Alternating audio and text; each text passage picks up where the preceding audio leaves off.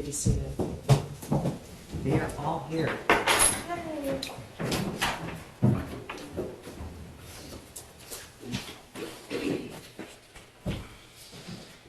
Your Honor, calling People versus Jennifer Crumbley, case number 2279990, FH. Mayor McDonald on behalf of the people. Thank you, Mark Keese, on behalf of the people. And good morning, Your Honor. I'm Shannon Smith on behalf of Jennifer Crumbley. Good morning, Your Honor. Sean Godwin on behalf of Jennifer Crumbley. Good morning. We did get a note from the jury this morning, just for your edification, that telling me that the media is describing who they are. Someone is a radiation, veterinary oncologist, or radiation oncologist or something, and has 2 children, or whatever it is. I think that they are have a belief that I have more control over the media than I do. But anyway, I claim to do nothing about it. So I think they were letting me know. Okay, thank you, Jeff. Okay. Thank you. They don't use anyone's names or where they live, what city they live in. So just so you know. Okay, who's the first witness? Edward Bogrowski. Okay. Are you And ready? Your Honor, we're not ready. And You're this not is- ready? No, we're ready. But before Mr. Wagowski comes in, there are exhibits that I have previously objected to. Okay. That Who is he? Who is he? It was Computer Crimes, Oakland Sheriff's Office. Okay. It's my understanding or belief that he's going to testify to some of the messages that were sent from the shooter to his friend, who we're not going to name B. And I previously filed a motion and asked that they were excluded. I understand the court's ruling and that they're included. Yeah, that was a year and a half ago, right? Yep, but since that time, I have received further documents that show information that is critical to the defense from the psychiatrists who evaluated the shooter, and it appears that we have an issue that the shooter will not waive privilege. Okay, you know, let me ask you something. When we left yesterday, I asked whether there was any issues. I really do not like to use the jurors' time talking about these things. I'm aware of this issue. I'm frankly irritated because I feel like the court has been very timely in responding to the attorneys, and I don't, the scheduling order had a motion cutoff date in December, and I don't appreciate the early trial homework assignments for the court. That being said, I'm aware of this issue, but that's why I asked about it last night. I do plan to make a ruling on that. We've done some of our own research. I've gotten motions from those 2 psychologists, but I'm not going back a year and a half and changing my ruling that could have been appealed at that time.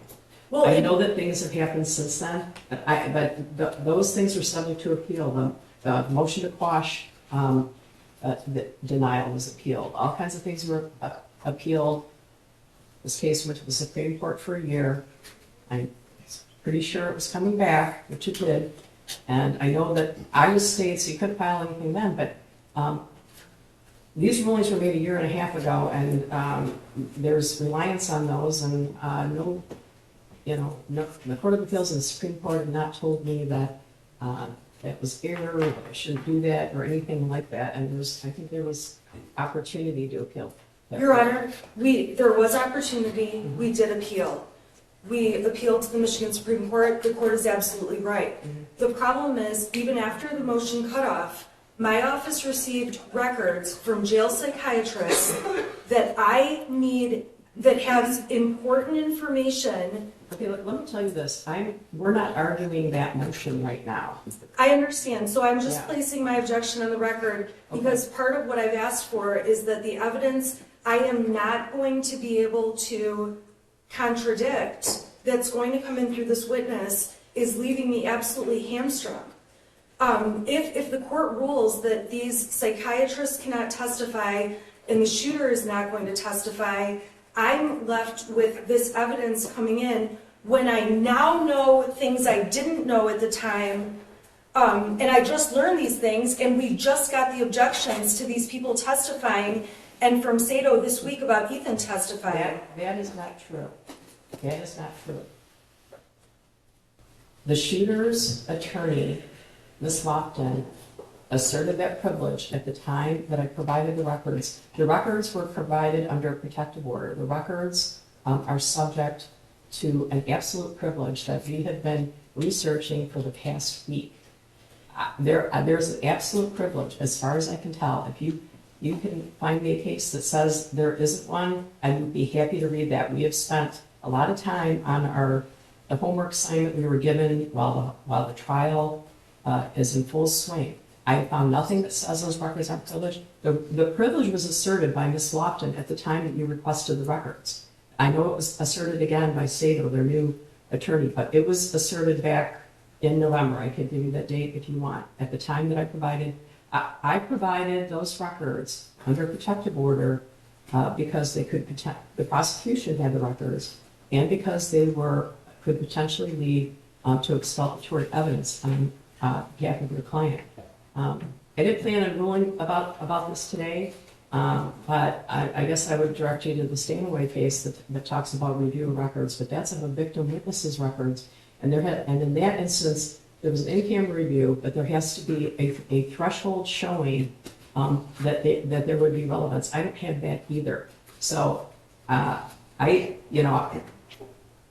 working as hard as you guys are right now. So at the moment, I'm not going to go back and change my ruling from a year and a half ago. I think everybody has had ample time. When something is filed, I respond to it in a very timely way, despite the fact that I have one or two other cases. And I'm not changing my ruling from a year and a half ago. You could have appealed it to the Court of Appeals, the Michigan Supreme Court, the U.S. Supreme Court, whoever. So, Your Honor, I'm not asking the court to change its ruling from a year and a half ago. I'm asking the court to make a new ruling based on new information that I literally got this week. I literally got this week that Ethan Crumbley will not testify pleading the fifth, and that... I'm sorry, Judge, I have to interject. We brought this to the court's attention November of 2022. We've discussed this. Are you talking about the 803 statements? All of it. Okay. All of it. And I don't mean to interrupt the court, but just to supplement what the court indicated, counsel for the shooter filed an objection in November of 22 and then filed another objection regarding privilege in October of 23. And at one of the very first hearings in this case, we talked about how it would be near impossible for this attorney to call somebody with the Fifth Amendment privilege. We have Fifth Amendment privilege, we have the privilege in the mental health code, and there's also the issues of hearsay, Judge, and there's nothing inconsistent in any of this, and counsel's had all this information. Well, and Your Honor, I subpoenaed those three doctors. Those three doctors coordinated with my office to find time to come in and testify. Okay, how did they testify? And then they had attorneys file motions this week while we've been in trial, and I filed a motion while we were in trial asking for alternative relief. I'm not asking the court to change its prior ruling. Okay, I'm asking the court... I have found no legal basis for your alternative relief, and I have tried mightily. Well, the alternative privilege is relief, absolute, and I agree with you. I'm not talking about the privilege, but I'm saying when the privilege is absolute, if the privilege holder will not waive it, the court rule says, and it doesn't have to be a complainant, it doesn't have to be a victim, it says if the privilege holder will not waive it, their testimony cannot come in. And what this court is going to allow to come in through this next... The privilege holder is not testifying. I understand that, but the problem is the evidence coming in are statements this privilege holder made, and I have no way to cross-examine to show the inconsistencies and the important information. I received no offer of proof about that. I don't know if there's inconsistencies in it. There's not. This argument isn't based on a false premise, and this is something we've been saying for months. I know that. There's been no supplemental filing saying that there should be an in-camera review for some reason. This person is not testifying. The shooter is not testifying. So how is he someone who's providing testimony? He's not. Those are statements that were provided under 803. I was not prepared to have this discussion today, this morning. That's why I said last night, anything. The jury is waiting. I would say that I also asked that in the Zoom we had last week. Yeah, I think it's disingenuous for the defense to say that they're surprised that the shooter would be taking the fifth.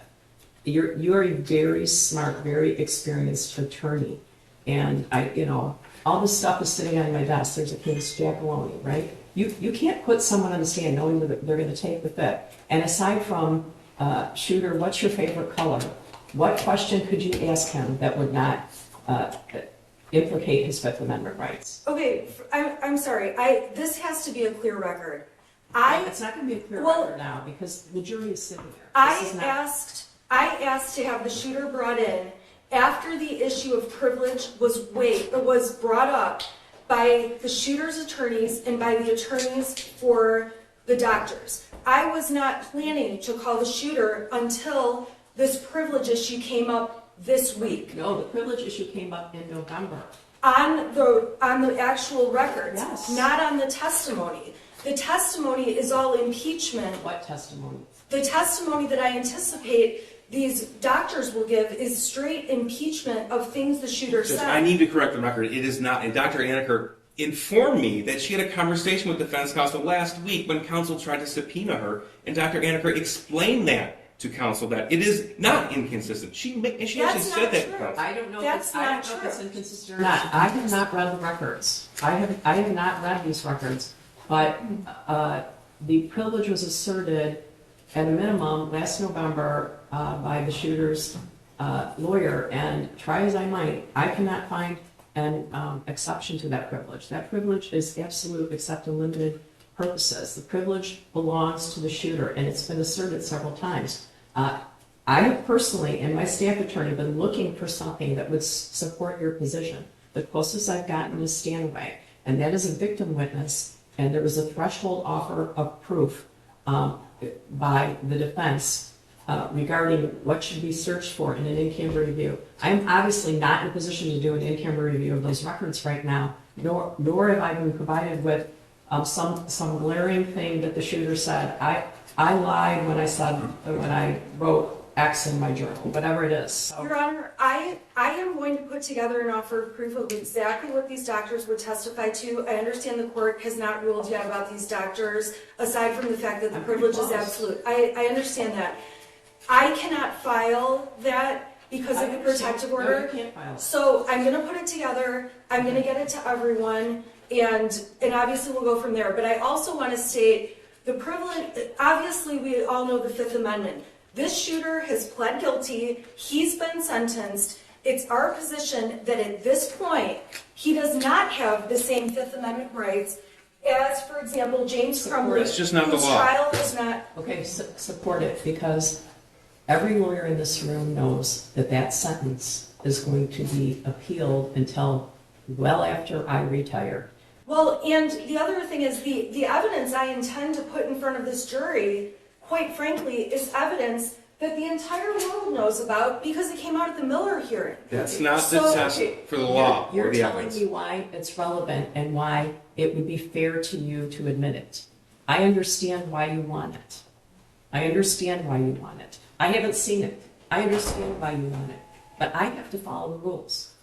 Believe me, I have been researching this issue. Well, and I'm sorry, that's why I'm pointing to the rule about when the privilege holder won't waive it and when the privilege holder won't testify and can't testify, I'm going to the third option, which is that evidence just can't be used. If I have no I'm sorry, way... this is non-testimonial evidence that's being admitted today, not testimony. It's- Non-testimonial evidence, I'm It's not not finished. testimony. Not testimonial evidence, and that's the basis of this court's ruling.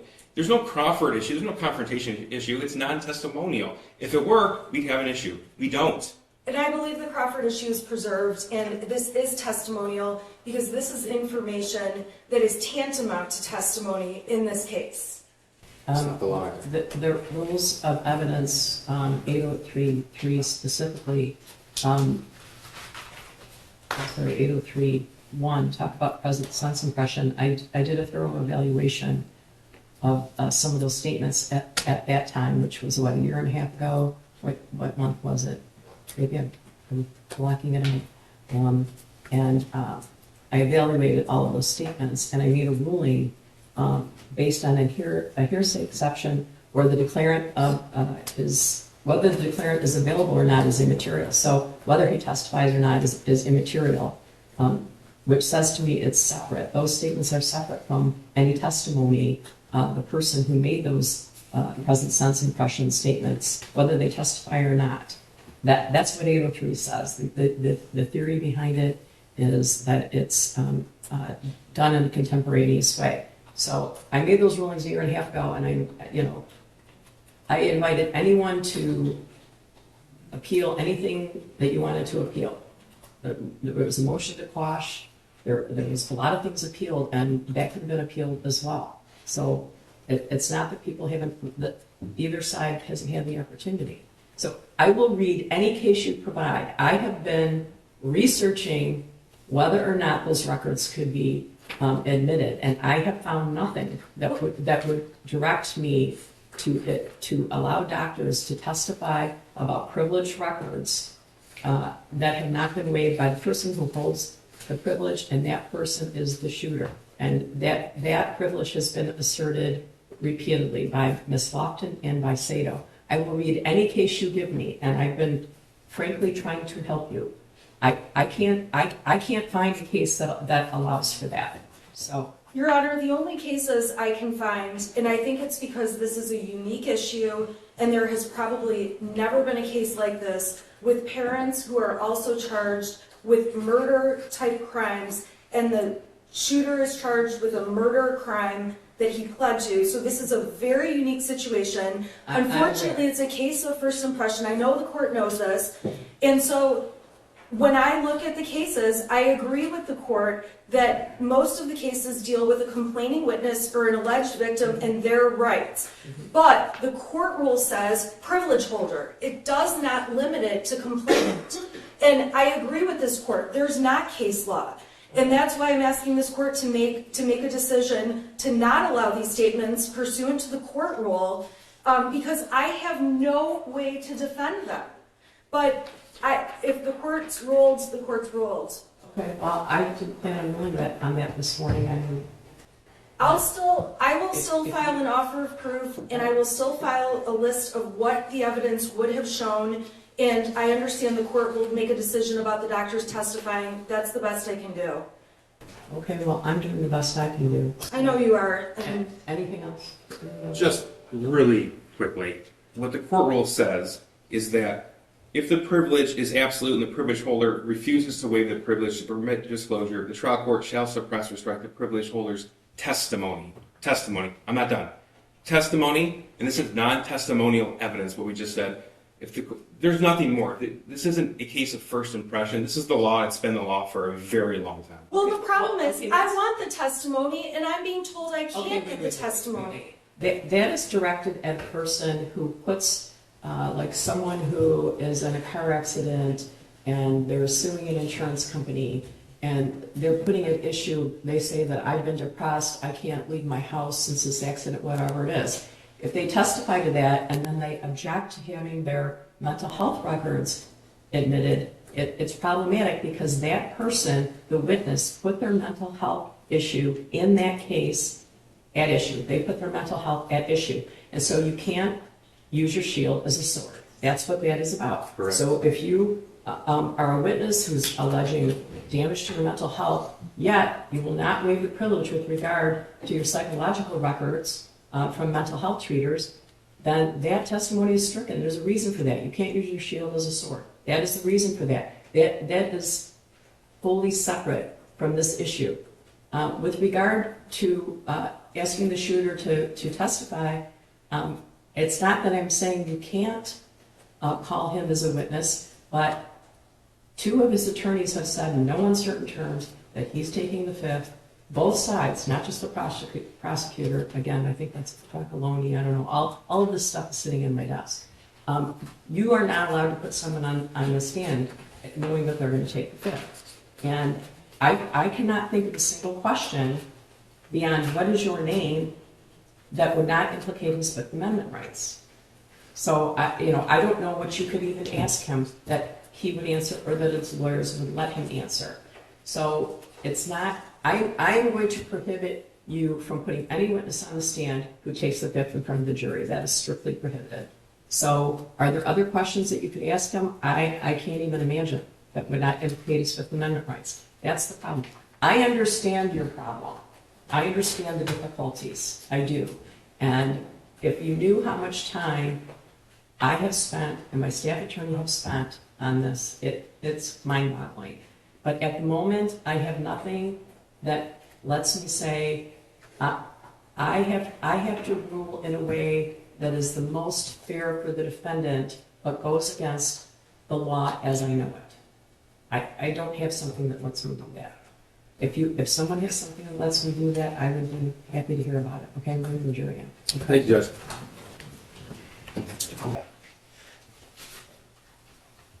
Go ahead. Thank you.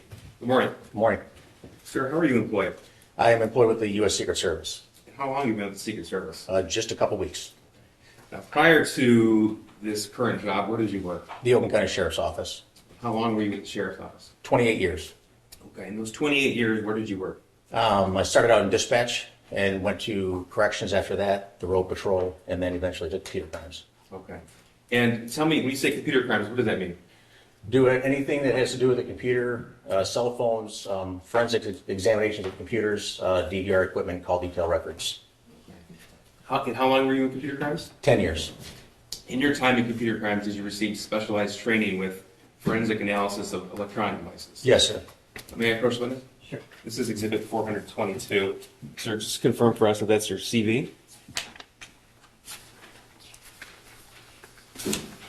This might be objective to this. Oh, no, I'm sorry, no objection to his admission, and Yes. also no objection to his qualifications. CV, so you would stipulate his qualifications, you would stipulate he's an expert in forensic examination of computers? Yes, yes, Judge. Forensic. Cellular cell phone forensics, historical cell site analysis. Yes, the defense stipulates to both of those, the CV and that he's qualified as an expert. Historic, say it again. Cell site analysis and cell phone forensics. Historic cell site and cell phone, okay. You may consider him as an expert in the area of historic cell site analysis and cell phone analysis. Is that right? Yeah, okay. Yes, sir. Thank you. Well, sir, now we don't have to go through the entire CV, but let's just talk a little bit about your training as it pertains to cell phone downloads and forensic analysis. Okay. Okay, so is it fair to say that this field is evolving? Always. So you said you spent 10 years there? Yes, sir. What sort of things did you do in computer crimes 10 years ago? Well, things were a lot different. It was actually a lot easier to do forensics back then because with updates of how the phones operate, how Apple or whoever Android operating system, they just make it more difficult, and now we have to figure that out. What do you mean more difficult?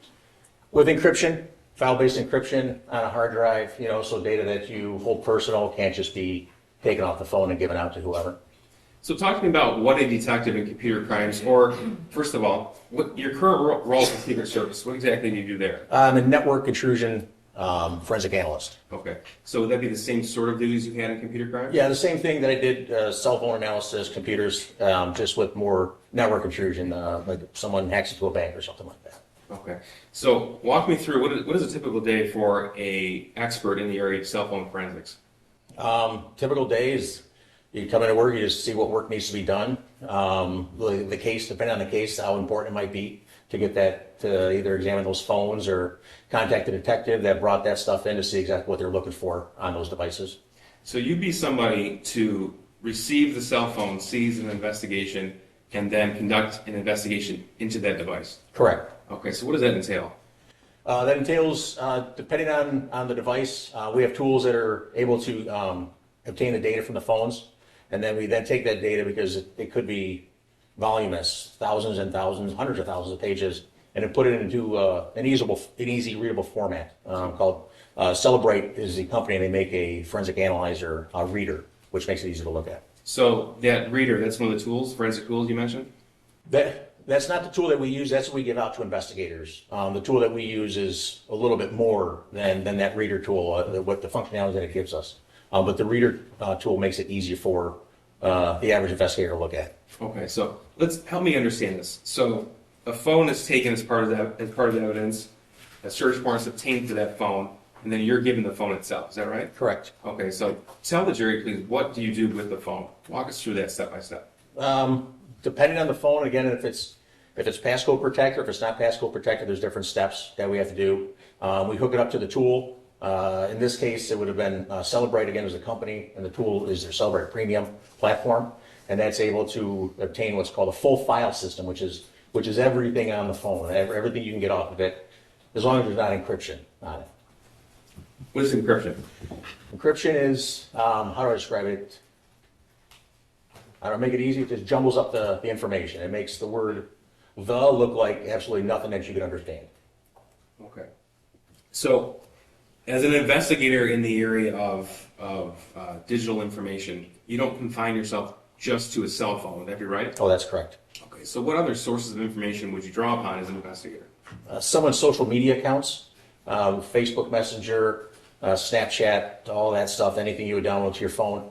And obviously the phones are cell phones, so you'd want to get the cell phone records from the carrier. Okay. Now, talk to us about how you obtain the information from other sources other than just the device itself.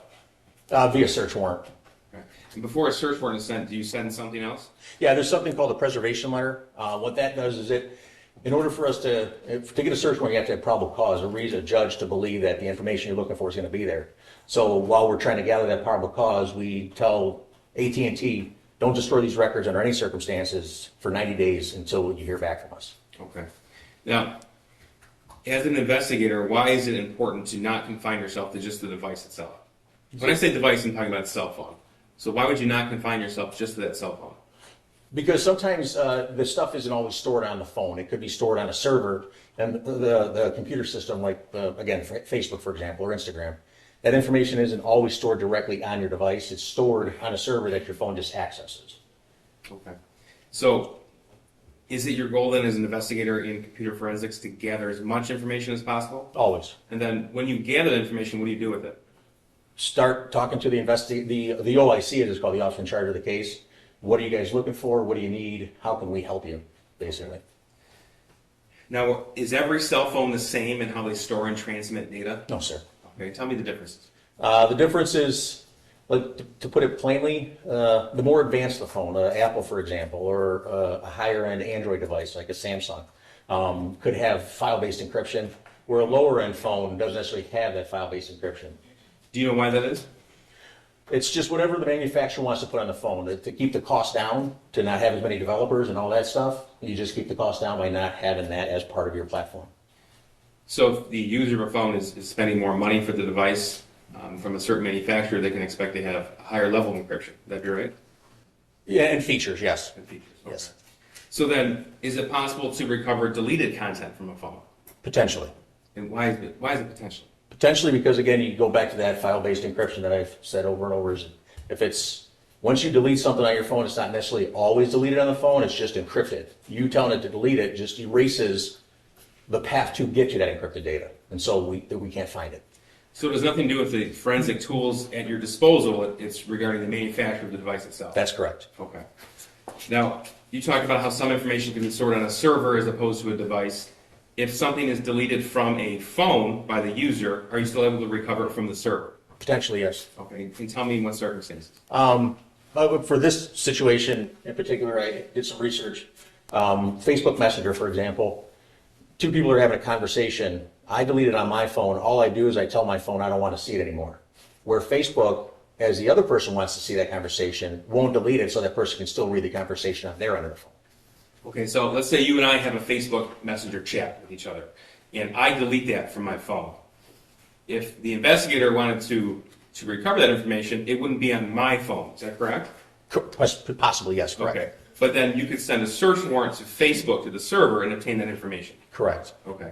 Now, what if you and I both deleted it from our phones? What would happen then? According to what I've looked up and looked into Facebook's website, that it won't be available. Okay, so that is deleted completely if both users of the chat delete it. Correct. Okay.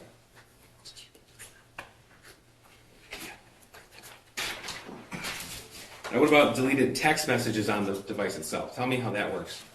Yeah, it just comes back to possibly able to delete or retrieve deleted text messages on how they're stored in the phone, if the database is still available, or if the app's totally deleted from the phone, and all that data is stored in the phone, and I tell it to delete that app, then it could possibly be totally gone.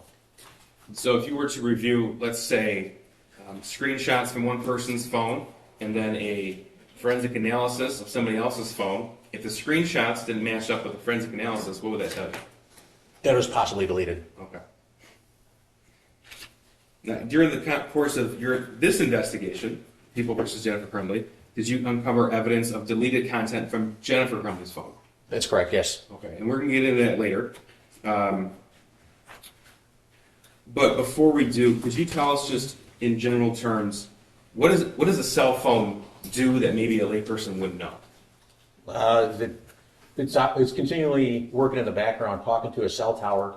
One, so your carrier knows where you're at, so it can give you the phone call that someone's trying to get a hold of you, or the text message.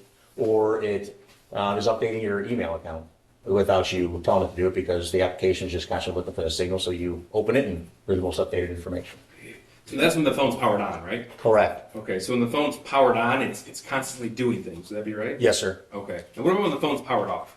It's doing nothing. It's just off. Okay, so it can't update? Correct. Okay, so when a phone's powered on, is it possible to obtain the location of that device? Yes. How so? Because there's a feature, whether you have an Apple product or an Android product, each one of them has what they call location services, and it's actually to benefit the user of the phone. So because that information is sold to McDonald's or whatever, and next, you're near McDonald's and your device says, hey, I'm near McDonald's. Oh, cool, I'll send you an ad for McDonald's or a coupon for McDonald's. So that's, Okay. yeah. So you have, as an investigator, a fair amount of reliability in that because of the capability for somebody's phone to sell the device basically to an advertiser. Correct, yes. Okay. And are you able to obtain someone's location from their phone based upon other data as well? That's correct, yes. And how so? Through the carrier themselves, AT&T or T-Mobile, whoever you may have. Again, your cell phone's constantly talking to a cell tower, and they try to triangulate your position on where you are based on the signal back and forth from each tower. Okay. Now, on an Android phone, for example, it automatically comes with a Gmail account. Is that right? No, you have to make a Gmail account. Okay, you make a Gmail account. Yes. Okay. So if someone were to have a Gmail account, would that also help an investigator determine the location of that device? Absolutely, yes. Why is that? Because again, that information, that location services is stored within that particular Gmail account that someone might have. So if we would search warrant Google for your particular email, the Gmail, they would have, if that's turned on, the location services would be given to us. Okay. So I want to talk about the evidence in this particular case. There were a total of 7 phones recovered, and I'll go step by step with you. So I'm going to review with you, I'll show you a slide here, some of the sources of available information. So you see that as a school shooter, his initials. Yes, sir. Now, is it true that you reviewed a T-Mobile phone, last 4 digits, the phone number 1551? That's A correct. Facebook account? Correct. And an Instagram account? Correct. And you were able to determine, and we heard testimony yesterday, that both James and Jennifer Crumbley followed that particular account? That's correct, they did. Okay. So you were able to review not only the shooter's phone, but also social media, Facebook and Instagram for that individual? Correct. Okay. Now regarding Jennifer Crumbley's electronic information, you reviewed information from 3 phones. Correct. Okay, so we have one listed as an original phone. Are you aware that her original phone was seized on November the 30th in the evening? Yes, sir. Okay. And then you're aware that she purchased what we refer to as a burner phone or a track phone that night? Correct. Okay. And then that's the number, the 947 phone number? Correct, that's right. Okay. Yep. And you're also aware that subsequent to turning over her original phone and prior to arrest, she obtained another phone, Correct. and that was with her same original phone number? Correct. Okay, so you reviewed that device as well. Exactly, yes, sir. So just so we're clear, when I say you review the device, we're talking about forensically analyzing the data on that cell phone. Correct, yeah, exactly. Okay. You were also able to obtain information from Facebook, from 2 different Facebook accounts. Correct. Okay. And information from a search warrant served on Google regarding her Gmail account. Correct. Okay. And that Gmail account and that Yahoo account, did that include location data? The Gmail account, yes, yes, it does. Gmail account did? Yes, Okay. Now regarding James Crumbley, again, 3 cell phones. Is that right? correct, Okay. His Instagram account, correct, his Yahoo account, correct, his Gmail account, correct, an email through Charter Communications, correct, yes. and then a search warrant was served on DoorDash to obtain his DoorDash driving location history. Correct. Okay. Now, your goal with obtaining all of this information as an investigator into digital evidence is to obtain the who, the what, the where, the why, and turn that information over to the officer in charge and ultimately the prosecutors in the court. Would that be right? Correct, everything we can get. Okay.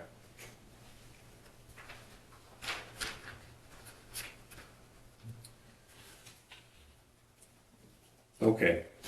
So I'm going to show you People's Exhibit 76. I don't believe we have an objection to any of the evidence coming through Officer or Investigator Wogorowski, do we? No, we have several objections, and I believe many of them have been placed on the record already, but let me open up 76. This is 76? Okay.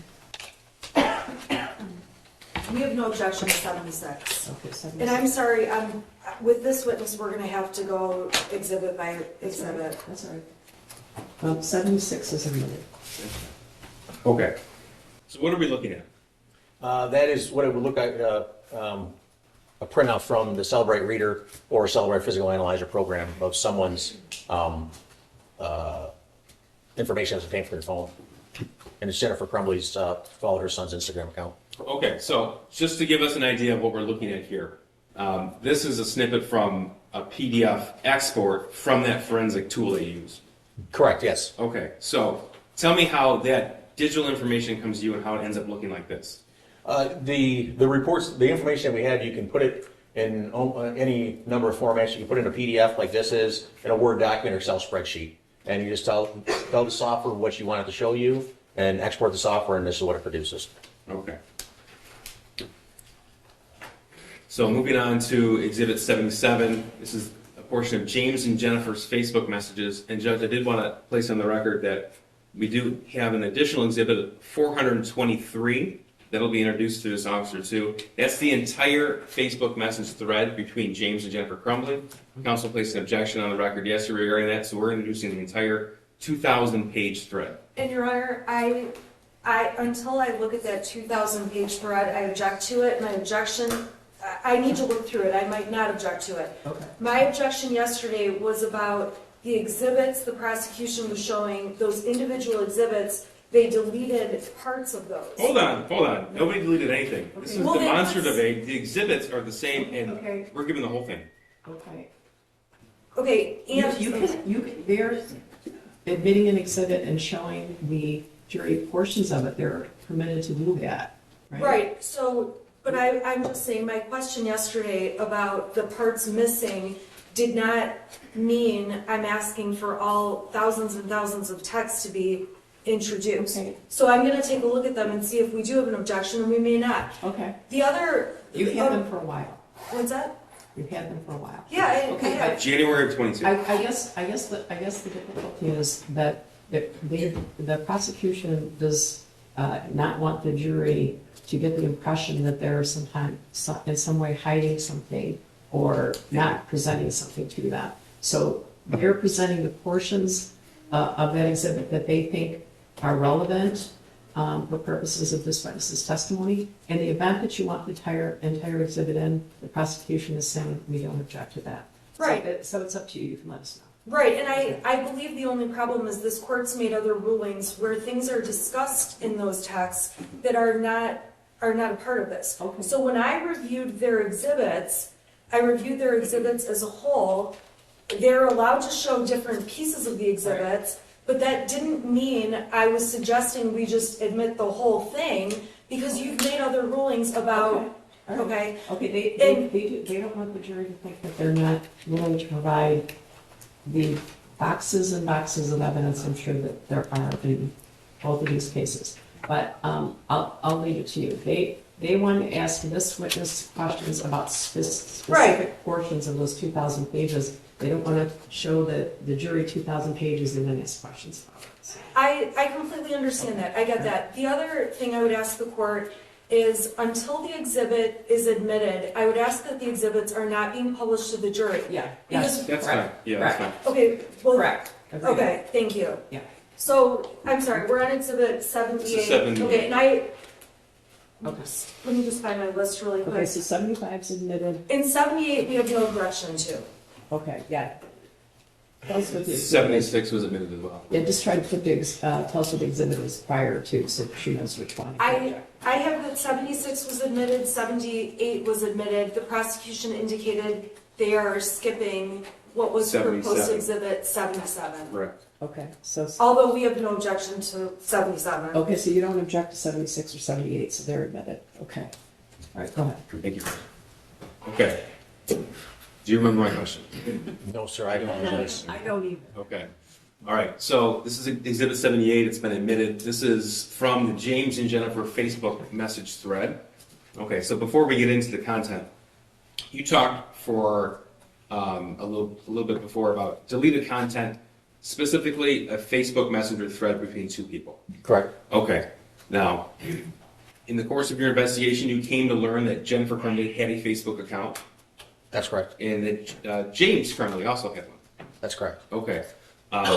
Did you uncover this particular chat thread on Jennifer Crumbley's phone? No, Okay. How did you obtain it? through a search warrant to James Crumbley's account. Okay. So if there is an actual chat history, in this case a 2,000-page chat history between two people, but it's not found on a device, but it's found on the server, what does that indicate to you? That one person deleted it. Okay. And in fact, Jennifer Crumbley had the Facebook Messenger app on her phone. That's correct, she did. Just this was deleted. The chat thread, correct. All right. Now 78 is a few slides, so we'll go through it together.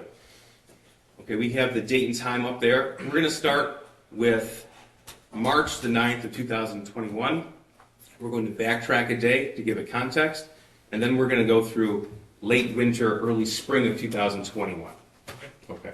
So before we get into this, is it fair to say that as an investigator who analyzes all this electronic and digital information, you're able to provide a digital footprint for the individuals you're investigating? That's correct. Okay, and that's the goal of your investigation, generally speaking? Yes, sir. All right. Blue is who? That is Jennifer. That's Jennifer, okay. So she wrote, leaving at 4 today, what time you done? And that was March 9th at 2:55 p.m.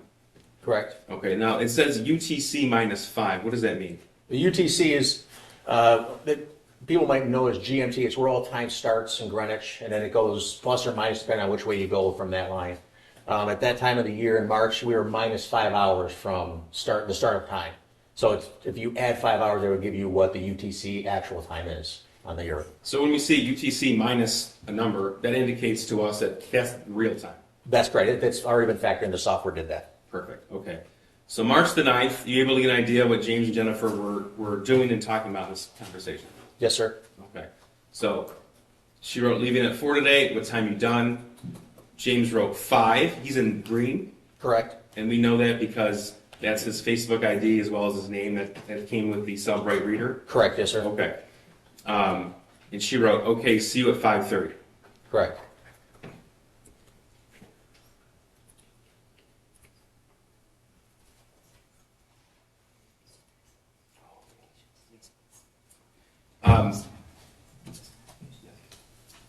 Sir, in all the information that you recovered, is it fair to say that James and Jennifer Crumbley communicated quite a bit through Facebook Messenger? Yes, sir. They did.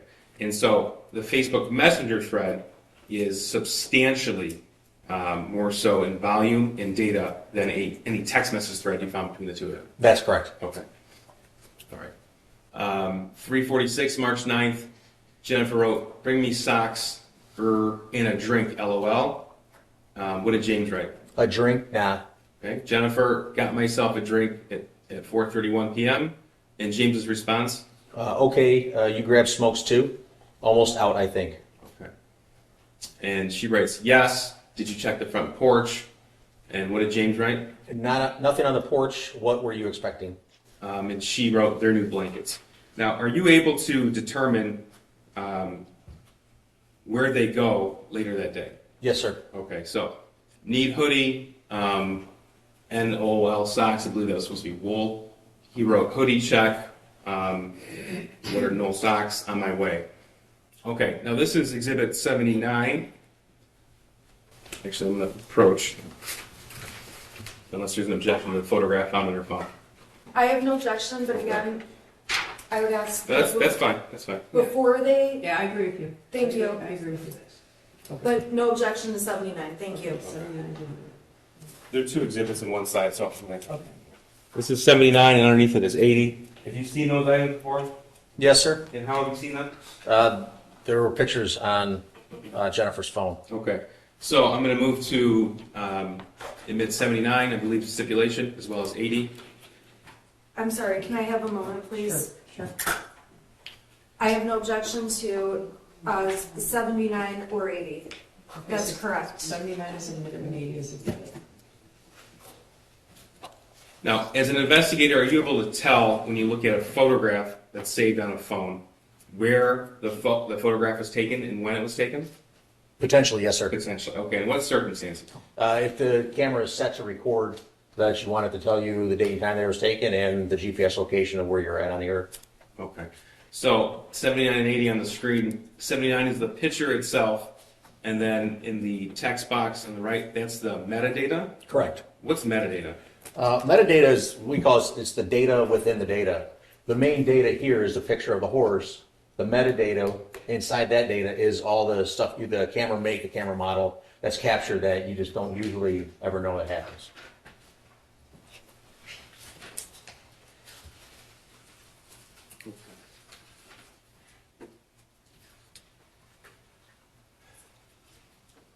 You know, I think before we get into your investigation into the phones itself, I want us to back up a little bit in talk about your involvement, how you got involved in this case.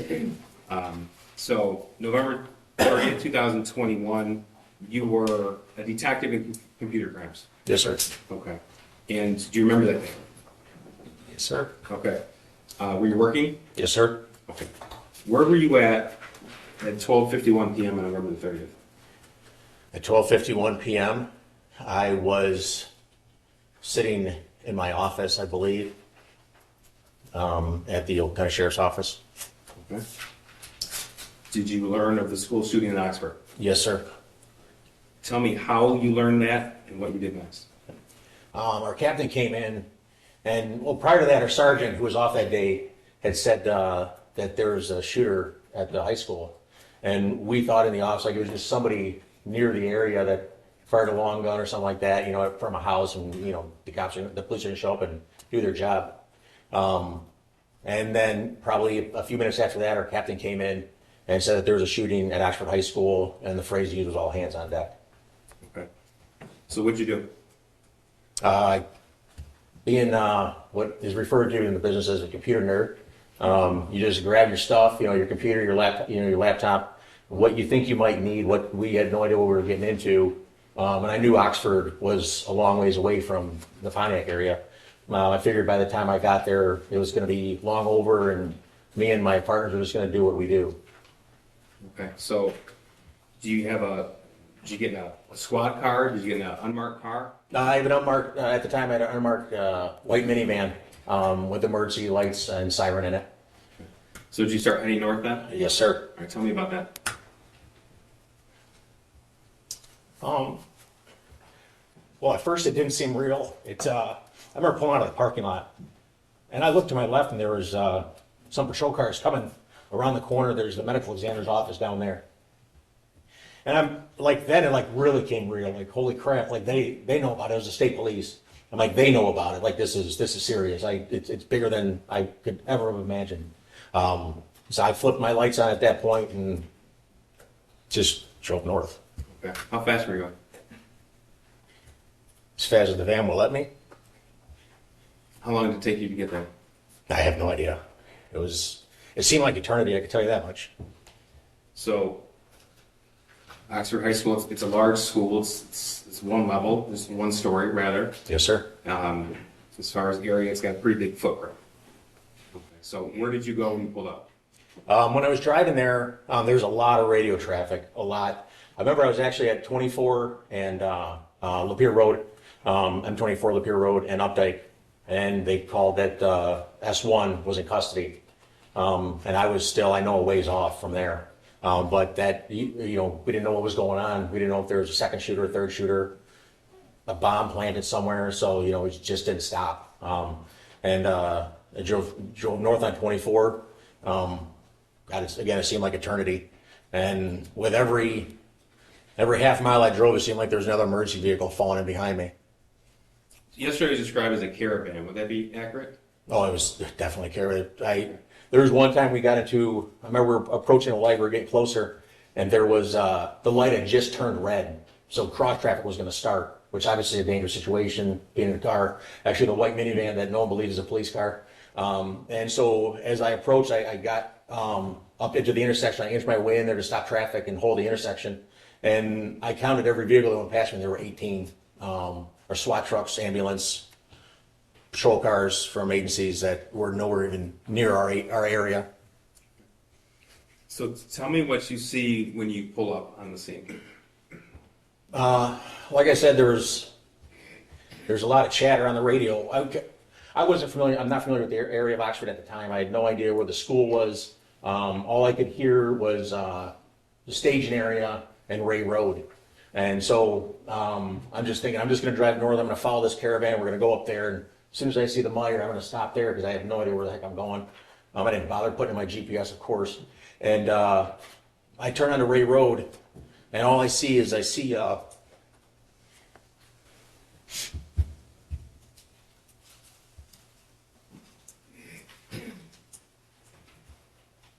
kids that look like my kids. There were girls wearing real, small clothing, and one kid, I didn't have a shoe on. And they were coming down the road, coming towards the Meyer, and just like walking across the snow. And I remember God, it was cold that day. I had 2 coats on, and I was shaking when I got out of my car. And there's kids just walking past me, dressed like anybody in this courtroom is right now, they're not ready for the weather. So you said you went to the Meyer on Ray Road? Yes. Did you learn that was the reunification point for parents and children? At the time, I didn't know that was a reunification point. I just saw that there were a ton of kids going there. I got out of my car, walked down there.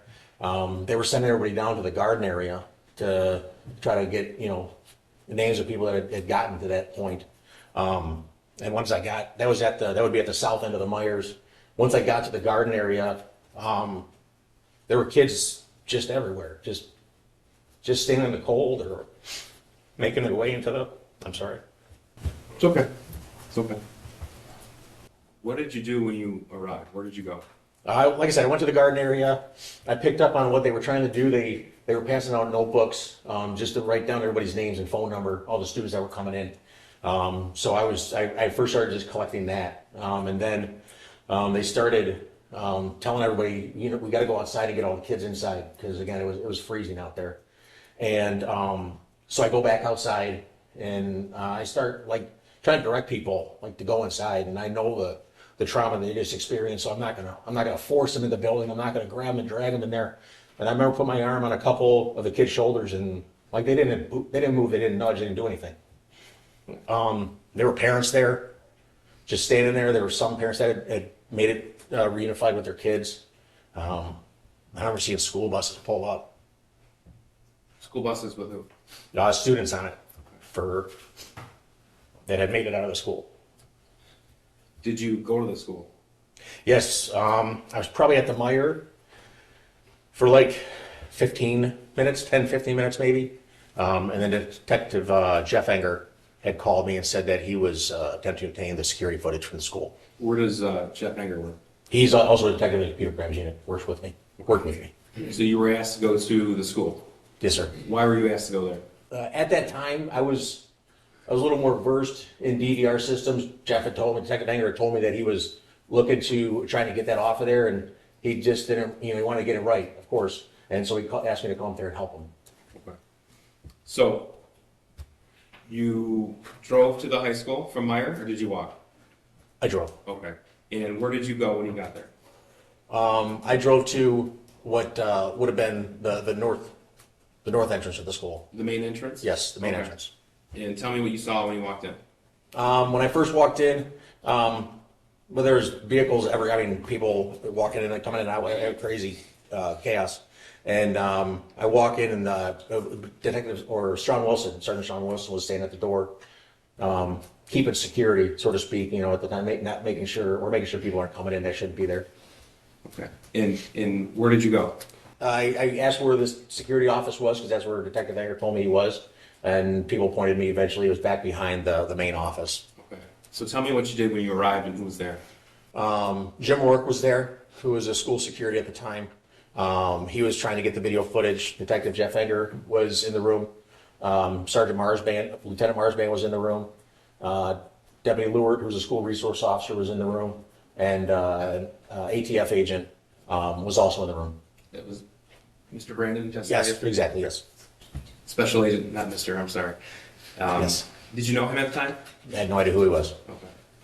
Okay. And you said you had a familiarity with DVR systems, that's why you were called. Correct, yes, sir. Okay, so what was your specific role at this part of the investigation? I'll be honest, I wasn't given a direct mission or anything at that time because they were looking for a second bad guy or a third bad guy. And so I knew that people would want to know, the bosses would want to know what happened, like where did it start? Who was it if they didn't know that, or were there more people or whatever? So we just starting to look for the shooter in the hallway that it started. Was the school made safe at that point? They were still clearing the school? No, it was not. Okay. So the officers were still conducting their searches, 'cause like you said, they weren't sure if it was one shooter, two shooter, three Yeah, shooters. it might have been, I'm sorry. It might have been 1:30, 1:45 at this time, maybe a little bit later than that. Okay. That's the time you arrived at the school? And got to the office, correct? Got to yes, the sir. office. Okay, thank you. Did you learn how many surveillance cameras were active in Oxford High School on November the 30th of 21? Yes, there's well over 90 of them. Okay. And so it was your job at that point, or your role as you saw it, to identify who the shooter was? Correct. Okay, so how did you go about doing that? We started in the hallway, the 200 hallway where it all started, in the bathroom that the shooter came out. And we attempted to backtrack him going in there. I remember it took us like 15 minutes to try to figure out because he had actually changed his clothes. We didn't know who the shooter was. We didn't know his name in the office at that time. He was in custody at the time, but we didn't know. And I remember someone in the office, someone saying, eventually giving us his name, and then saying that he was in the school counselor's office earlier that day. So we went back to that time of day when he was going in and out of the school counseling office to find out what he was actually wearing at that time. And we were able to follow him into the bathroom then. How long did that process take you? Well, because we didn't know what he was wearing, it took us 20 minutes to try to figure that out. Now, are you the person, so you backtrack to the point where the shooter walked into the bathroom that he emerged from to begin the shooting, is that right? Correct, yes, sir. Okay. So are you the person, the investigator, who actually put together the footage of the shooting itself? Yes, sir. So you're familiar with the path the shooter took in the school? Very much so, yes. I'm going to ask you to walk us through that. So he said, you told us that he went into a bathroom. That's the bathroom adjacent to room 258? Correct, yes. Okay, tell us what happens next. He comes out of the bathroom. What I envision is he comes out of the bathroom with a proud chest, with his almost like his shoulders were back, like he looked excited. He comes out of the bathroom, and immediately to his left is a victim, and he shoots her in her neck, and then her boyfriend was there and shot him in his. He put his hand up and shot him in his mouth. So that's right outside 258? Yes, sir. What happened next? He then quickly turned his gun to a group of 4 girls that were just standing there.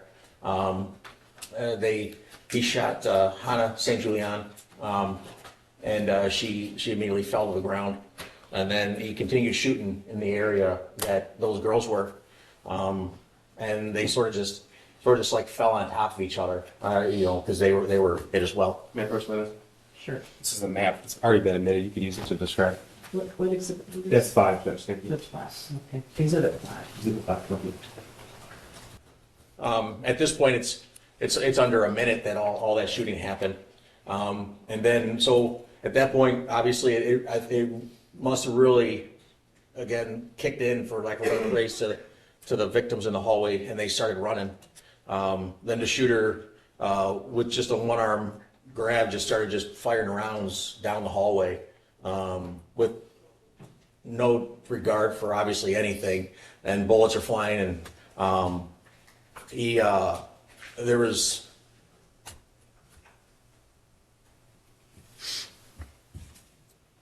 there's one girl who was, you see at the end of the hallway.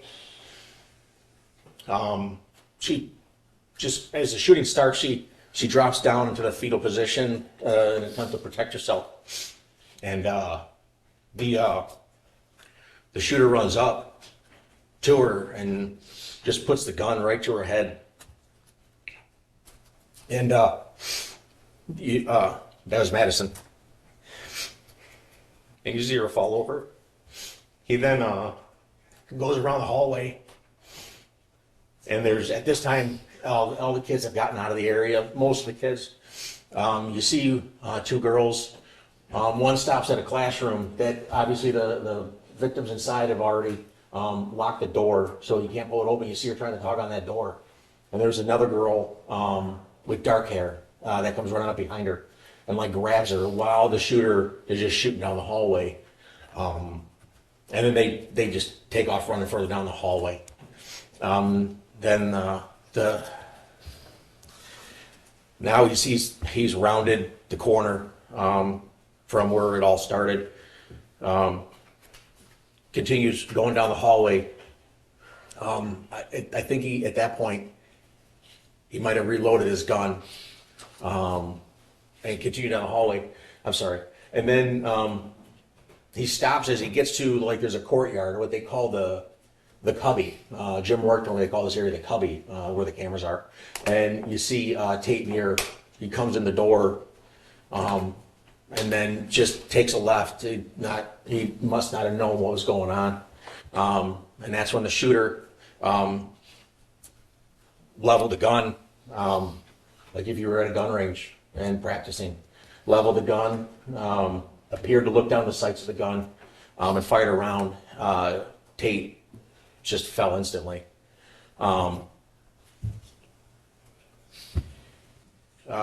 He continues on down the hallway, walks past Tate, doesn't care to acknowledge the fact that even happened.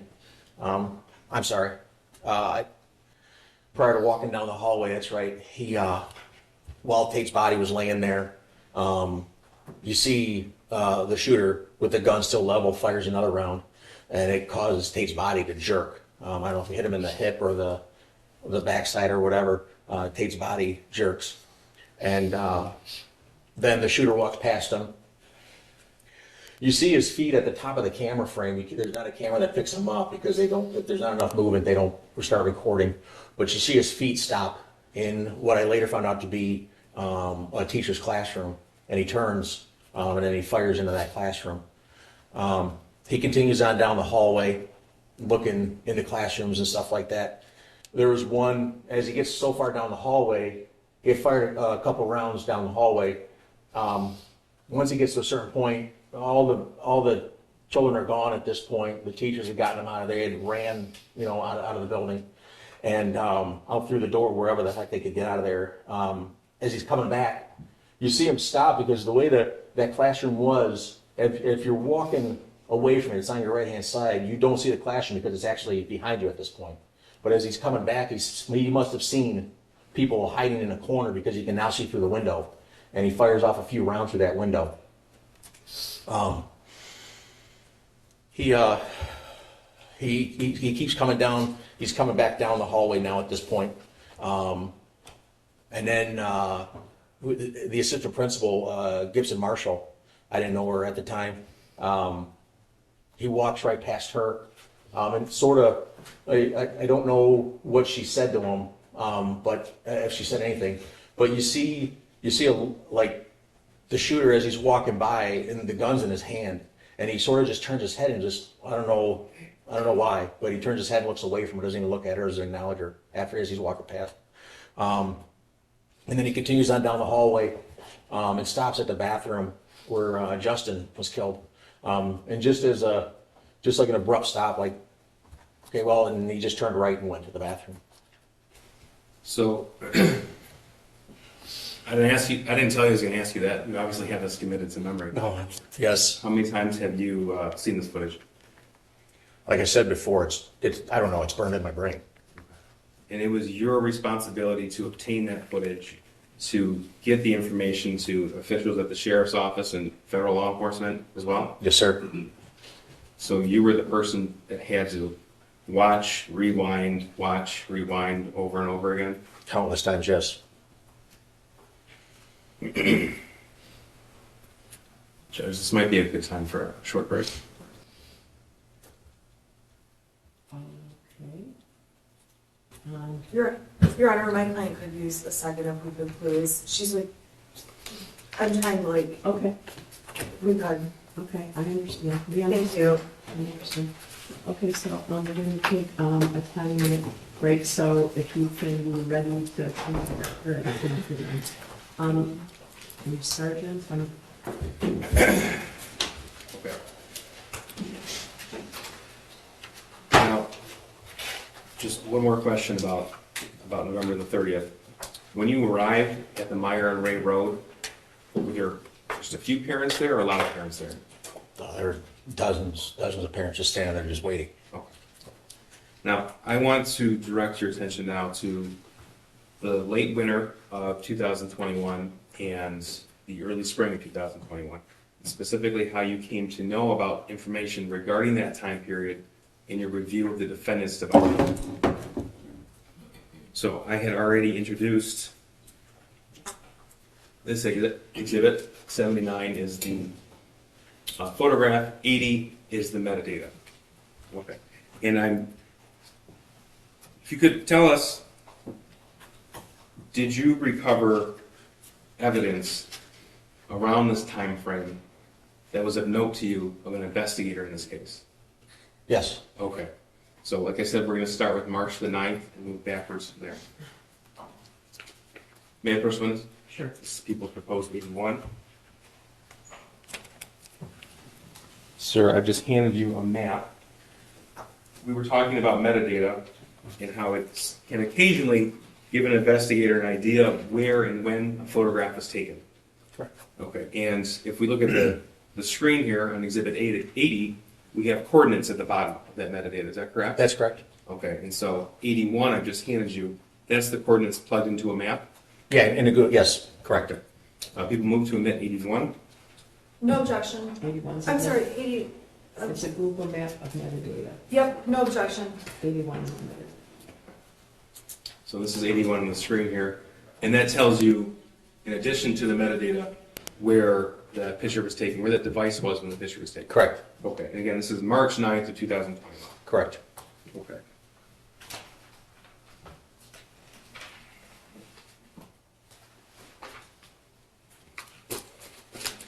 Okay, now I'm going to ask you about what Jennifer's son was texting Jennifer about on March 9th, 2021. May I approach the witness? Sure. This is People's Proposed Exhibit 82. Sir, those are text messages exported from Jennifer Crumbley's phone. Have you seen that in the past? Yes, sir, I have. Okay, and how did you come to see that? From the phone extraction. Okay, and you extracted the information, you reviewed those messages? Correct, yes. People moved to omit 82. Any objections to 82? I'm sorry. Remember, 82 is a text message between shooter and Jennifer, pages 105 to 106, dated March 9th, 2021. Yeah, I believe that the court, I've Previously lodged an Thank you. objection that I've had it rolled on. Correct, it's preserved. 82. Yeah. Thank you. So I'm going to publish that this year. There's multiple slides in it. You can look at the screen. So this information is from Jennifer's original phone. Is that right? Correct. Okay. And so People's 82, we have multiple slides here. The blue is the defendant's son. Is that correct? Correct. Okay. And what is he writing at March 9, 2021 at 7:50 in the evening? He's asking if Jennifer could come home. There's someone in the house, I think. Okay. And what's the next text he writes? The third one says someone walked into the bathroom and flushed the toilet and left the light on. Okay. That's March 9, 2021 at 7:50. Correct, yes, sir. Okay. And then March 9th, 7:50 and 52 seconds. What does he write? And I thought it was you, but when I came out, no one was home. And then he writes, there's no one in the house though. Correct. Dude, my door just slammed. That's at 8 p.m. Yes. Maybe it's just my paranoia. That's at 8:01 p.m. March the 9th. Yes. Okay. And then this is 8:01 p.m. text to his mother, the defendant, but when are you going to get home? And when was the next text response in the phone download that you recovered? The next response was the following day on March 10th, where she said, "Where's your dad?" at 10 a.m., 10:21 a.m. May I approach the witness? Sure. This is People's Proposed Exhibit 83. Sir, take a look at that and tell me if you recognize the witness handed here. Yes, sir. And how do you recognize that? It's an extraction report in a PDF format of a call log from a cell phone. Okay, and that call log specifically was recovered on the shooter's phone. Correct. Okay, and this is from March 9th, 2021 to March the 20th, 2021. That's on the last page. Yes, correct. Okay, thank you. People move to admits 83. And I have no objection to that. 83 is admitted. So the slide I'm going to show you, it's a snippet of that. We're going to go back to Exhibit 83 throughout your testimony. Okay. Specifically, because we're talking about March the 9th right now. March the 9th, 2021, the phone call to either his mom or dad to his father, James Crumbley. It was a missed call at 7:31 a.m. Is that right? That's correct, yes. And his mom called him at 8:38 p.m. March the 9th. I'm sorry, March the 10th. Correct, on the 10th. Okay, so the time those text messages were being sent to his mother, there were no phone calls or texts back in that relevant time period. Correct.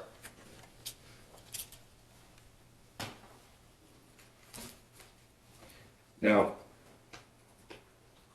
I'm going to back up a day to March the 8th to give this context. May I approach the minutes? Sure. This is People's Proposed Exhibit 84.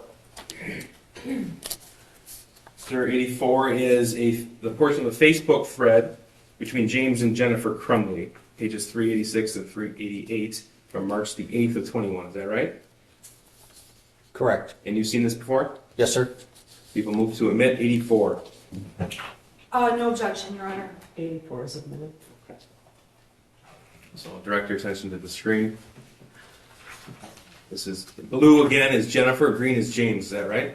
Correct. Okay, and that's because this chat specifically was deleted from Jennifer's phone. That's correct, it was. Okay. So Jennifer's words, Ethan going to bowling. And what does James write? IDK, I don't know. Okay. And she writes, what do you mean IDK? His response, I don't know exactly what I said. We'll know after he gets home. okay. And Jennifer wrote, does he have his phone? Why isn't he home yet? He should be home by now. That's March 8th, 21 at 3:12 p.m. That's correct. Okay. Then she writes, freaking out.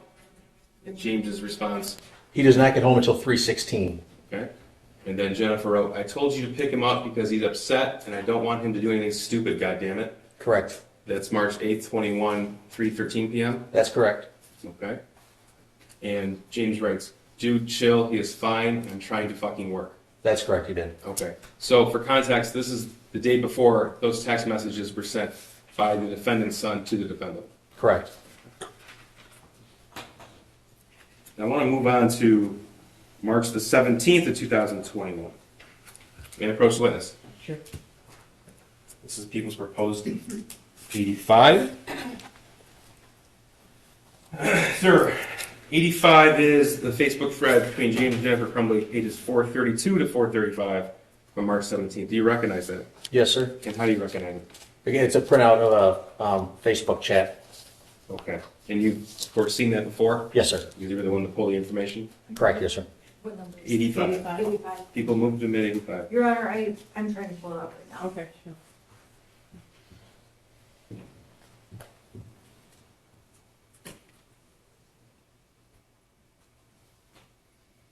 It's hard for me to determine from this list Your Honor, which exhibits have been subject to previous rulings, just so you know. Thank you, Judge. Your Honor, I do object to 84 because there's portions of it that don't need, are not admissible, in my opinion. 84 is I'm sorry, 85.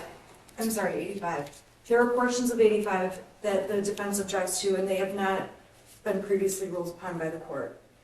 May we approach? Yes.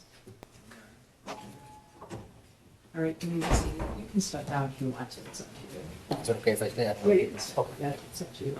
Most people don't want to stay seated there, so. Oh, I'm fine, thank you. All right.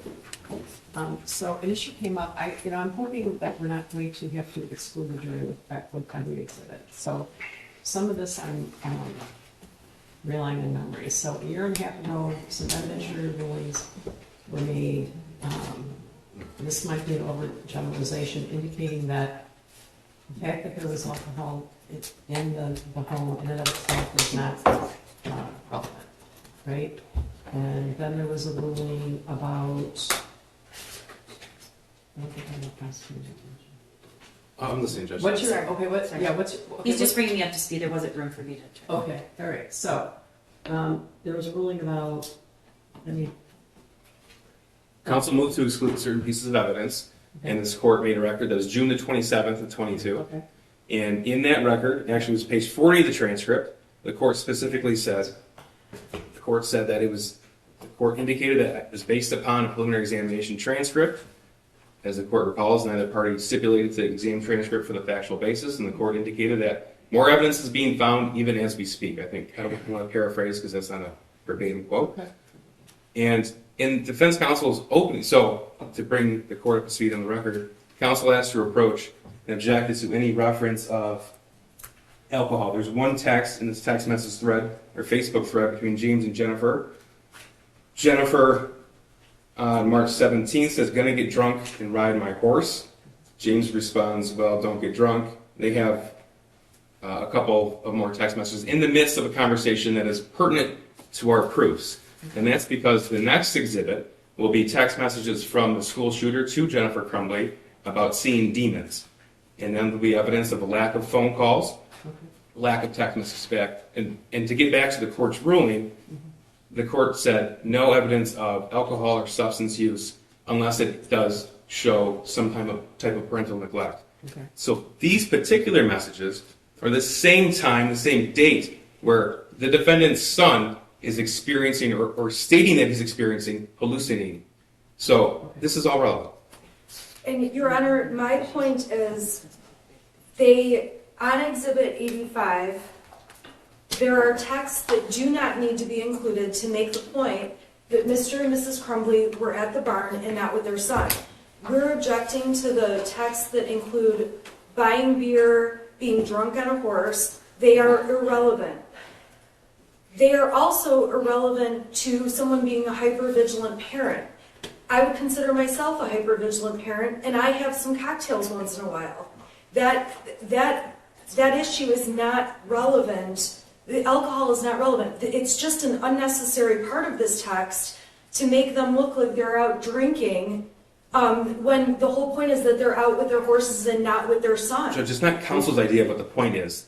No, it's not just that they're out with their horses and not with their son, and there's no crime, there's obviously no crime committed by people with children having cocktails, and in fact, this room would probably be in jail, but that being said, the issue is whether or not the shooter's texts are being ignored. That's the point of it. Right, Judge. And there is an offer of proof, there is substantial evidence that has been excluded that shows the substance use of James and Jennifer Crumbley. Substantial. We're not introducing any of that because of the court's ruling. But directly on point to this, in the midst of a conversation, it is relevant. It's material, it's probative, it's under 401, people read those. Okay, well, you know, am I able to see a specific picture of, because some of it might be, some of it might not be. So I don't want to do this while the jury is waiting. Is there more things like this that, it's, if the shooter is having some trauma, feeling some trauma and reaching out to his parents and they're ignoring them, that evidence to me is obviously relevant. Correct, Judge. So That's- if, I'm not objecting to all of 85. I'm objecting to the portions about alcohol. okay, Judge, the door has been open. Counsel specifically said, I think more than once, that her client is a hyper-vigilant mother. That is Nobody's, not- hang on, nobody says anything about having a cocktail, but when there's evidence to show that they are drinking when the son is texting things to the mother, no call back, that's important, and it's important to show the jury what they actually did and spent their time on. okay, can I see the text right again? And is that the only one because the jury's pulling their hands in? Is there any more of this? There are more like this. And Okay, well, maybe we need to do this at 6 o'clock tonight. I should have been raised last night. Okay. Judge, these exhibits were turned over a long time ago. I know. no. I got all these text messages a long time ago. Okay. I found out what they were planning to use from the boxes and boxes of information. I found that It's out ridiculous. on, Okay, you picked excuse this me, up. on Tuesday night. Yeah, I've had this discovery, but I can't file a motion to exclude every single line of these things. I filed many motions. Okay. I filed a motion about the alcohol. This part of the text that they told me 2 days ago they're going to use includes alcohol. I'm just asking that the alcohol portion be struck. Okay. I understand that, but I know that there's a lot of exhibits. And I know there's a lot of documents, but we could have had a massive motion in limine fest a while ago, right? So I am loath to make the jury sit there while we're going line by line through evidence. That's very problematic to me. I didn't intend for this issue to take a long time. I thought this would be a simple objection to just take out the text about drinking, and that's it. Okay, so she says, I'm gonna get drunk and ride my horse, okay, so that might not be specifically relevant, but at what time is he, When she's on her horse, that's when he's texting her. okay, And just because she's on her horse and he's texting her doesn't mean she's looking at the text and ignoring him and saying, I'm gonna have a drink instead of okay, my understanding was there was a large period of time where he was texting her and she was with her horse, and then maybe sent a picture of the horse, I don't know. Correct. Tell me. Right, That's she's it, on, Judge. you're gonna hear testimony from other witnesses that the cell phone signal doesn't work out where the horse place Well, then is. that's argument for counsel to make. It is. Right, but the fact that they're having beers out there with the horses is not relevant to the point the prosecution's even trying to make about the fact that they're unavailable and not responding to their son. Okay, there's a text from James Crumbley. This is not when I like to do this.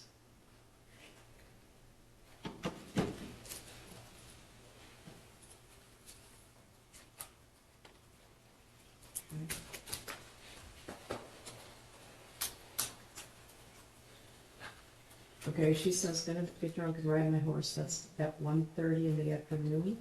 When do you say he's trying to contact her? That was a day during the week when she was at work. After work, she went to the barn, the text being around 5:50 p.m. When she's at the barn, we know that from pictures and metadata.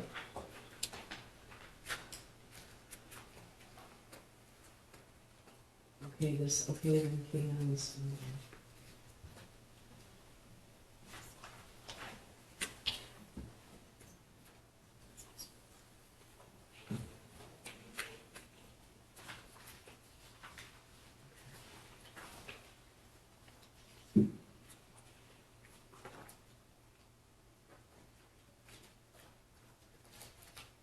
And so the court is aware there are no other, we took all other reference out prior to trial of alcohol use in accordance with this court's order.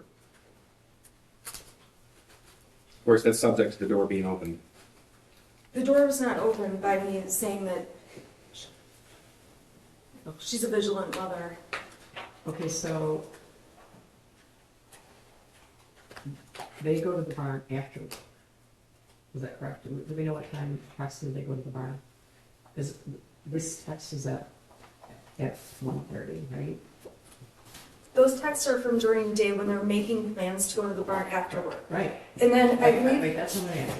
I believe the text says something about leaving now at, Okay, so when are they at the barn in relation to his text about demons?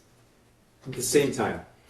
Okay, but is that at 5 o'clock, 6 o'clock, 7 o'clock? The first text, the house is not haunted, 6:03 p.m. Okay. There's a picture of James on a horse taken with Jennifer. There's a picture of Jennifer on a horse at the same time. Okay, all right. So she says, I'm going to get drunk and ride my horse, that she's expressing her intention for that evening. Correct. I'm going to allow that text, but not the next one about, well, don't get drunk, they're definitely gonna have some drinks, I need to stop and get me a 12-pack of Budweiser at the stays, and keep that out.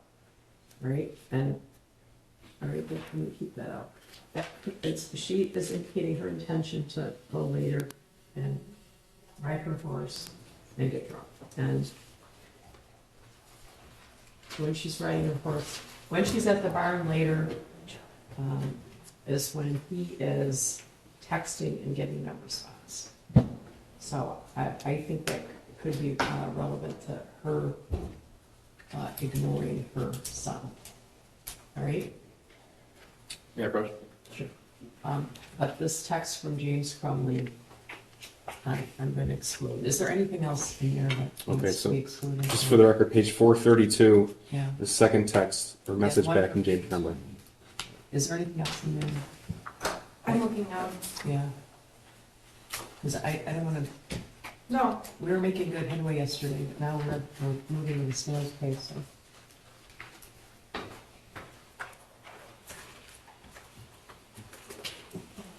well, Your Honor, there's also a text responding to the one about buying beers. Jennifer just says, okay, but glass is not a good idea. I mean, Yeah, but that, you can strike that too, because it's referring to the text above. It's not relevant. so it would just be those two portions. Okay, yeah, can you strike that?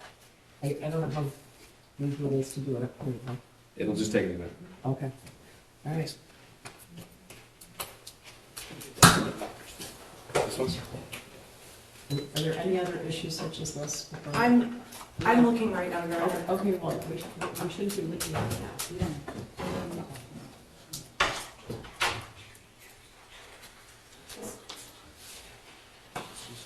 Your Honor, I mean, the next exhibit has been the subject of a prior ruling. Okay, I'm, good, that's a good way to do it. okay, exhibit 87, 88, 89, 90, 91, 92. We're trying on the fly Okay. to edit an exhibit. Okay, go Or an ahead. objection we just got, and now there's like, Okay, I want to find out if there's any looming issues, because we do too. they're gonna because get their 10,000 steps here. we do too. Your Honor, I did not think this objection would be such a process. I simply was asking for like one little part of this to be struck, and Okay, objections during trial are common. This is Okay. just a very all simple, right, but is there anything else coming up that would require the jury to step out? There's photos. well, I don't know what objections to sexual. I have objections to many photos that are going to be brought in through a different witness, but what are they planning to use? Because I have 450 right now. If I know what's coming, I can tell the court. Okay, well, there's a list of exhibits, and there's, coming after that, after the text messages are pictures. It looks like there's pictures of James and Jennifer. And we have no objection to those. Okay, I just want to know if, Your Honor, if I could just say, Yeah. there's a lot of inquiry as to exactly who we're calling next, which exhibit we're, and, this isn't a math formula. We really are changing this organically because we're I working, get it. so we're trying to be cooperative, but things do change. I know, and you're not required to divulge your trial strategy and your order and all that.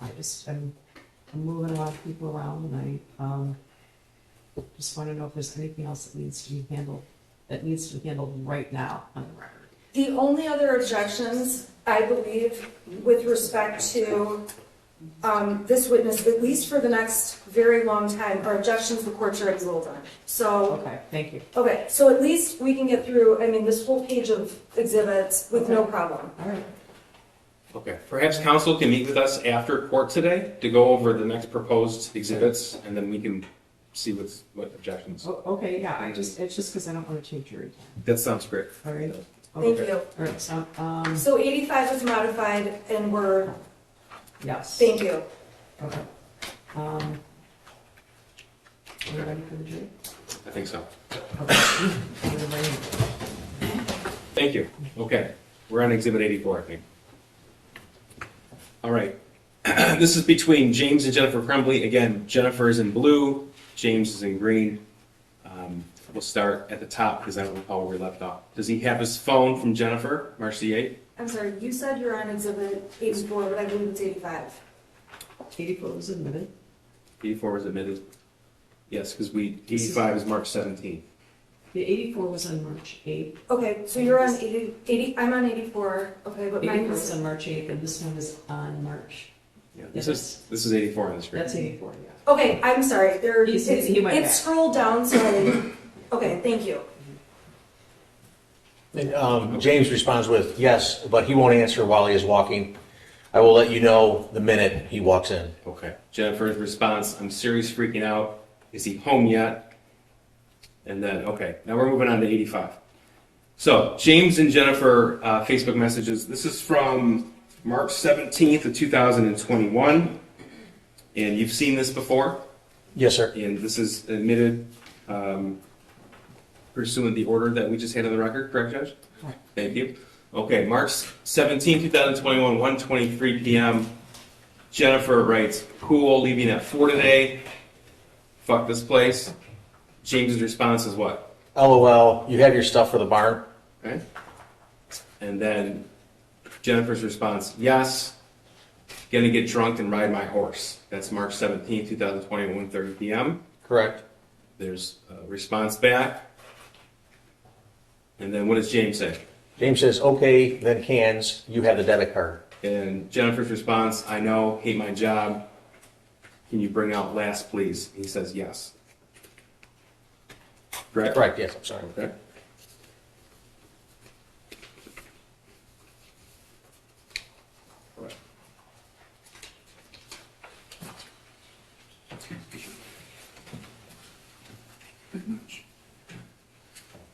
Okay. Now, on that same day, did you find any text messages from Jennifer's son to her of a concerning nature? This is March 17, 2021. Yes, sir. Okay. This is People's Proposed 86. I don't believe we have an objection to this. No objection, thank you. Is this 86? 86. 86 admitted. Okay. All right. What does Jennifer's son write to her on March 17th, 2021 at 6:03 p.m.? He says, okay, the house is now haunted. And then what? Some weird shit just happens and now I'm scared. Then it follows with, I got some videos. Okay. Okay, Your Honor, I apologize. This was previously the subject of a motion. I do object, however, the court has already ruled it's admissible. I'm sorry, I misspoke. Yes, Okay. yes, I have already ruled on this here. Okay, sorry about No, that. that's right. Okay. Please, at the top. And then Ethan says, continues with, and a picture of the demon. It's throwing bowls. The word bowls is in all caps. He then says, I am not joking. It fucked up the kitchen. And the next message after that? He says, I'm just going to be outsider for a while. Can you at least text back? Okay, so that's from 6:03 to 6:29. The last text, can you at least text back, was 6:29 p.m.? Correct, yes. Okay.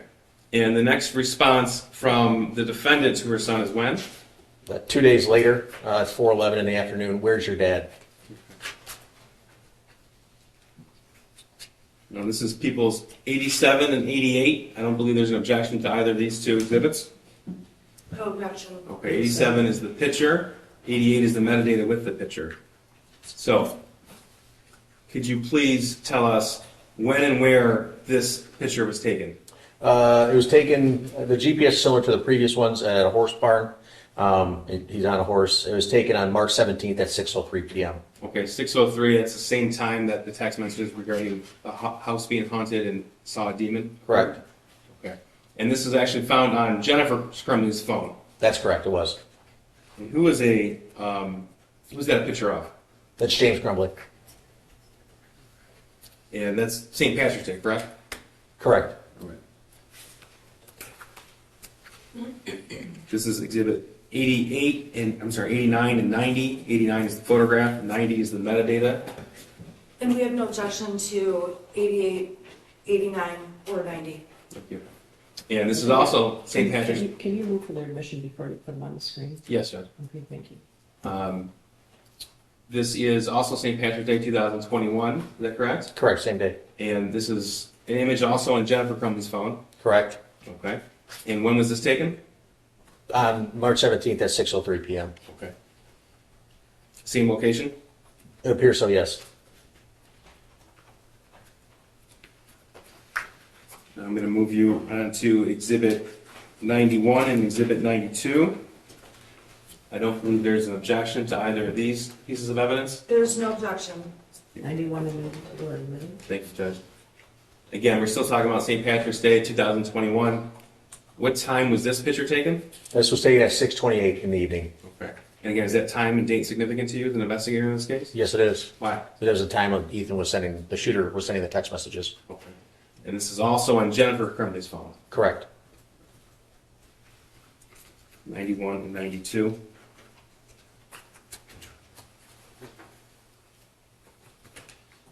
'93 and 94. We have no objection to 93 and 94. 93 and 94 are admitted. Thank you, Judge. Exhibit 93, also a picture captured on Jennifer Crumbley's phone. This is also St. Patrick's Day, 2021, and this is at 6:30 p.m. Correct. Okay. Same location as the other photographs we It just appears so, mentioned? yes, sir. Okay.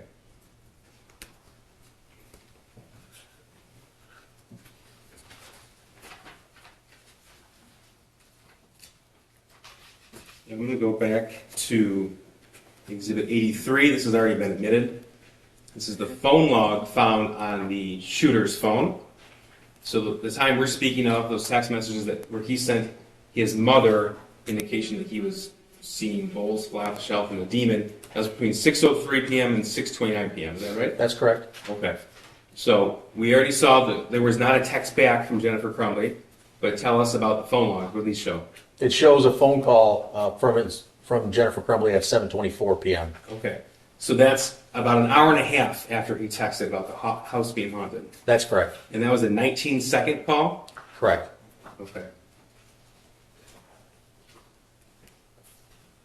Now I'm going to move on to March the 19th, 2021. This is a Facebook conversation between James and Jennifer regarding their son that day.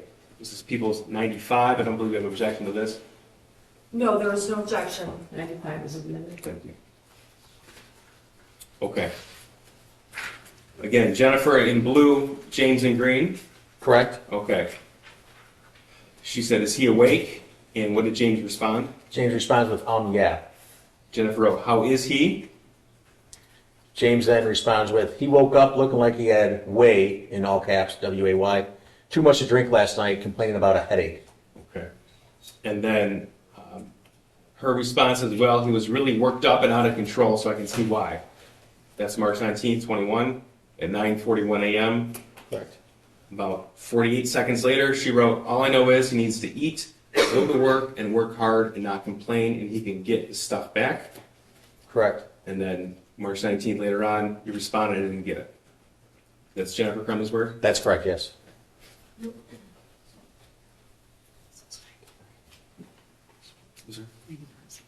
Yes. Judge, you did have marked 95 down for admission, correct? Yes, it's Thank you. Okay. Now, the next day, March the 20th, did you find text messages from the school shooter to his mother, the defendant, of a concerning nature from that day? Yes. This is Exhibit 96. I believe this was subject to a previous ruling. any objection, aside from what was already admitted. No. 96 is admitted. Thank you. We're still on 95 on the slide. James wrote, Jesus, yes. He said, referring to their son, let me ask you a question. Why am I in your guys' room? LOL. And Jennifer's response is what? OMG, oh my God.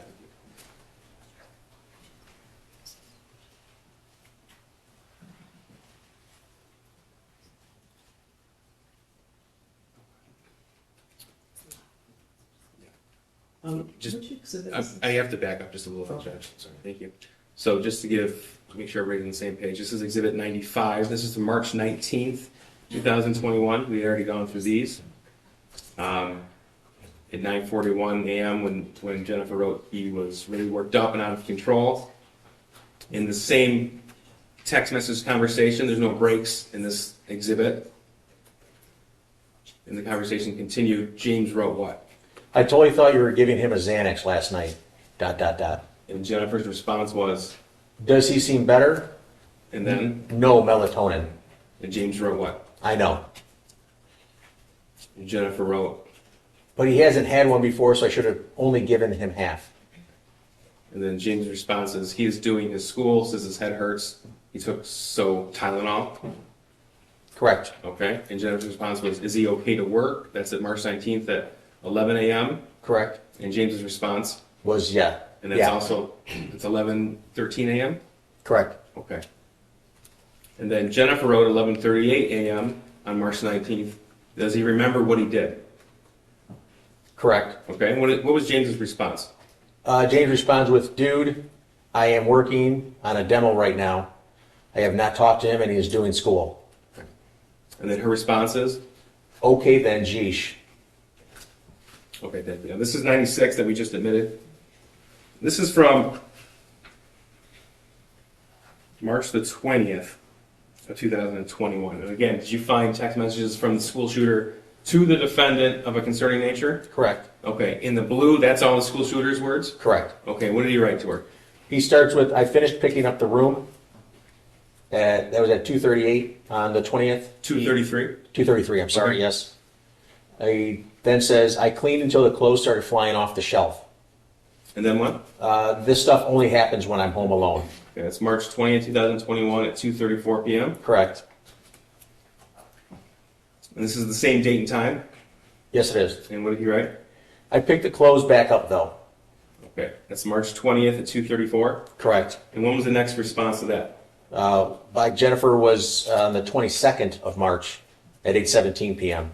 Okay, so I'm going back to Exhibit 83, which is the phone log found, recovered off of the school shooter's phone, specific to these days. Okay, so we just went through March the 20th, and those messages were sent about 2:30 in the afternoon, if you recall. Is that right? Yes, sir? Okay. And were there any phone calls in that time period? No, there was not. Okay. In fact, the next call was 6:37 p.m. on March the 20th. Correct.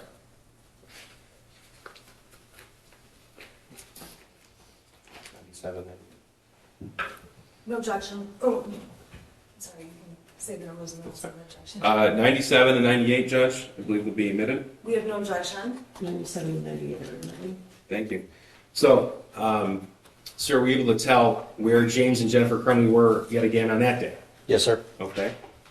This is 97 and 98. 97 is the photograph, 98 the metadata. This is March 20th, 2021 at 1:51 p.m.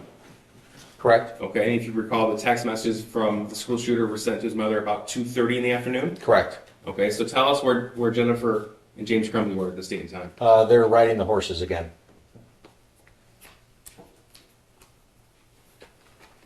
99 and 100 No objection. Is it 99? and 100. No objection to either one? No objection to either one.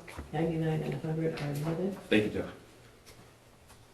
Okay, now this was taken off of the last picture. Was taken off of James Crumbley's phone, 97, 98. That's correct. 99 and 100 were taken off of Jennifer Crumbley's phone. Correct. Okay, so the capture time here, March 20th, 2021, 11:58 a.m. That's correct. Okay, so then that would indicate to you that they were at the barn at least from that period of time until at least 1:51 p.m. Correct. Okay.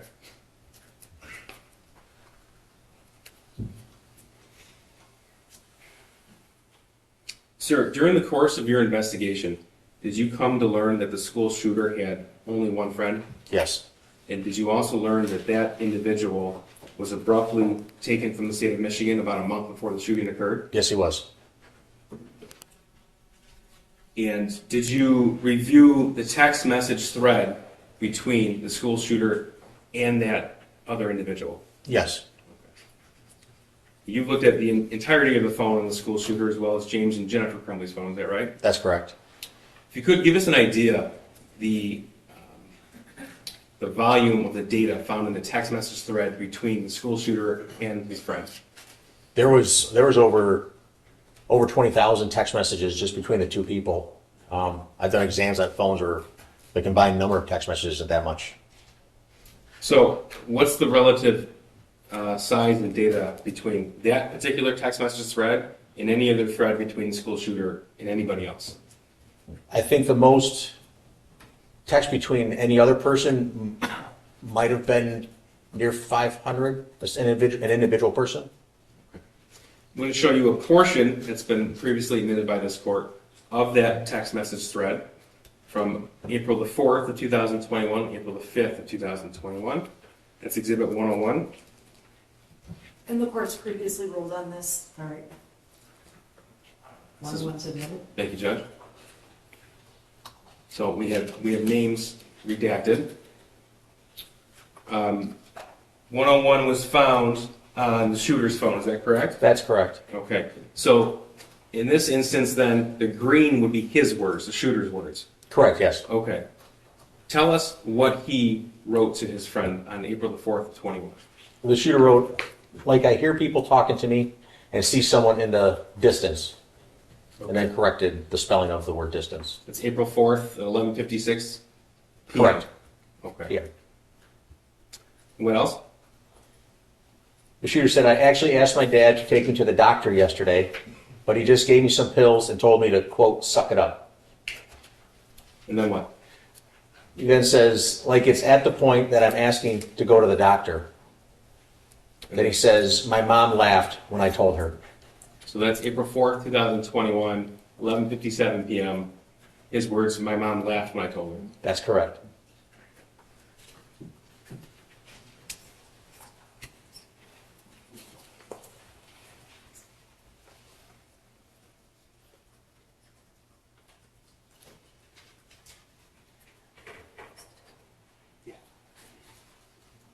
Okay. Now, April the 5th at 12:06 a.m. So we were looking at a conversation right up until midnight on April the 4th, and now we're in the early morning hours of April the 5th. What did the shooter write? The shooter wrote, but I'm having bad insomnia, RN, for right now, and paranoia. And then what? He then says, I need help. Okay. And the next text? I was thinking, I calling 911 so I could go to the hospital. Then there's a response from his friend on April the 5th Correct. at 12:12 a.m. And then what did the shooter write? The shooter writes, but then my parents would be really pissed.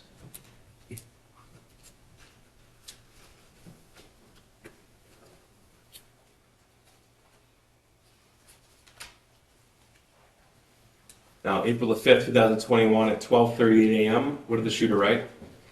The shooter writes, I'm going to ask my parents to go to the doctors tomorrow or Tuesday again. Then he says, but this time I'm going to tell them about the voices. Okay. Next text. He then says, like I am mentally and physically dying.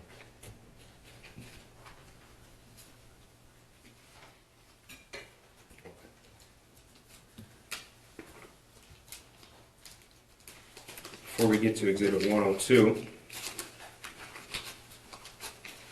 in the course of your forensic examination of James's phone, Jennifer's phone, and the school shooter's phone, you're able to look at certain apps that are installed. Is that right? That's correct. Okay. And did you discover if an app called Life 360 was installed on Jennifer Crumbley's phone? Yes, it was. Okay. And what is Life 360? Life 360, it's a tracking app that friends and family can install on their phone so they can know where they're at. I have it on my phone, and there's a family group that my kids are on it, and I'm on it, my wife. Did you find that app on James Crumbley's phone? Yes, it was.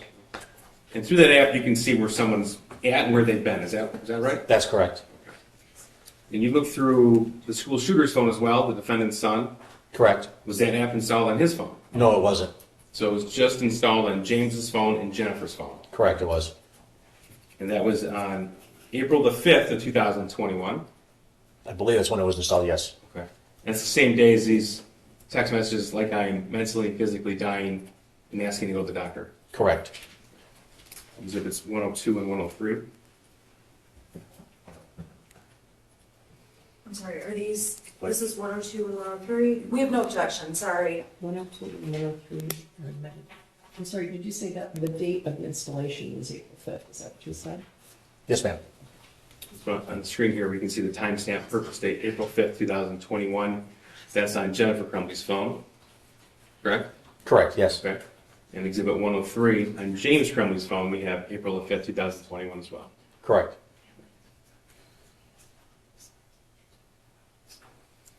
During the course of your evaluation of all the electronic information, digital evidence available to you, did you uncover evidence in the spring of 21 of Jennifer Crumbley talking to a friend about what she saw as depression in her son?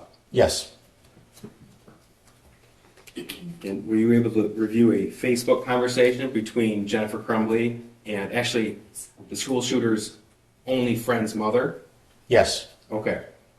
So I want to make sure that I'm clear with you. In April of 2021, which is the same month of these text messages, Jennifer Crumbley texted her son's only friend's mother, correct? Correct. Okay. And in that conversation is when you uncovered concerning text messages as an investigator to this case. Correct. This is 104. Thank you, and let me just take a quick look, I'm sorry. Yeah, I have no objection to this, thank you. 104 is admitted.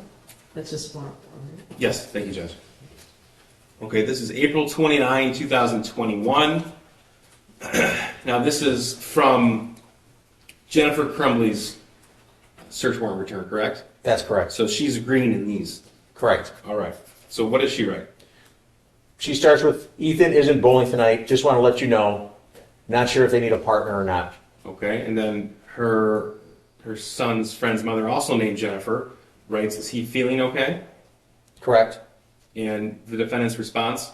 She responds back with, yesterday he wasn't, and he's been acting kind of depressed, so I don't know what's going on. Okay, this conversation continue? Yes, it does. What does the defendant write? The defendant says, I'm not sure if there's something bothering at school. He really doesn't feel good. I can't get anything out of him. Okay. And the person she's communicating with writes her son's name too. He stayed home from school today. The only time he's happy is when he's with the school shooter. Correct. And then her son has 2 E's and 2 D's. I'm wondering if he's worried about that. That's the other individual worried about her own son. Correct. Okay. That's 5:24 p.m. on April the 29th. That's correct. The conversation continues. What does the defendant write? The defendant says, yeah, this is all new to me. I'm not used to Ethan being moody. He's usually pretty happy, and we'll talk about anything. I do know Ethan's been stressed about school and his grades. We called the school, but she wasn't in. Social, do it tomorrow. I think his grades have a lot to do with it. He just got to a point where he got so far behind, and we were out of town. He's having difficult time making it up. And then the other individual writes, I'm sorry, her son's struggling too. To be honest, I'm sick of fighting with him about it. Stupid online school really messed him up. I'm thankful her son has the shooter as a friend. They laugh and have a great time together. It's April 29th at 5:31 p.m. That's correct. Okay. And then what does Jennifer respond? Jennifer responds with, yeah, me too. I'm just glad they're still getting along. And it wasn't an issue with those two as to why he was being depressed. The online school is horrible. I've given up too. I just told him to do the best. Don't worry about it. Next year is a new year. Okay. And then what's the next text? She says maybe if, is referring to the shooter's friend, feeling better, if he wants to come over after work on Saturday, he can take him up to go bowling and make up their scores. He's more than welcome to stay the night and go to work in the morning. We set up a little shooting range in the backyard for Ethan's BB gun, they could do that. Okay. Okay, and the response was her son's been excited to shoot. Correct. Okay, and that was April 29, 2021? Yes? Okay, now, around this time frame in the text message conversation and the videos on the school shooter's phone, did you discover extremely disturbing information? Yes, sir. Okay, and I'm not asking you to go into detail, but as an investigator, it was important to you. Yes, it was. Okay, and in fact, it was in the days around, the days after these messages were sent, Yes, it was. and the school shooter shared that with his friend, his only friend he had. That's correct. And you mentioned that his only friend was taken out of the state, Correct. and it seemed to be without notice to the school shooter. Correct. Okay. Did you uncover evidence that either James or Jennifer Crumbley commented on the fact that his only son was taken, or his only friend was taken out of the state? Yes. This is Exhibit 105. Yes, I have no objection to 105, thank you. Number 5 is in the middle. And you said that was around about a month before the shooting at Oxford High School? Yes, it was. Okay. So, this is from Jennifer Crumbley's Facebook, again to the mother of her son's only friend. Correct. Okay, and this is October 31st, 2021, 9 o'clock in the morning? Yes. Okay, and what does she write? Jennifer writes, James filled me in on Ethan's friends last night. I'm so sorry you guys are having to make such a hard decision. Please let me know if you need anything.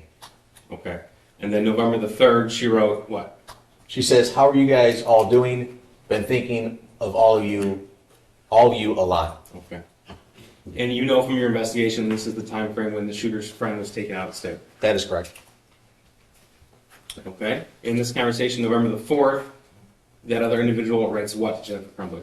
She writes, hi Jen, we're doing okay. It was the hardest thing I've ever had to do. I worry about him constantly and miss him terribly. I know that he's where he needs to be to get better though. Thanks so much for checking on us. I appreciate you and your family. She's referring to her son, the shooter's friend, was only happy and relaxed with you guys. And in response? Jennifer responds with, please keep us updated. I know Ethan misses him.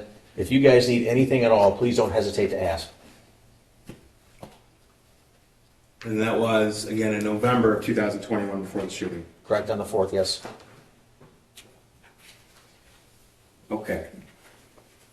Now I'm going to direct your attention to the days around the shooting and what you were able to obtain as far as a digital footprint of the Crumbley family. Okay. Starting November 26, 2021, is that date significant to you? Yes, it is. Why is that? That was the day the gun was purchased. Okay. And we heard yesterday that the gun is in the murder weapon? Yes, sir. Okay. That was a 9mm Sig Sauer handgun? Yes, it was. Okay. That's been admitted in evidence, and we heard it was bought from a firearms store in Oxford. That's correct. Okay.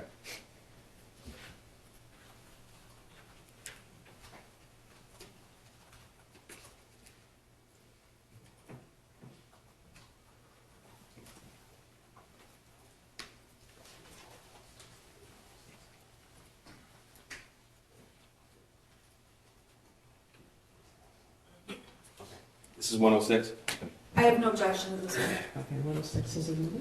Okay. This is just as an example what information you can obtain from a search warrant on a Gmail account. That's correct. Okay. And so this is from James Crumbley's Gmail account, November 26, 2021, confirming that he was in fact at that firearms store at 12:08 p.m. Correct. Okay.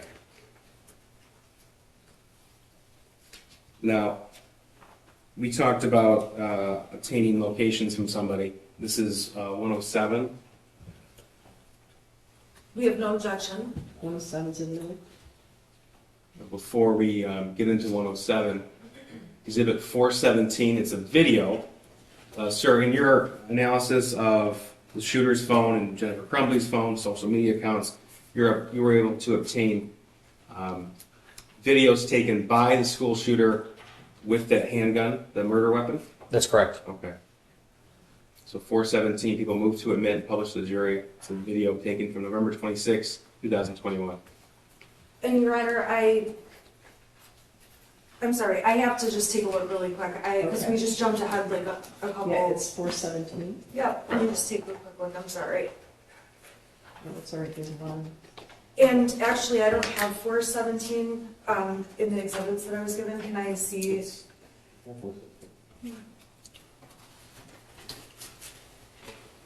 It wasn't on my hard drive, it was. Okay, Your Honor, I have no way to play this, and I don't have this. All the Can I exhibits, just have, it's a very short video.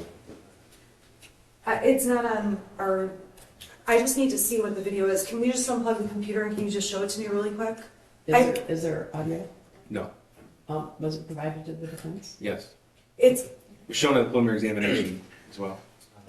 Your Honor, I'm sorry, it's not on the exhibits they gave me on the desk, so there's a million videos in this case, and I have no idea which video it is. Okay. I probably have no objection, can I just see what video it is? Sure. Well, I guess I thought for a moment when he said it was played at the preliminary examination, it might refresh your reflection about what it was, but if you can take a quick look, that'd be great. I don't have a flash drive player on here, so can we just turn the screen off for 1 second and just take a quick look? Yeah. And I apologize, I No, it's okay. There's a lot of stuff. I don't want to release the jury because their lunch is not made. I haven't made your lunch. Oh, yeah, sorry. Yeah, sorry. I'm having lobster. Okay, and so this is 417, 417. okay. Can you just show me?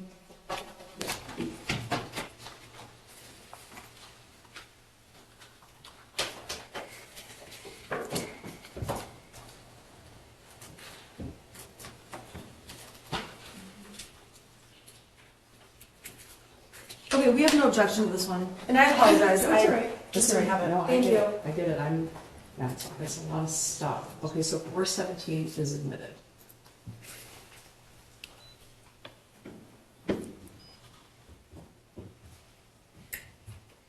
Okay. May I, Judge? Sure. Thank you.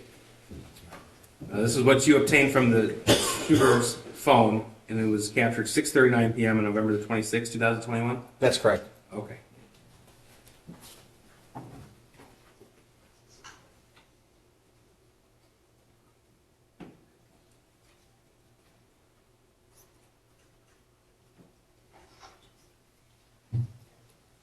So that video was taken the evening the firearm was purchased, Correct. and that is in fact the murder weapon, the 6-hour 9mm? Yes, sir.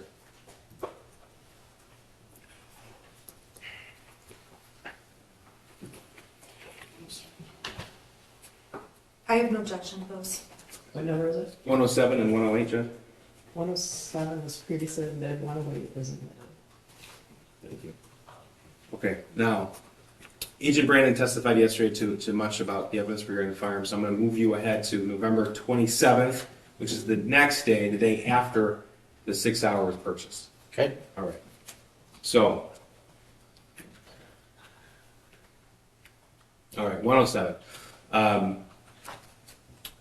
This is evidence obtained from James Crumbley's Gmail account, is that right? That's correct. Okay, so you were able to tell what James Crumbley was doing from 8 a.m. to 8:59 p.m. on November 27th, 2021. Correct. Okay, and tell us what was he doing? He was delivering DoorDash. So these dots, these data points, are what? What do they signify? Those are the GPS locations that were provided when the location services were turned on from Google. So we know he was out of the house basically the whole day. Correct. Okay. Now 108, we have Jennifer Crumbley's Gmail data points, and from what time period? That's from 2:29 p.m. to 3:32 p.m. Okay, and this is exhibit 108. It shows she's out of the house from about 2:30 to 3:30. Is that right? That's correct. Okay, thank you. Now, the next day is Sunday, November the 28th, 2021.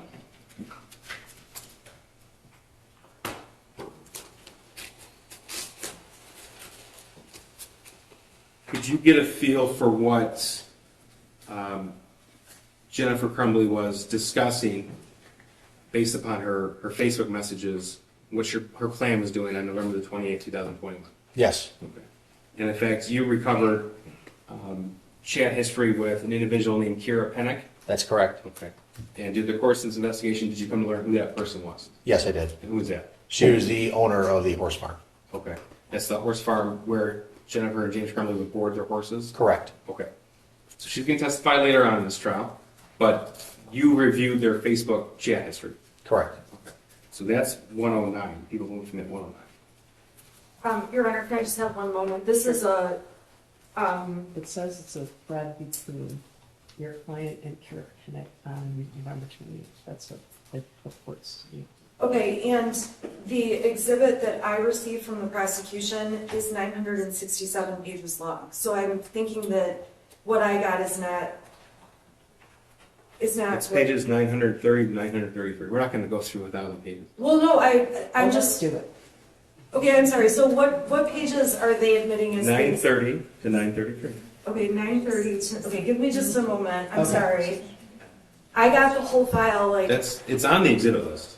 With Yeah, what but pages. if the exhibit list indicates, this exhibit list is what I got on Tuesday. I'm not sure when it was shared with the defense, if it's the same day or not, but it says pages 930 to 933 are the only ones they're seeking to highlight. I know, I'm just scrolling. Okay, It's go ahead. it's just taking me a little bit to scroll through.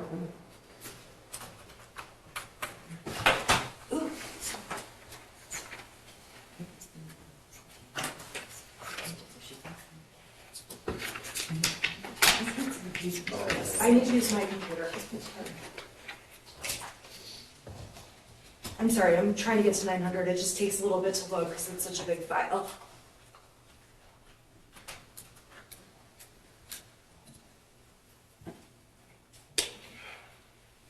Okay, so it's pages 901 to, 930 to 933. Exactly what was written on the exhibit list. and I'm trying to get to the pages. The file they gave me is much larger than 3 pages. Okay.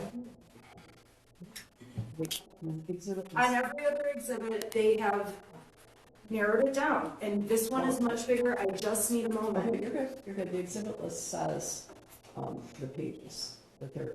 I know, but I can't pull it up fast enough because my computer's, I'm trying to go as fast as I can. Okay.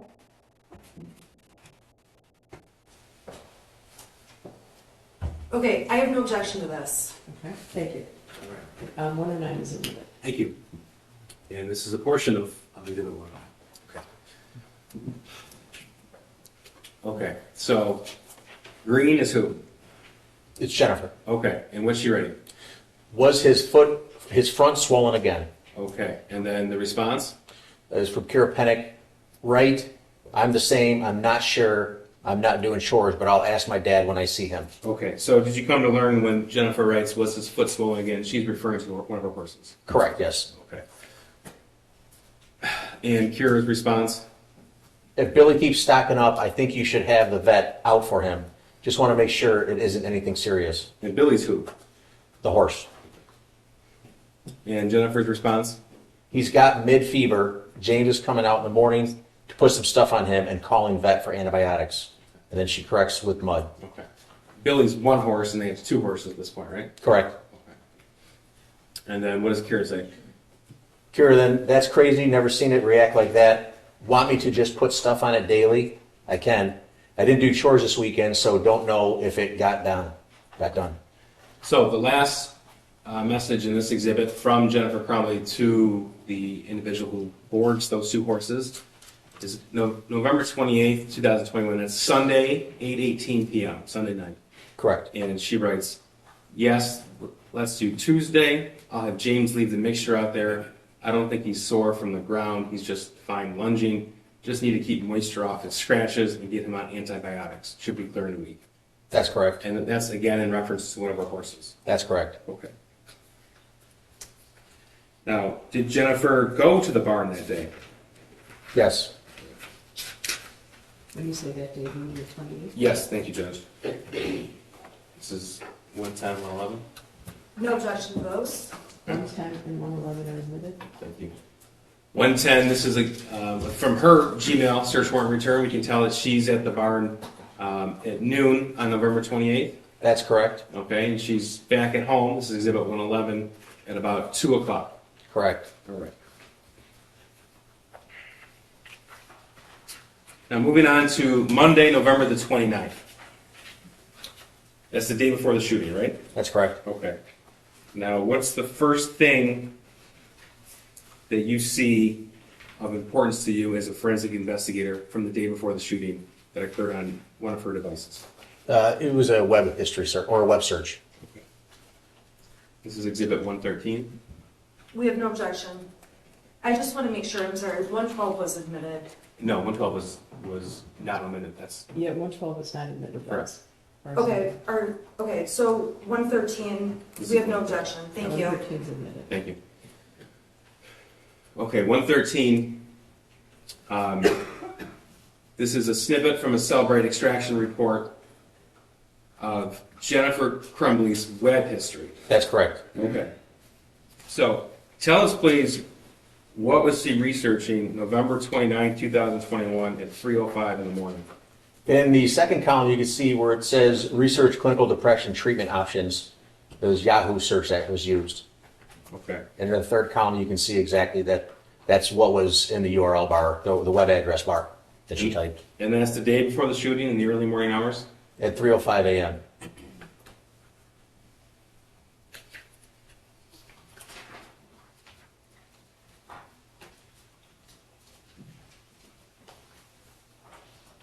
All right, now let's talk about the Facebook conversation between James and Jennifer from later that day, Monday the 29th. This is 114. I have no objection. 114 is admitted. Thank you. Okay. November the 29th, 2021, 8 a.m. Jennifer writes to James, "Are you at the barn?" And then about 40 minutes later, she sends a question mark. Is that right? That's correct. Okay. And then James responds to what? He responds with, starting with the question mark, working on Billy. Okay. So it appears, at least from this message thread, that he's at the barn with their horse Billy. That's correct. And then he sent a picture. That's correct. Can you tell what that's of? It's horse's legs, it appears. Okay. And what does Jennifer respond to that picture? Do the fronts too. Okay, and this is 9:21 a.m. What does Jennifer say? Jennifer asked, did you call the vet? And then what? Make sure you get back in between his heel balls. Okay, and James's response to that? He responds with, I did, and then fronts too. And that's at 9:34 a.m. on November the 29th. That's correct. At 9:35, what does James say? He texts, what exactly should I tell vet? Type out for me, leaving barn now. Okay. And then Jennifer responds, Billy looks to have scratches / mud fever. He's starting to stock up on all fours and concerned about infection. He's not lame, sensitive to the touch, and they go down when he moves. Is there an antibiotic I can get him on? We just put Desitin and antibacterial on his legs today. That's November 29th, 9:41 a.m. Is that right? That's correct. Okay. And then she sends another message to him. Correct. And what does she say? She says, was he stocked up this morning? And then James's response. James responds with, he was stocked up more in the back than in the front. In fact, the front didn't really look stocked up at all. So I launched them for a few minutes before I put the stuff on it. And it took the swelling down a little bit, but I got the cream all over, in between his heel bulbs and stuff like that. I'll call the vet here in a minute. Okay.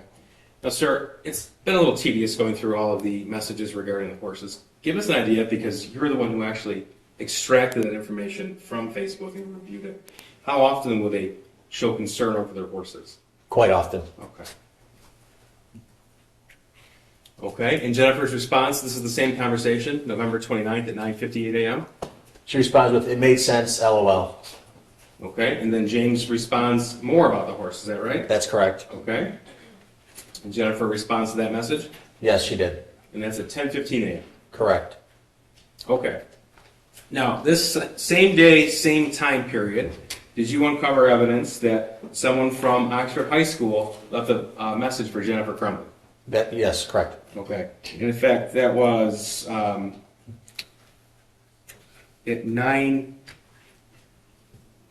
9:41 a.m. That's correct. Okay, so that was in the midst of the Facebook conversation between James and Jennifer about their horse. Correct. Okay. And were you able to obtain that voicemail from Jennifer Crumbley's phone records? Yes. Okay. People move to admit 115. No objection, Your Honor. 115 was on Thank you. Hi, Ms. Crumbley. My name's Pam Vine. I'm calling from Oxford High School, and I'm here with Mr. Hopkins and Ethan's counselor. I was just calling to let you know that we just spoke with Ethan, had a really nice conversation. One of the teachers had sent an email to the office. She was concerned because Ethan, when she was walking around the room checking assignments, but he was on his phone looking at bullets and that sort of thing. So she just wanted to have a conversation. We did. We said he's at the shooting range with you this weekend, and they're like, yeah, guns are a hobby for a lot of people, and shooting ranges, and that's perfectly normal. And that we just wanted to make sure I had a conversation with him about the things he's searching at school, and things versus searching at home, like Mr. Hopkins gave a good example of, I think the teacher might fear at home, perfectly normal and healthy, but you use these searches for making beer at school. So we had a conversation. He was great. He said, yes, I get it. So I just wanted to let you know we did have a conversation with him, and about 5 minutes, and he went back to class. All right, if you have any questions, you can give me a call. Otherwise, it'll be a great holiday. Thanks. Bye-bye. Okay, that was the day before the shooting at 9:41 a.m. Correct. Okay. Did Jennifer Crumbley access that voicemail? Eventually, yes. Okay, this is Exhibit 116. We have no objection. 116 is admitted. Thank you, Jen. And according to your analysis, she accessed the voicemail at 11:49 a.m. That's correct. Okay. So that's still in the midst of the conversation she was having with James about their horse. Correct. Did you uncover evidence that Jennifer Crumbley texted her son about that voicemail? Yes. Okay. This is Exhibit 117. I have no objection. 117 is admitted. Okay. Now, owner, Green, this is Jennifer because it's from her phone. Is that right? Correct. Okay, and in fact, you were able to take the whole text message conversation that existed between between Jennifer Crumbley and her son. Is that Right. And if it were to be printed out, it'd be over 200 pages or so. Is that right? Sounds about right, yes. Okay. So I'm going to show you portions from November 29th, and we'll refer back to this. So November 29th at 11:53 a.m., this is a few minutes after she listened to the voicemail. What did she write to her son? She says, seriously, 2 question marks, looking up bullets in school, question mark, question mark. And he writes back, what? And then, oh yeah? Correct. And then he wrote what? I already went to the office for that. It was in first hour. All I did was look up a certain caliber at the end of class because I was curious. It was on my phone. Okay, that's 11:53 a.m., November 29th? 11:54. 11:54, Yes, thank sir. you. And then what did he write? Completely harmless. Teachers just have no privacy. They said I'm all good. Okay. And then the next message? The shooter continues, I understood why. They talked to me and they said, that is, I'm good. Okay, and then he wrote, this is nothing I should get in trouble. This is nothing I should get in trouble about. Correct. He wrote that to the defendant at 11:55 a.m. That's correct. And what was her response to that? You're not. They left me a voicemail with the hand over face emoji twice. Okay. And then what did she say? She then says, did you at least show them a pic of your new gun? So she wrote at 12:14 p.m., did you at least show them a pic of your new gun? Correct. And his response? No, I didn't show them the pic. My God. And then what? I only told them I went to the range with you on Saturday. Okay. It was, I only told them I went to the range with you on Saturday. Correct. Okay. And then what did he say? It was a harmless act. Go ahead.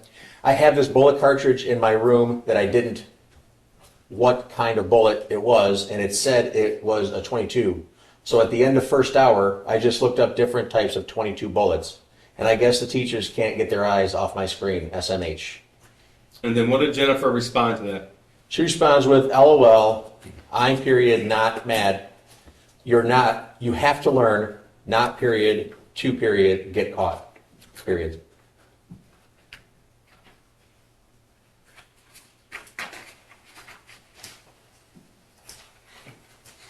And his response to that?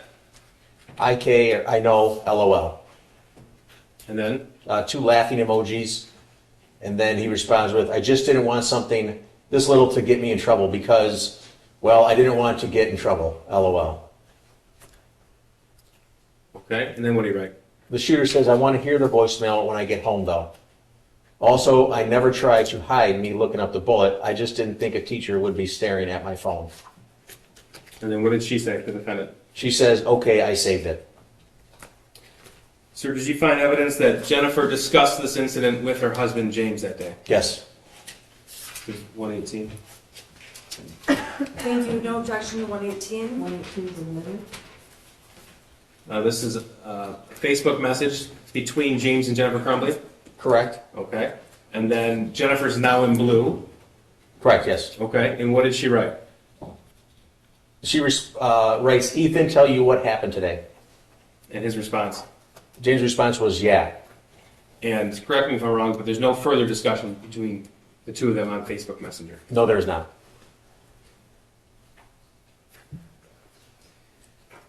Now, sir, I want to take you back to the day of the shooting, November the 30th, 2021. And what we'll do is go step by step with what you were able to discern from your available sources of information. Okay? All right. Exhibit 119. Well, first of all, we already talked about how you were the individual who went through all the surveillance video. Correct. And it was your responsibility to put together that timeline. Correct. Okay. And did you also put together the timeline when the school shooter was dropped off at school? Yes, Okay. And he was dropped off at 7:46 a.m. on November the 30th? that's correct. Okay. Any objection to this? No objection. 119 is admitted.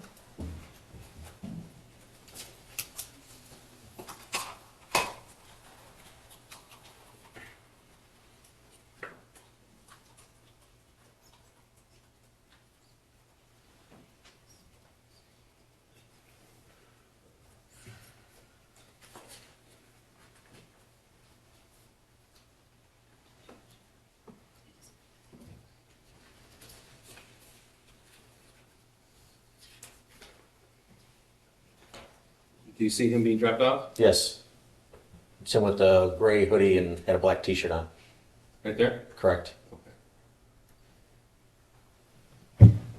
Judge, in looking at the time, this might be a good time to break for lunch, given the fact that we're starting to go through the evidence from the day of the shooting. If your lunch is ready. Yeah, well, that's a good point. Just because this is now it's a transition. Oh, okay. All right. Your lunch is here, so, I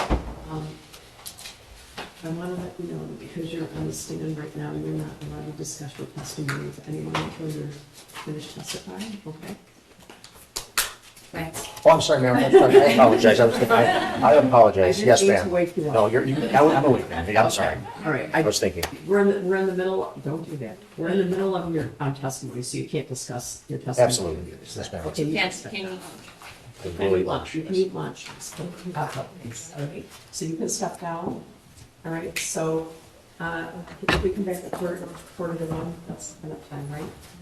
So your lunch is ready and in the food, okay? All right, for the hearing.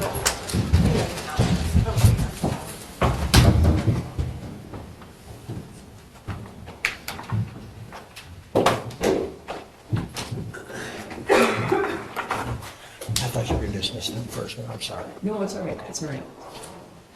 I'd like the jury to know that I'm telling you that, so Yes. they understand that. Okay, they can take her down, there's the mirror, right? Okay, she can go down.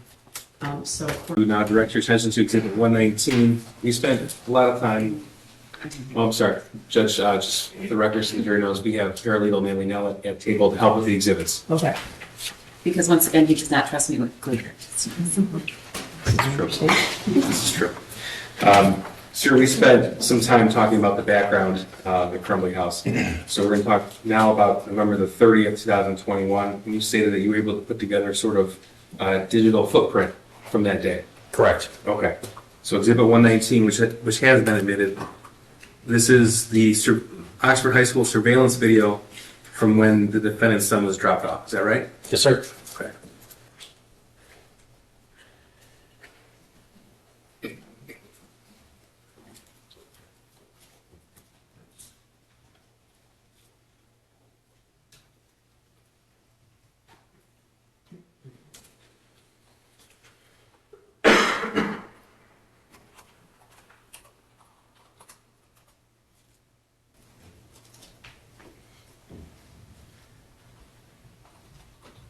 And you determined that he was dropped off by James Crumbley at 7:46 a.m.? That's correct. Okay.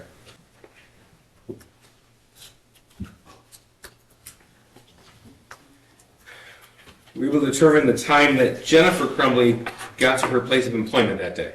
A little after 9 in the morning. It's Exhibit 120. We have no objection to that. Thank you. Sir, this is a screenshot from surveillance footage of her employer from November the 30th, 2021. And that's Jennifer Crumbley on November 30th, 2021, entering that building at 9:04 a.m. Correct. Now, shortly after she arrived, did she receive a phone call from the school? Yes, she did. Exhibit 121. We have no objection. 121 is admitted. And this is a snippet from her phone log, would that be correct? That's correct. Okay, so November the 30th, 2021 at 9:24 a.m. was a missed phone call, and that's from Oxford High School. That's correct. Okay. And she called the school back at 9:27 a.m., is that right? That's correct. And they had a 5-minute and 43-second conversation? Correct. Okay.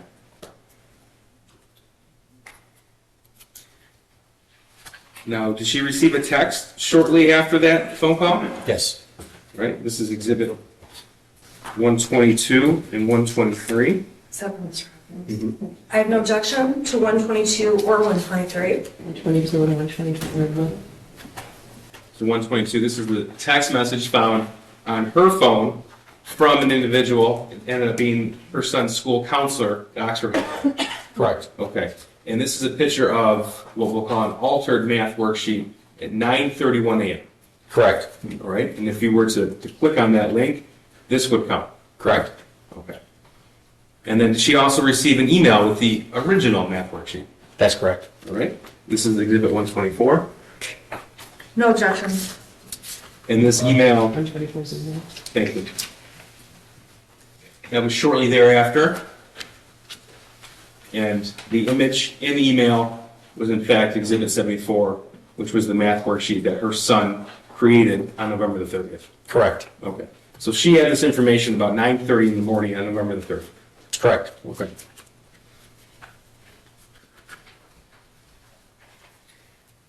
Did Jennifer contact James right after that? Yes, she did. Exhibit 125. No objection. 125 is admitted. So this is the Facebook message chat, the one that was deleted from Jennifer's phone. Blue is Jennifer Crumbley, is that correct? That is correct. And green will be James Crumbley. That's correct. Okay.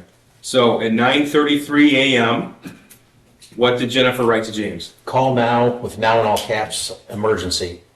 And then she texted again, less than 2 minutes later, emergency. Okay. And she sent these two pictures, both the original and the altered worksheet to James? That's correct. And this is at 9:38 a.m.? Correct. What was James's response at 9:44? James responded with, my God, WTF. What is it? WTF, what the fuck? Okay. Excuse me. Then responds, vet not here yet.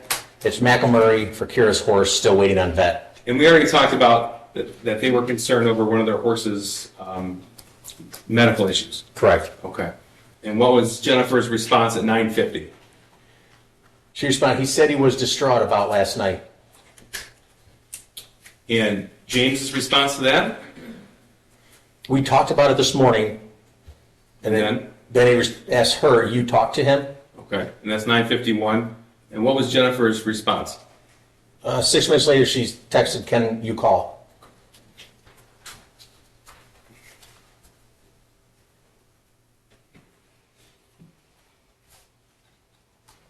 Did Jennifer leave her work and head to the school? Yes, she did.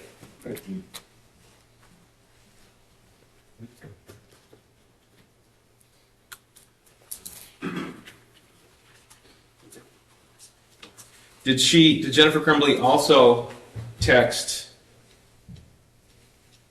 this picture, Exhibit 74, to anybody else at that time? Yes, she did. Okay. This is Exhibit 126. Do you have no objection? 126 is admitted. Now, she sent this picture, this text, to Andrew Smith at 10:05 a.m. Correct. Okay. Did you learn who Andrew Smith was? Yes, I did. And that was her boss? Yes, it was. Okay. And what did she text with the caption on this picture? She said, I have to go to my kid's school. Counselor just called, and this is what I'm dealing with. I'll be back 11:30 to 12 at the latest.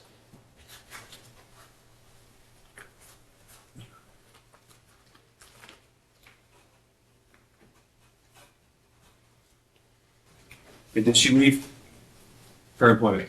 Yes, she did. This is 127. No objection? 127 is admitted. Okay, this is her leaving at 10:06. Yes.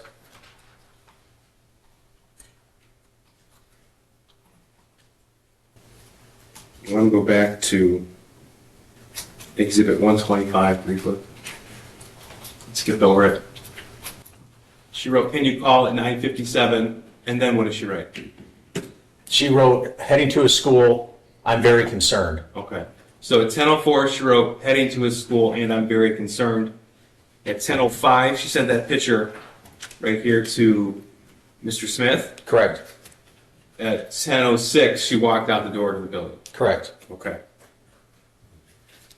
Did James and Jennifer Crumbley have a phone conversation at this point? Yes, they did. Okay. This is 128. No objection? 128 is admitted.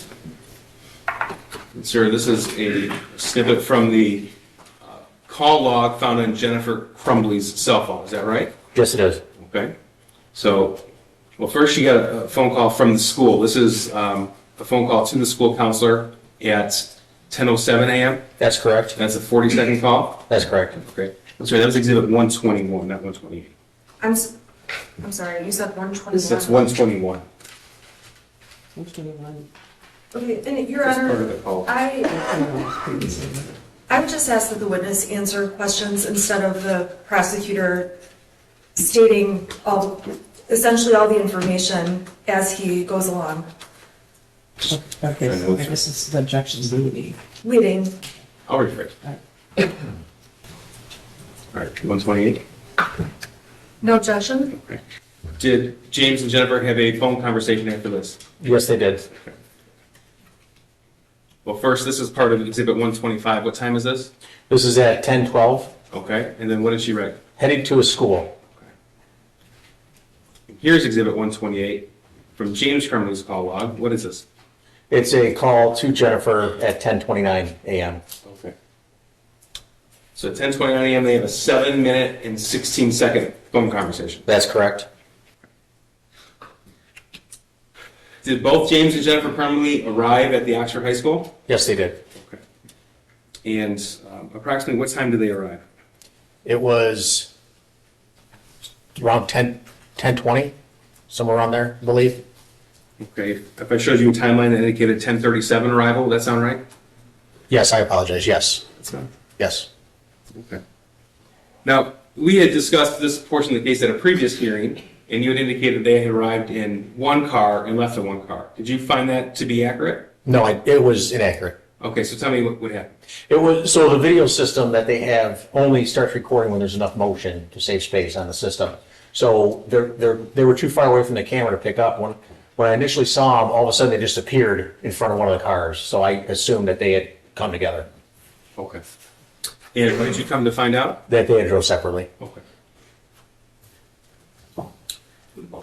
So Exhibit 129 is a portion of the Oxford High School surveillance video that depicts their arrival and the period of time they were inside for that meeting with the counselor. Is that right?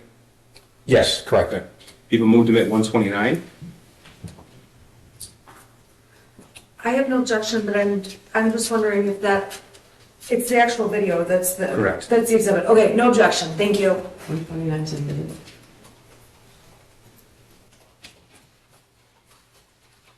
So there's a timestamp at the bottom. I want to make sure we see this. 10:36 a.m. and this is November 30th, 2021. That's correct. Okay.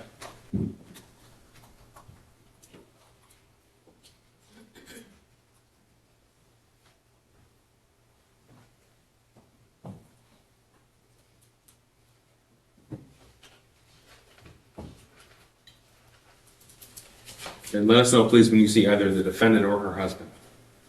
The one vehicle is already backed in, and then there they are walking up. They as the defendant and her husband Yes, in the magnified area. correct, yes.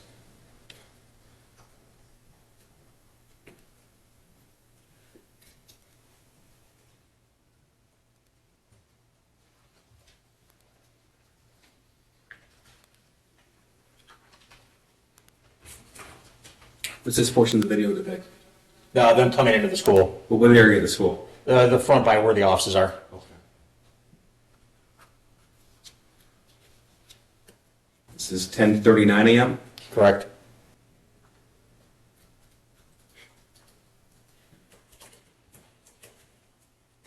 What portion of the school is this? Looks like the front office of the school.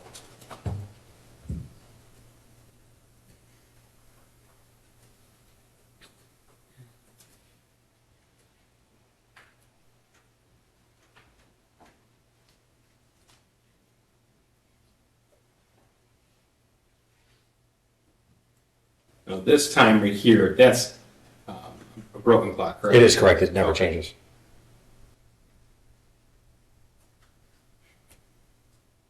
So this is 10:40 a.m. Correct. The counseling office. I'm sorry? They're in the counseling office, Thank sorry.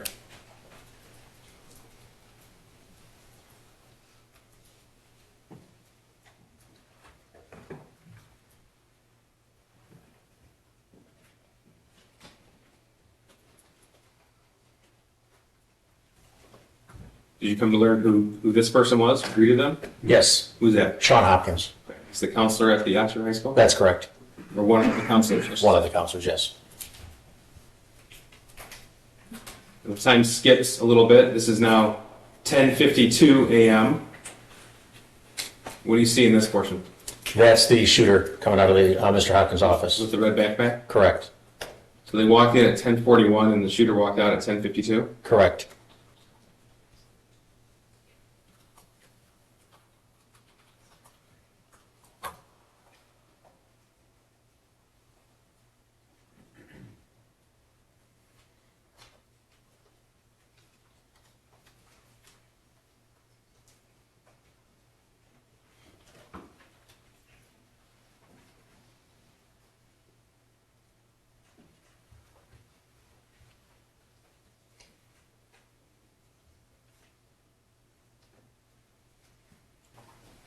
This is 10:53. Who do you see? That's James and Jennifer Crumbley coming out of the Mr. Hopkins' office. Now, there was something in his hand here. What is that? You can tell? I wasn't able to tell what that is. Okay.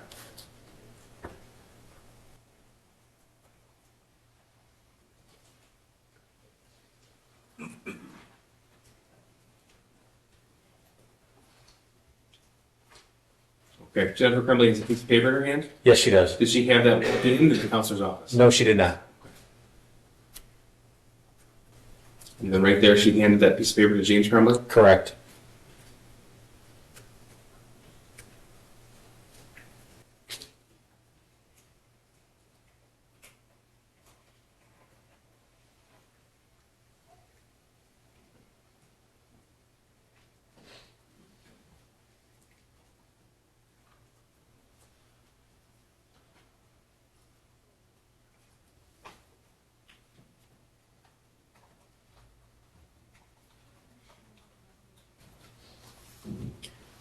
So this is 10:54 and almost 10:55 a.m.? Correct? Okay.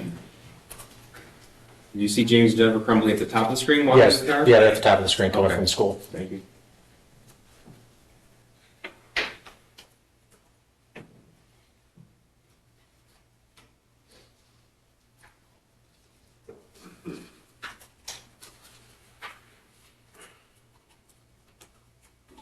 What are we seeing in this scene right here? One of their vehicles is leaving right there, the black one.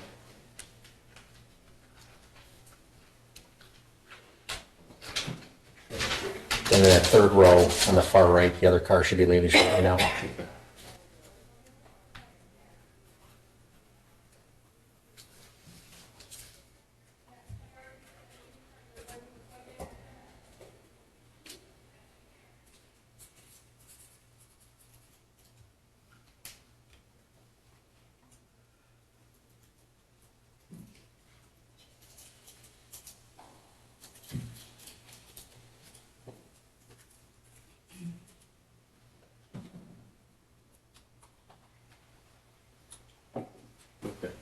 This is one of the Crumbley vehicles? Yes, it is.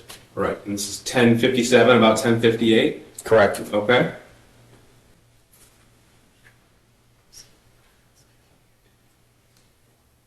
So we saw them walk in at 10:41 to the office.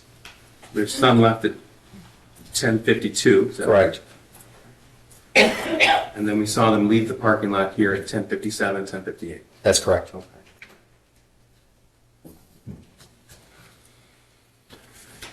So how long, Cole, if you know, were they in the counselor's office?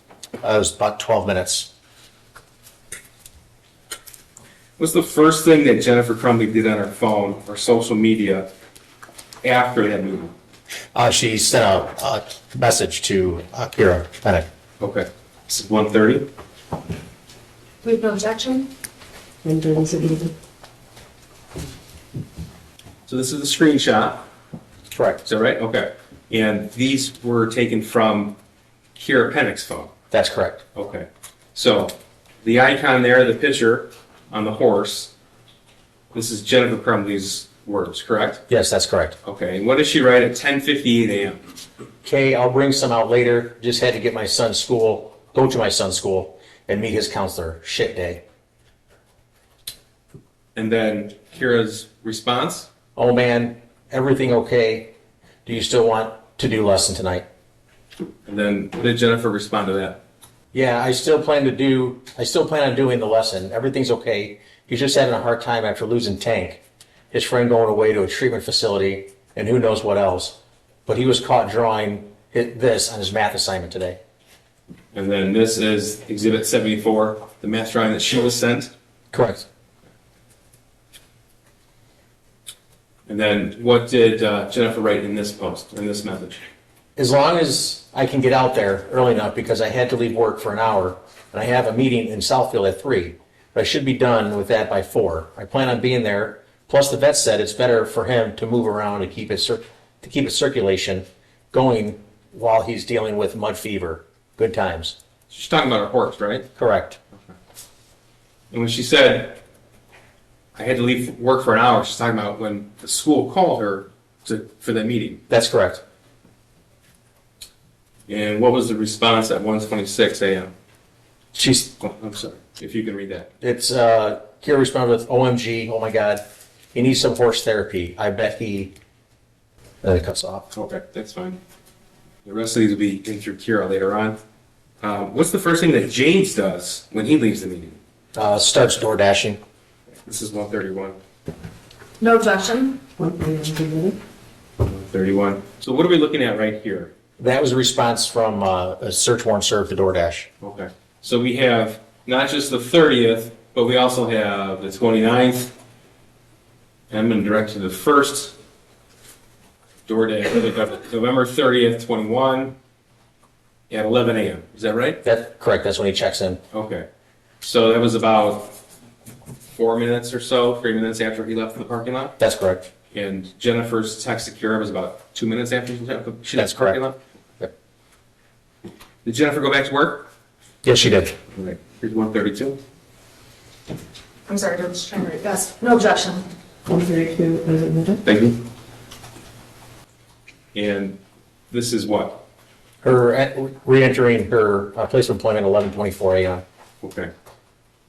And that's November 30th? Correct.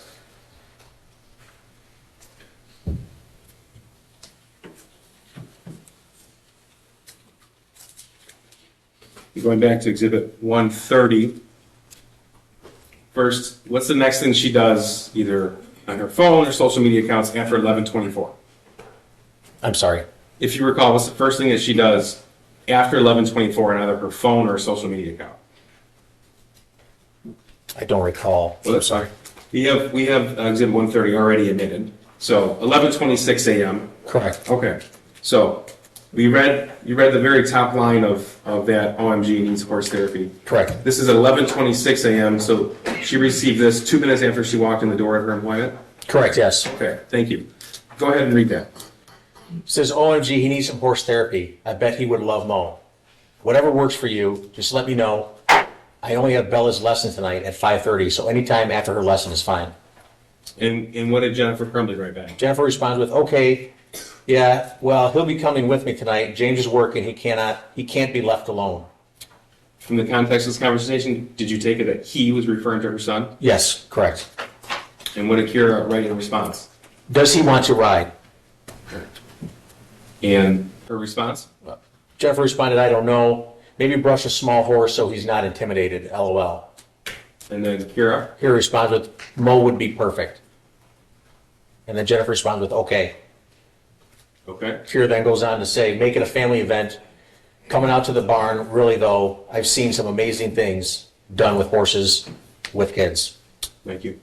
Now, did Jennifer Crumbley text her son after that school meeting? Yes, she did. Okay. This is 133. I'm sorry, just get sorry.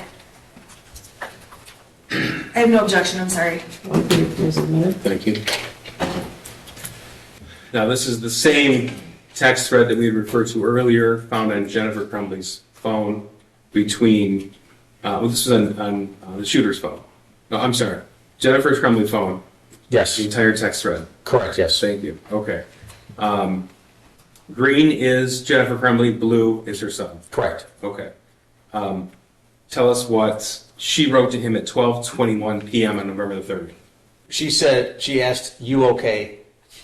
And then he responds shortly after that, yeah, I just got back from lunch. Okay. And her, what did she say? About 60 minutes later, she says, you know you can talk to us and we won't judge.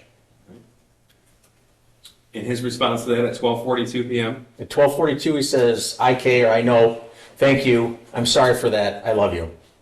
Now, we'll introduce the rest of the thread, but did she respond to that? No, not immediately, no. When did she respond to it? After the shooting started. After the shooting was made public? Yes. How many minutes later, if you know? Over a half an hour. Now, you're the investigator who pulled the footage, you reviewed the footage, and you know the timeline of the shooting, the day of the event. Correct. Okay.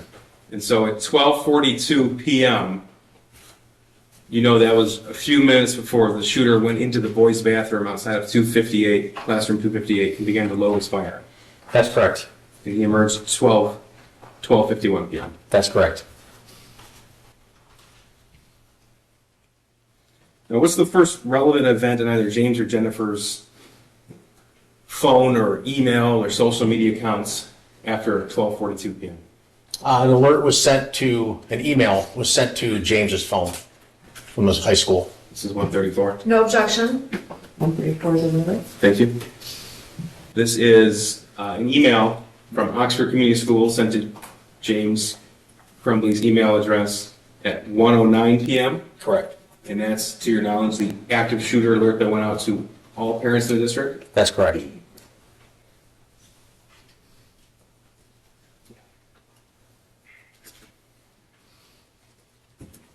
Now, when James received this, he was still making DoorDash deliveries? Yes, he was. Were you able to pull location history from his device? Yes, correct. Okay. Yes. It was 113. Oh, sorry, 136. No objection. Is this 135 or 136? 136, Judge. We skipped 135. No Okay. objection? I have no objection to 136.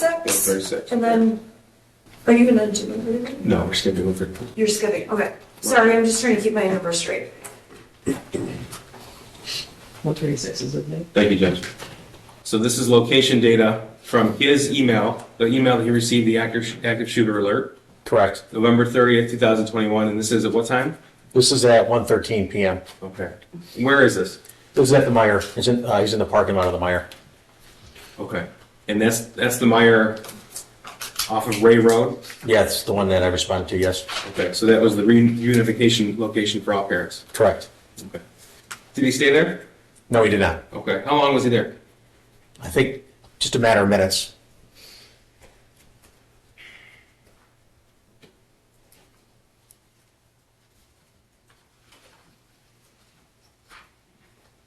Did he call Jennifer? Yes, he did. It's exhibit 137. No objection? 137 is admitted? This is a portion of the phone call. James Crumbley's cell phone download.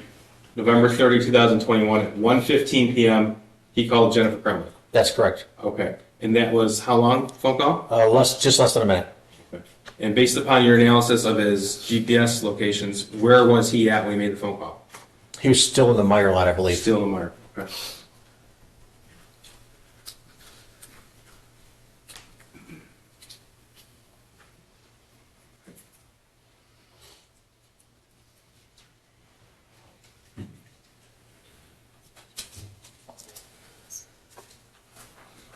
Now, did you find out that Jennifer Crumbley left her work around that time? Yes, she did. Okay.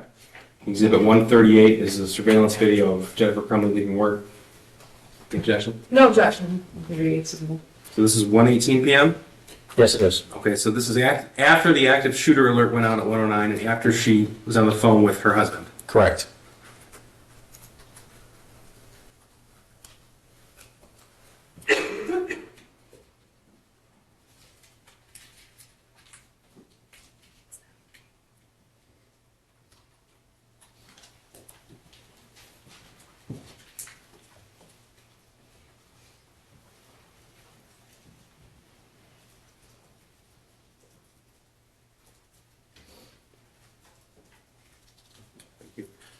Sir, did it appear from your analysis that Jennifer and James Crumbley spoke on the phone after she left work? Yes, she did.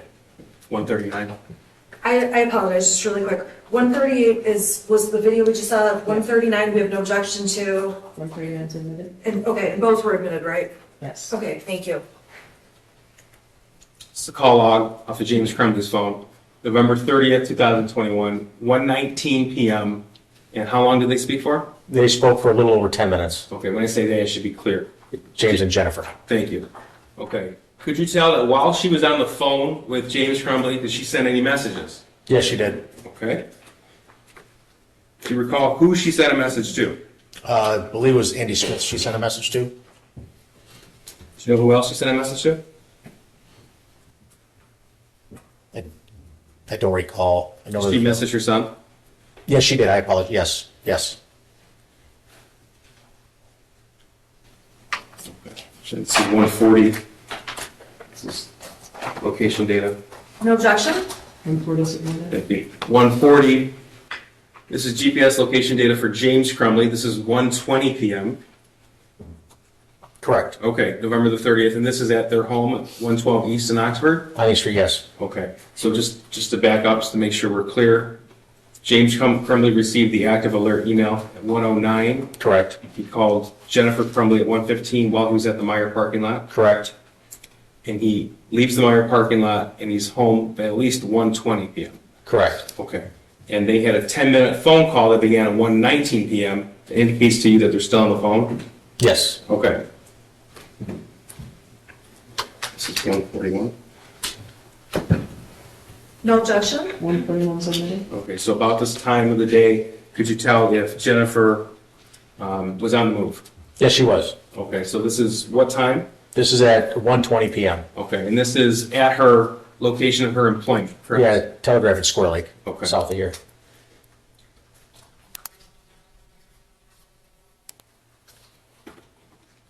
142. No objection? 142 is submitted. So you said that while she was on the phone with her husband, she texted her son? Yes, she did. This is 142. Okay, I'm sorry, hang on. Let me just pull it up real quick, I'm so sorry. Okay, sorry, thank you. Sorry, thank you. November 30th, 2021 at 1:18 p.m. Did she respond to the message that he sent her at 12:42? Yes. What did she write? She said, "I love you too." Then, Then says, immediately after that, "You okay?" Then 4 minutes later, she says, "Ethan, don't do it." that was at 1:22 p.m. Yes, it was. That was after James Crumbley was at their home in Correct. 12 East in Oxford. That's correct.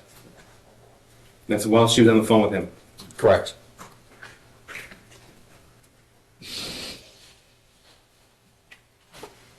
You said she sent a message to her boss, Mr. Smith. Yes, she did. We'll go back to exhibit 126. What did she write him at 1:23 p.m.? 123, she texts, "The gun is gone and so are the bullets." And then what did he respond? He responds with, "I'm praying everything is okay." And Jennifer says, "OMG," or "Oh my God, Andy, he's going to kill himself. He must be the shooter." So that's right a minute after she wrote to her son, "Don't do it." Correct. And that's while she's on the phone with her husband. That's correct. Did you come to find out that James Crumbley called 911 that day? Yes, he did. Was that at 1:22 or 1:20, or was it later? It was later. And was it before or after they had this text message conversation? It's after. Phone call. After. Okay. So in fact, did you find that James Crumbley called 911 at 1:34 p.m.? That's correct. Exhibit 143. It's the actual policy. No, no objection, thank you. 143 is submitted. So just so council knows, it's all listed in the exhibit list. It says 911 call. Easier for him. It does, but I'm like, there's one of me. I'm going as fast as I can. I'm trying. Sorry. Exhibit 143.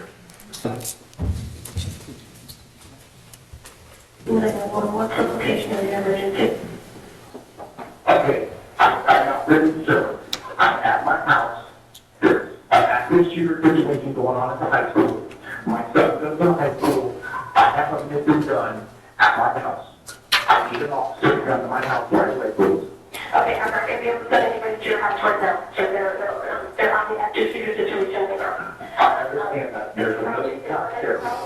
I have a missing gun, and my son is at the school, and we had to go meet with the counselor this morning because of something that he wrote on a test paper, and then I went down and I saw a bunch of cops somewhere, and I made sure that I wanted to get to the hospital, so I was going to the hospital, and then someone told me that there was an active shooter, and then I went home to find out. And I think my son took the gun. I don't know. With him, I don't know what's going on. He's really freaking out. My son's name is Ethan Crumbley. D-R-U-M-B-L-E-Y. Alright, so I'm gonna put you on first one second, okay? I'm about to get my training and see if I can do anything for you, okay? Thank you. Okay, Mr. Crumbley? Alright, I'm gonna get your name and phone number, and I'm gonna get from the defendant that's out there giving the situation, he's gonna contact you, okay? What's your first name? My first name is James. That's what it says here, please? Yes. Okay. And what's that phone number for you? 218-750-643. Okay, do you know what your son was doing when he left the house this morning? He had on a pair of sweatpants and then like a gray shirt, a gray like sweatshirt. Okay. Alright, so he's gonna give you a call, okay? I can't give you a time frame because they're right in the middle of all of this. I can't give you a time frame, but we're gonna give you a call so that it's impossible, okay? Okay. Alright, thank you. Alright. Bye-bye.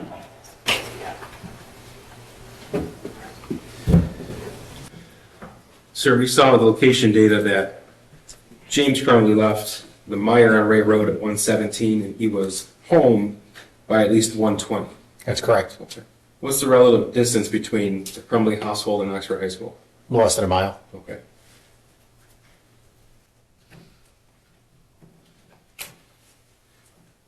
Now, after this phone call was made, did you learn that James and Jennifer arrived at the Oakland County Sheriff's Office substation in Oxford? Yes, I did.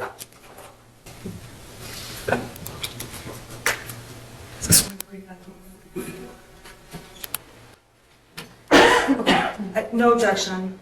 Well, what is this, 144? 144, yes. Okay, 144 is in the middle?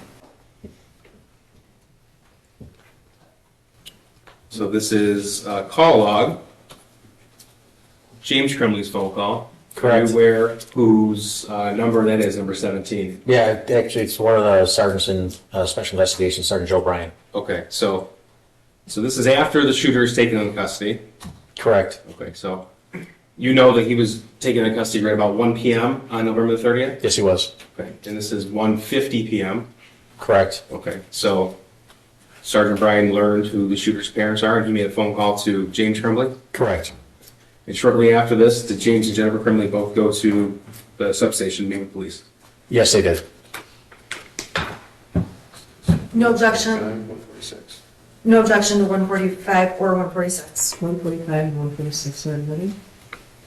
Just quickly, this is the verify. They were in fact at the sheriff's office in 148, both James and Jennifer Crumbley. Is that right? Correct. I'm sorry. Yes.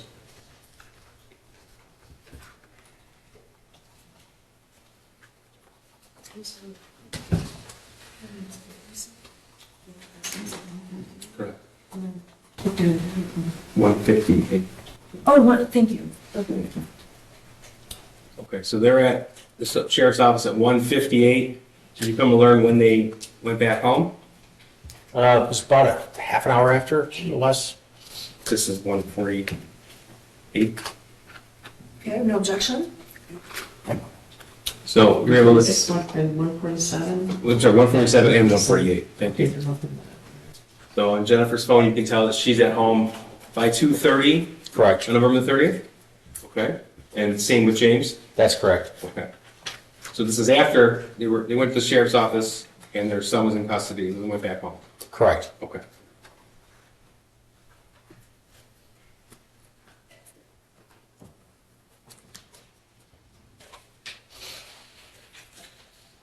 Now, sir, did you have the opportunity in the course of your investigation to review what we have referred to as the burner phones as well as the replacement phones? Yes, sir. Okay. Now, I'm going to move ahead to December the 4th, 2021. Are you aware that they were arrested in the early morning hours of December the 4th, 2021? Yes, I am. Okay. This is 149 and 150.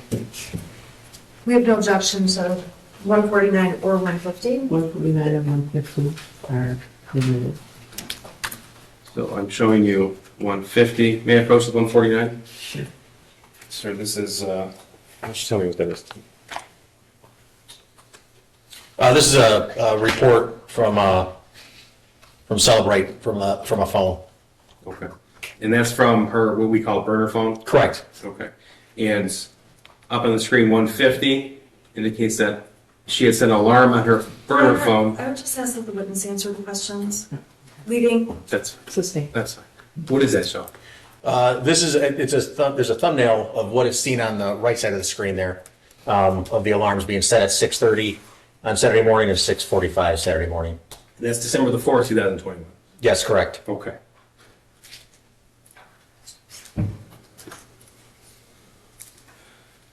Now, did you find evidence on the replacement phone, which is the phone that was ported with their original numbers, that they had attempted a two-factor authentication for social media accounts? Yes, they did. Okay. Now, we had talked at the very beginning of your testimony about deleted content and your ability to recover deleted content. Do you remember that? Yep. Okay. Were you able to uncover some deleted content in this particular case? Yes.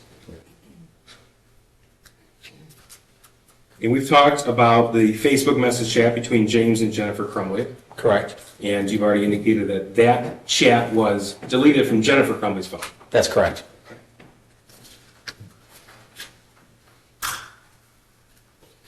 Now, were you able to obtain a Facebook thread between Jennifer Crumbley and someone named Brian Malash? Yes. And was that through a Facebook search warrant? Yes. And did you uncover any messages before December the 1st of 2021? No. Okay. So if you were to learn that they had communicated on a regular basis through the Facebook Messenger chat, but you couldn't recover it, what would that indicate to you? That it was deleted from the phone. But on both ends, if you couldn't Yes, recover it on correct. the server. Correct. Okay. Now, going through the evidence that you were able to uncover from Facebook itself, could you tell that some messages were selectively deleted? Yes. Okay. This is Exhibit 151. This is okay. Yeah. Okay, no objection. And 51's in the middle. So this is portion of what you recovered from the Jennifer Crumbley and Brian Malash Facebook chat. Is that correct? That's correct. Okay. So what are we looking at here? The first message is an automated one sent from Facebook to the device. You unsent the message. Okay, and what's the next? The next one says, from Jennifer, we're on the run again. Helicopters, not sure where to. I'll message you. And when was this message sent? You can see it says +0 for UTC. So you have to subtract 5 from the actual time that's displayed there, from there. So that would have been 7:31 in the morning. And what day was that? 31. That was on December 12th, or December 2nd, I'm sorry. Okay. So that was, the shooting was November 30th. That was a Tuesday. Wednesday was December the 1st. This was the morning of December the 2nd. Correct. And this indicates to you that they were deleted by Jennifer Crumbley? Yes, correct. How can you tell that? The message, the automated response sent from Facebook saying you unsent a message. Also 151. What time and day is this? This is, well, it's 7 p.m. UTC, which is minus 5 hours, so it's 2 p.m. on December 2nd. Okay, that's Thursday, December 2nd. And Correct. what did she delete from her phone? What message? She had sent him, we're fucked. And she deleted that? Yes, she did.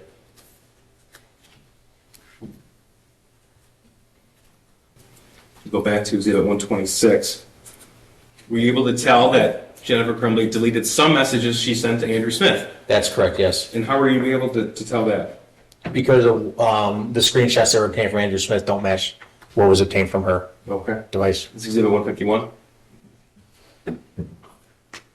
No objection. Okay, so before we get to 151, which is the extraction, 151 is already here. yes, thank you, Jeff.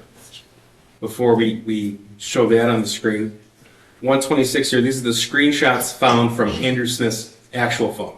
That's correct. Okay, so at 10:05 a.m., this is Jennifer writing this and sending this picture, correct? Correct. Okay. And then we just gone through this. At 1:23, she wrote, "The gun is gone and so are the bullets." Correct. Okay. And then, what did she write after that? I'm praying everything is okay. That's what Andrew Smith wrote? That's what Andrew said, yeah. Then she responds, OMG, oh my God, Andy is going to kill himself. He must be the shooter. And then what?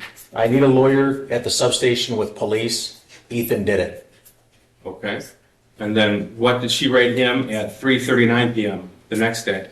Or later that day? Later that day, I need my job. Please don't judge me for what my son did. And that was just a few hours after the shooting started, correct? Correct. And then what did he write in response and what time? At 5:47 p.m., he responded with, I can't even begin to understand what you're going through. I'm praying for you. I asked Carolyn to text you some attorney recommendations. And then she responded with, they're taking my cell phone. Take my cell phone, okay.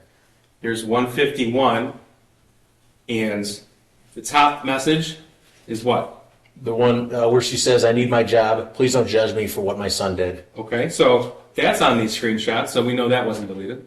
Correct. Okay. Now, what about this message here? I can't even begin to understand what you're going through. I'm praying for you. I asked Carolyn to text you some attorney recommendations. Okay. And then we also have this final message there, taking my cell phone. Correct. Okay. But in the entire Cellbrite extraction from the text message thread between between Jennifer Crumbley and Andrew Smith on her phone, there were no other messages, correct? Correct. So that means anything before that message, she deleted. That's correct. Okay. So the only thing I need my job, please don't judge me for what my son did, that was 3:39 p.m. So the gun is gone and so are the bullets. It has been deleted. OMG, Andy, he's going to kill himself. He must be the shooter. That was deleted. I need a lawyer at substation with police. That was deleted. The picture she sent at 10:05 a.m. was deleted, as was the gun is gone and so are the bullets at 1:23. That's correct.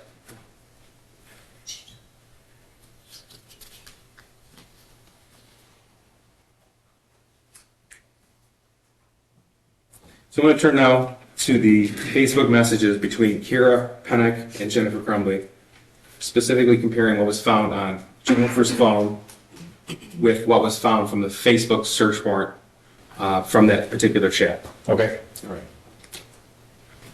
153 and 154. Okay, did we do something with 152? We have no objection Oh, to admitting. this was 152, Judge. We've added this one. Okay, you don't have any objection. But 152 is in there. No objection, right? Okay. And then I'm sorry, what was? 153 and 154. No objection. Okay. Sorry.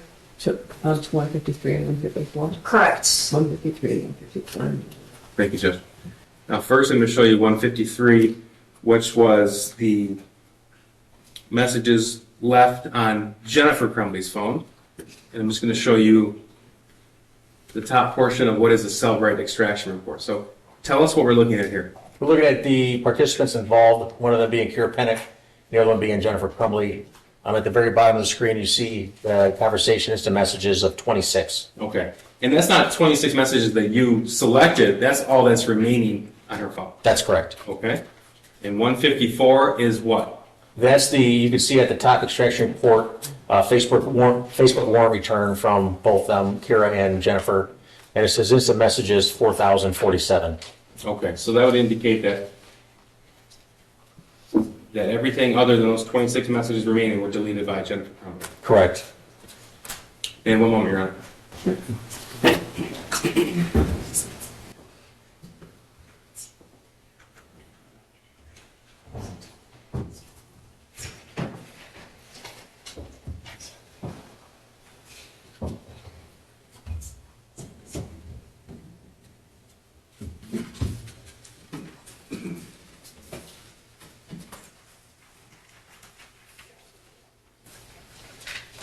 Nothing further this week.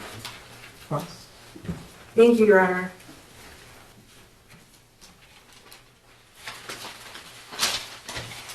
Good afternoon. Good afternoon. I want to go back to, I want to just start, you've been obviously involved in this case since the 30th of November 2021, correct? Correct. And since that time, you have collected and looked at an abundance of evidence related to the Crumbleys, the shooter, the shooting, everything, correct? Correct.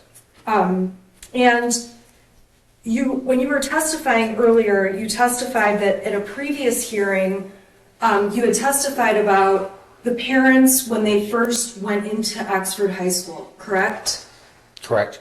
And on that date, you had reviewed many, many materials prior to coming to court. Correct. And that hearing was a preliminary examination, which is a hearing that's before a trial, correct? Correct.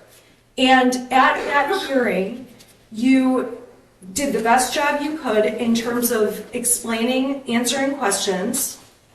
Correct. You were truthful on that day, Absolutely. as you're being today.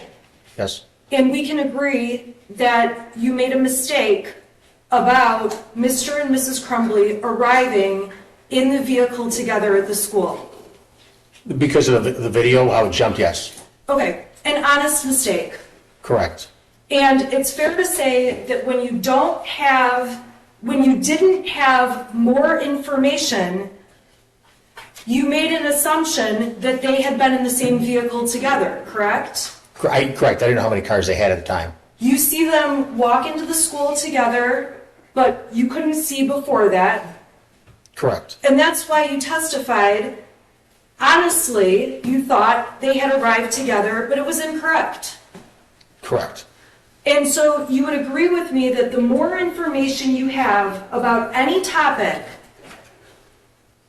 and the less guessing, the more accurate the information will be that you give on this witness stand, correct? I wasn't guessing before. I didn't know how many cars they had. I just saw them appear in front of the car. Right, so when you testified and said they arrived in the same car, that was incorrect. Correct. And I'm saying that had you had more information about seeing the vehicles pull up or seeing each one get out of separate cars, your testimony would have been different, correct? It would have been included in the video, correct. And so my point is, you do the best job you can with the information you have, Yes, ma'am. but you're certainly not someone who can go back in time and see and know every detail of every single thing that's happened, correct? Not every single thing. You could put together a good timeline with all the information that you gather, yes. And it's fair to say for this jury, you have put together as detailed of a timeline as you can about all of the events before November 30th through 11/30th and beyond 11/30th, correct? That's correct. And when you are doing that, you are taking data from cell phones and other investigators, from surveillance, from all these different materials that are a part of the investigation in this case. Correct. And it's possible that at times when you answer a question, you may not be accurate, but you're not sitting here intentionally trying to lie, correct? It's absolutely correct. Okay. I'm going to go back through the investigation that you did. It's fair to say, and I think you testified, you started obviously on November 30th of 2021, correct?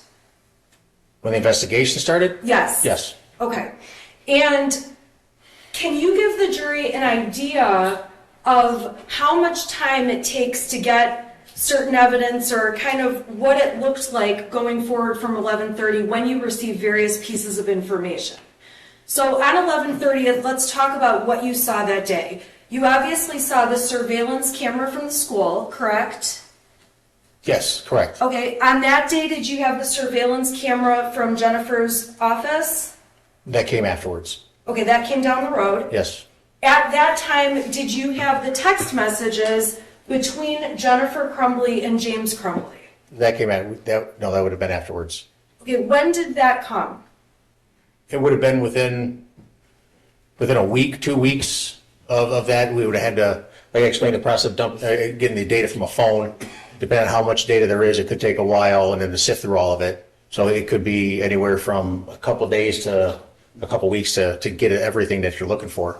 And in terms of the investigation, there were materials you had on the 30th, obviously. Correct. There were materials you received in the days following the 30th, correct? Correct. And there were some materials that law enforcement didn't have for weeks and months that became a part of this investigation. Is that a fair statement? That's correct. And as more and more information became available, you would turn it over to the prosecutor's office? Correct. And then you would assume that they would turn the evidence over to the defense for it to be used in court by all parties and the judge. Yeah, I do my job. I don't know what they're, yeah. They have to give that up. Yes, I understand that. Okay, so at the time on the 30th, it's fair to say all of the evidence that you have in this investigation, I'm sorry, not on the 30th. The 30th was the day of the shooting, and Mrs. Crumbley was arrested overnight between December 3rd and December 4th, correct? Correct. And it would be fair to say that between November 30th and December 3rd, your office and team and all law enforcement were working as hard as they could to collect information and collect evidence, correct? Correct. While you were working as fast as you could, there were a number of materials that you did not see until after Jennifer Crumbley was arrested. Well, just because of the sheer volume of information that we were pulling together at the time, yeah, I mean, it took a while to go through it. And when you're looking at all of the information about Jennifer Crumbley in this investigation, much of what you're doing is looking back in time in hindsight. In hindsight, we're trying to put a story together, a series of events or a digital footprint of what had happened. We're trying to put that together. And as you're trying to put that together, you're doing the best you can to make the timeline and the evidence make sense, correct? Correct. But in terms of what happened in the months before the shooting, the day of the shooting, and the days after the shooting, you obviously were not with the Crumbleys 24/7, correct? No, I was not. I didn't know them before this. And it's impossible to have, there isn't any way to have a videotape, for example, of all those months, that shooting day and the days following, correct? Correct. So you take bits of information and try to put it together the best you can to make sense of it. Are you referring to this investigation or throughout life? Well, both. I mean, I guess we do that in both, right? I guess if in my life, if my son had hallucinations, I would have taken serious pause with that. All right, let's stop for 1 second. When you say hallucinations, you're saying that you would take serious pause, but in reality, you did not know the shooter before this shooting, correct? No, I did not. You do not have awareness if he was really having hallucinations, correct? I would have taken some time to look into it. You're aware that there's this text thread, and we're going to get into it later, where he's telling his parents he's seeing things, correct? Correct.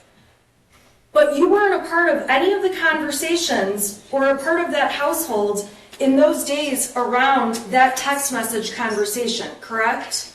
No, I was not. You're not. I didn't know them before this. Okay, you're not aware of what Jennifer and James and their son had been talking about in person before and after those text messages. Well, from the text message, I know the son on a couple of occasions asked or spoke with his friend about seeing a doctor or wanted to go see his doctor. Tell his parents tell his parents that he wanted to go see a doctor. And while there are texts between the shooter and his friend, you have no evidence that Mrs. Crumbley has ever seen those texts, correct? That she has read them? No, I do not. So there's texts that the shooter sent to his friend, and you have no way to know whether Jennifer Crumbley ever saw those text messages, correct? Other than his own words say, I'm going to tell my parents tomorrow that I want to go see a doctor. That telling his friend, I want to go see a doctor, and I'm going to tell my parents tomorrow, you don't know if he really wanted to go see a doctor or was going to tell his parents, correct? I understand that's counsel's argument, but it's improper questions. He already answered the question. Okay, you don't know whether Mrs. Crumbley saw the text between her son and his friend. No, I do not, ma'am. And I'm also making the point, Your Honor, and the question is, you also don't know if it's true that he really planned to tell his parents anything. He has a text to a friend saying that, but you don't know whether that's true or not, correct? Other than him saying on a couple occasions, no, I don't. Okay? And when you say a couple of occasions, there's text messages on certain days that that you testified about, but there's many other days, we can agree, that you have not testified about, correct? In reference to what? In reference to what he said to his friend, or in reference to what he said to the Crumbleys. I mean, did he have are you asking, did he have conversations with them? I don't understand the question, I'm sorry. I'm sorry, my question is, you've given us bits of information about certain days, about March 9th, about a date in April, about a date in November, correct? Correct. Okay, there's a lot of other dates that you did not give us information about what exactly was texted to and from Ethan Crumbley and Mrs. Crumbley, correct? Correct, there wasn't much texting between them. Okay, you also, there's certain messages that you testified about between the shooter and his friend. Correct. There's also a lot of other text messages between them that you have not talked about. Well, because the stuff that was talked about was not allowed to be talked about, you talked about. Your Honor, Yeah, this, Well, I think it's important, Judge. yeah. Yeah. Counsel can't ask questions about evidence that she sought to exclude. Okay. telling this jury that I sought to exclude evidence that was irrelevant is very unfair, and that is improper. Okay, well, there's a lot of improper things here. No one's hiding any evidence from the jury, okay? So I don't want any implication that a witness is hiding what evidence from someone. So, Thank you, Judge. so don't ask about the messages if you don't want to know. Okay. When you're talking about the text messages, let's back up and do this differently. You went through text messages between the shooter and his friend to find evidence to support that the shooter was having issues, correct? To build, we went through the text message to try to get an idea of who he was and what he was going through and what he had talked about with his friends. And when you saw His friend, text I'm sorry. messages like you testified about involving seeing things and dishes flying and demons and things along those lines, you gathered those, and that was the evidence that you've presented to this jury to support your case, correct? Well, because those are things of importance that he was hallucinating and seeing stuff flying off of shelves. And there's no other evidence or that we could find on the phones or communication between them to say that that problem was remedied or that a phone call was made to the shooter to what's going on or how can I help you, son, or anything like that. None of that was found. So it was important that that was what he was struggling with. Okay, you're guessing that is what he's struggling with. You're doing the best you can, but you're getting pieces of information out of text messages, and really you don't know these people or what was going on, other than what you see in these texts. He agrees with it. He didn't know any of them before this. Yeah. Okay, I apologize. Well, I keep ending up in a situation where we're trailing off and repeating, and I would just ask that Yeah, that he stop. doesn't know them.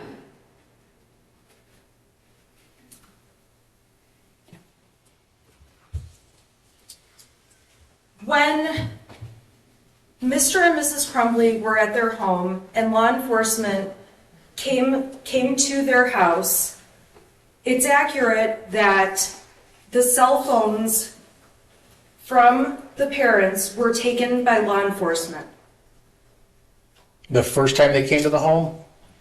Not necessarily the first time. I'm asking, police took the cell phones that Jennifer and James Crumbley used.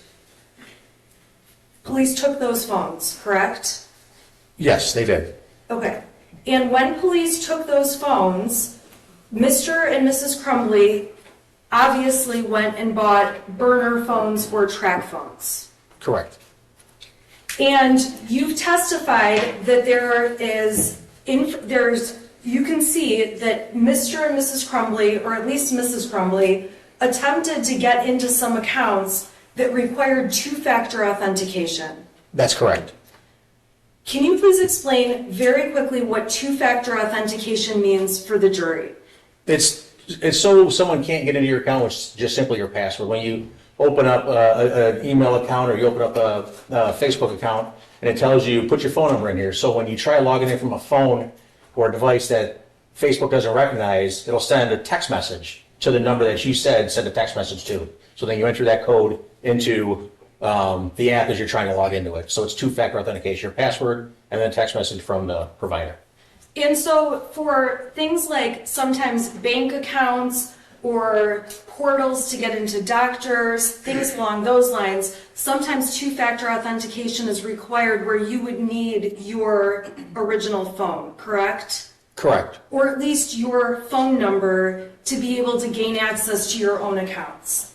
That's correct. There are accounts that will block you out if you're using a device it's not used to seeing when you log in. If the two-factor authentication is set up? Yes. Correct. And so in this case, you could see that Mrs. Crumbley attempted to do some two-factor authentication and was unable to do so, correct? I don't know if she was unable to do so. I know there's a text message that was received from Instagram with a two-factor. I don't know what happened with after that. Okay, so after buying the track phones, the burner phones, it's fair to say that Mrs. Crumbley and Mr. Crumbley went to their phone carrier and purchased new phones that have their regular phone numbers on them, correct? Was that after the burner phones, is that what you're saying? Yes. Yes, they did. Okay, so when we're talking about the Crumbleys having 6 cell phones between them, the 6 cell phones include their original phones that were given to police, correct? That's correct. It includes these 2 track phones that have different phone numbers where you can't do the two-factor authentication, correct? That's correct. And it includes the 2 phones that were purchased after that so that they could have their phone numbers back on devices and then access accounts. That's correct. And from the phones, when you seize them, there is evidence that Jennifer Crumbley attempted to deactivate and delete a number of social media applications, correct? There was talk about it in text messages. You need to delete this account or whatever. I don't know if you have something in particular that you're a certain account that you're asking. There are text messages within the exhibits the prosecution has admitted, and I can put them up, that show Mrs. Crumbley and Mr. Crumbley were trying to deactivate Facebook accounts and Instagram, correct? I know there were text messages people texting them telling them to do that, yes. Okay. And part of the reason people in those text messages were telling them to do that is because after the shooting, there were threats and, there were a lot of threats against Mr. and Mrs. Crumbley. Judge, respectfully, I don't believe this officer can testify as to the reason why people said that. He can testify that there was attempts to delete and things were deleted, but the reason for the motivation, he can't testify. Well, you can't testify about the motivation, but did you see anything? Did you see threatening messages to them? I don't recall seeing any no, ma'am, I don't. Okay. Do you recall that when in the text messages that Jennifer Crumbley sent out, she told Miss Brian Maloche, she told Kira Pennick, she told multiple people that she was being threatened? Are you telling me that? Or I'm asking asking me? you. I don't recall. If you have something to show me, I don't recall that off the top of my head. Okay.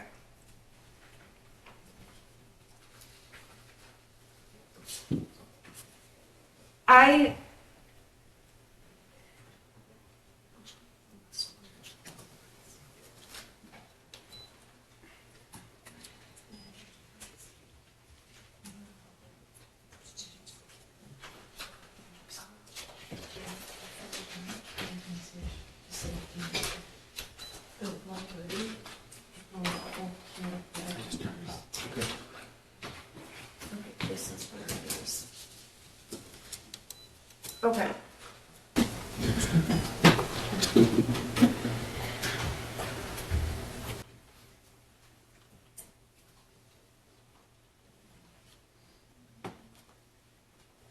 Okay, so in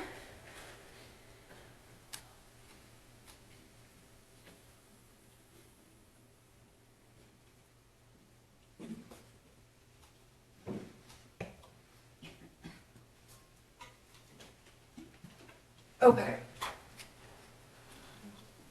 I'm gonna put on the screen exhibit number 130, which was admitted in your prior testimony. Is it? Yeah, sorry. Okay. Now, within the text message thread between Jennifer Crumbley and Kira Pennick, this is a screenshot that was in that text thread, correct?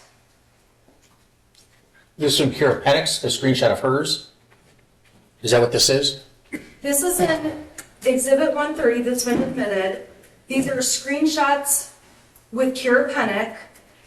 And I am asking you, this is a screenshot showing threats to Jennifer Crumbley that Jennifer Crumbley showed to Kira Pennick. I don't know, I don't remember ever seeing, I don't know where it says Kira Pennick in the title of the image, but I don't know. Okay.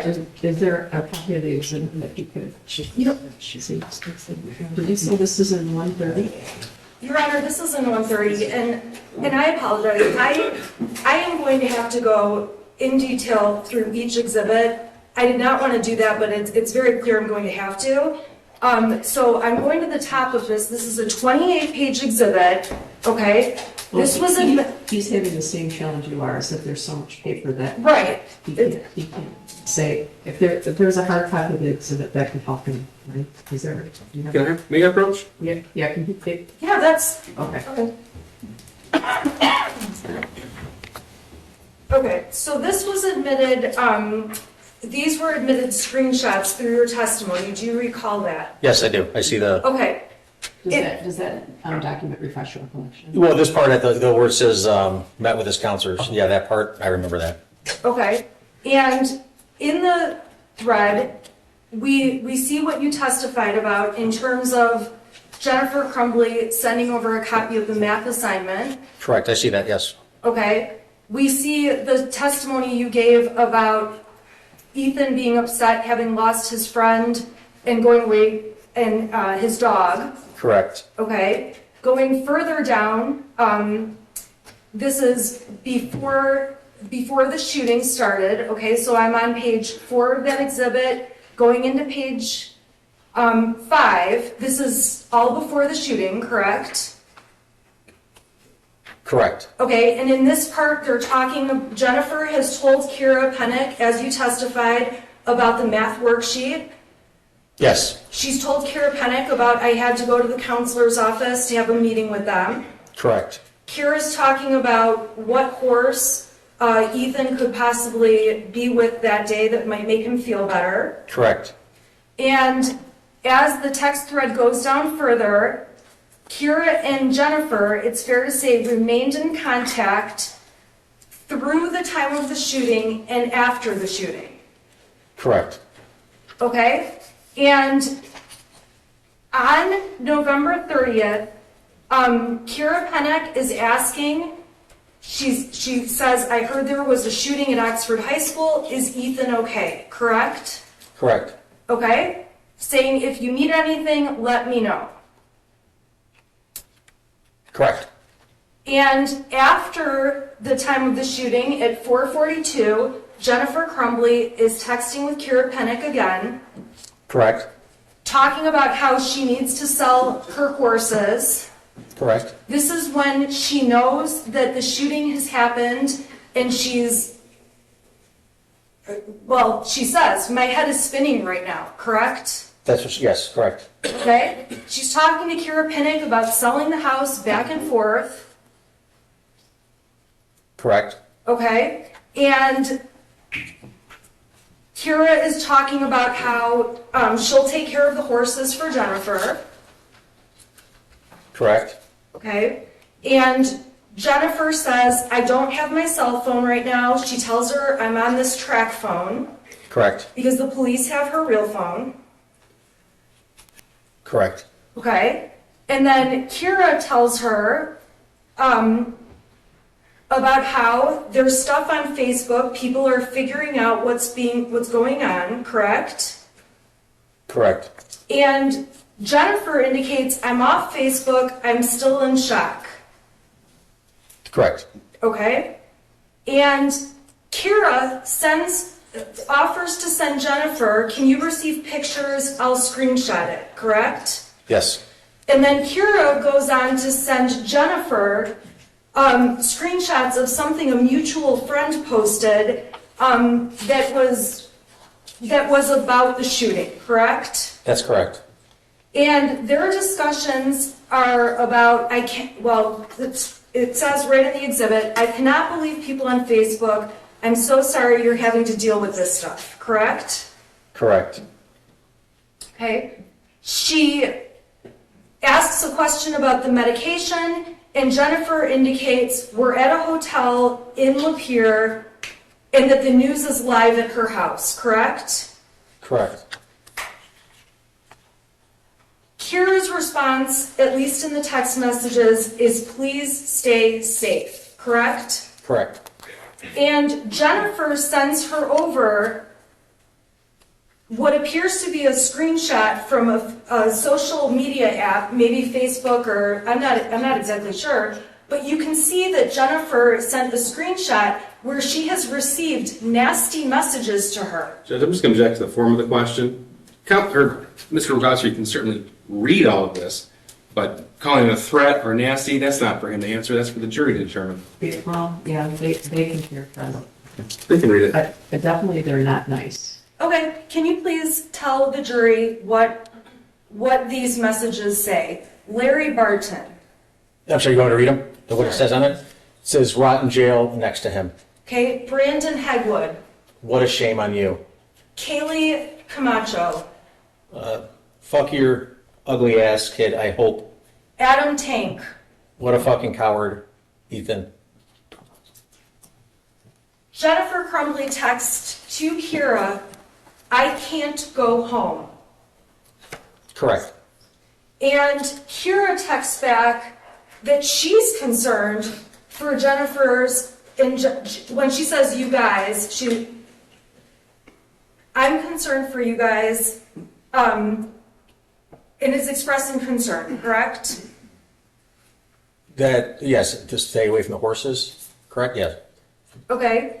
She also says she's worried about your horses or hurting you while you're here, correct? Correct. Okay. It's fair to say that Jennifer and James are afraid of the public's reaction to what their son did. Again, Judge, form of the question. I don't understand that. Well, let me back up. I'm sorry, I can rephrase, if that's okay. Okay, so we know the news has been around the Crumbley's home. Correct. Okay, so following the shooting, there was media all over their street, correct? I wasn't there. I don't know. I wasn't there. I can't tell you if there was media there or not. Okay, would it surprise you if there was? It wouldn't surprise me, no. Okay. There were some nasty messages coming into Mrs. Crumbley. From the screen, are you referring, yes, I'm sorry, yes. Okay. And Jennifer is saying she doesn't want to put anyone else at risk. And that specifically is on page 15 of the exhibit you're looking at.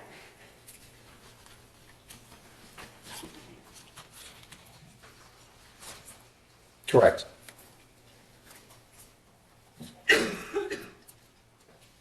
Kira is telling her about, or is commenting people are ridiculous, also talking about buying horses, other random comments in there. Is that a fair statement? There's some miscellaneous, I don't know. She also said, be honest about things too. Yep, Kira is saying to her, the best thing you can do is be honest about things. Correct. Okay?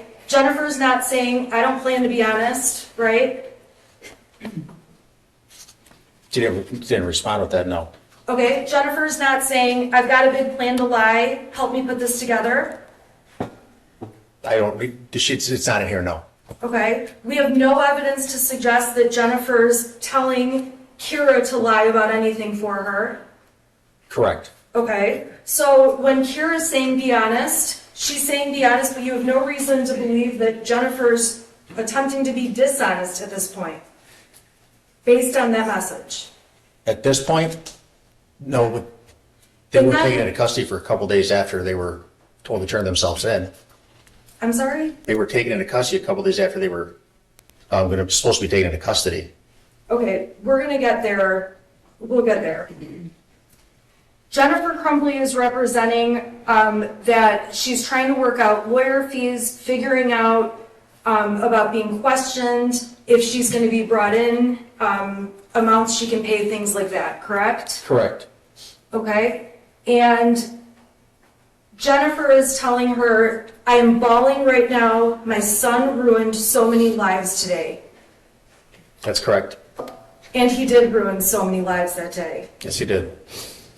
And Kira is writing back to her. She wishes she could help more. She's also in shock, correct? Objection again in form of question, Judge. Well, he doesn't know if she's in shock. He said she texts that. Okay, I'm sorry. She texted, I am still in shock too.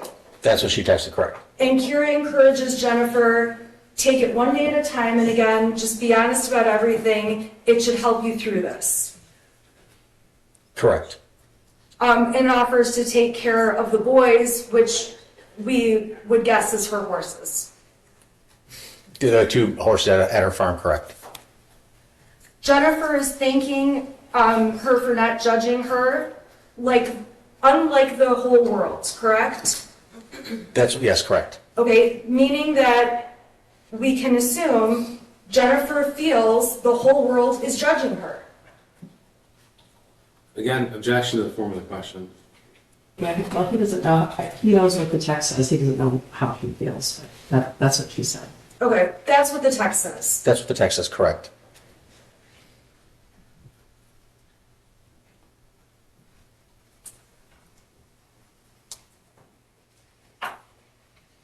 Kira says that she's not going to essentially judge Jennifer. It doesn't remotely make her think it's their fault, correct? That's what Kira texted, yes, correct. And then Kira says, it sounds like Ethan was a troubled kid. Correct. It's unfortunate this happened. That's correct. Okay. And Jennifer is texting her back, I wish we had some warnings. Something. That's what Jennifer texted back to her, correct? Yeah, the hallucinations, back to that, could have been warnings or seeing demons. Okay. And again, you didn't know these people, you don't know the context, you don't know what they discussed. We've already covered that earlier in your testimony, right? I do not know them before this prior. Correct. Okay. So you've talked about the hallucinations many times. The jury gets it. There's a text about hallucinations. We all agree. Those are there. Okay. To you, those would have been alarming. You would have acted differently based on getting that text. Absolutely, I would have. Okay. Jennifer Crumbley is texting her friend Kira in this text thread. That's what we're going over right now. Okay. And her texts are saying, I wish we had warnings. Correct. Correct, that's what she put, yes. Okay? And Jennifer Crumbley wrote, he's a good kid. They made a terrible decision. And there may be typos, but it says, he's a good kid. They made a terrible decision, correct? That's what she typed, yes. Okay. Kira responds back, there probably were warnings, but nobody saw them. Hindsight is always 20/20. I don't don't care if you agree with it or not. That's what's typed there. That's what Kara says. That's what's Hindsight typed is there. always 20/20, correct? That's what's typed there, yes. Then Kara goes on and says, people at the barn are concerned. I'm sorry, I'll go slower, okay? A lot of people have found out Ethan's all over Facebook. That's the next thing she says, correct? Correct. And then she goes on to say, people at the barn are concerned. Correct. She tells Jennifer, I think it would be best if you didn't go out to the barn, or if you do, you should be escorted by police, correct? Correct. When someone's escorted by police, that's usually for safety reasons, correct? Possibly, yes.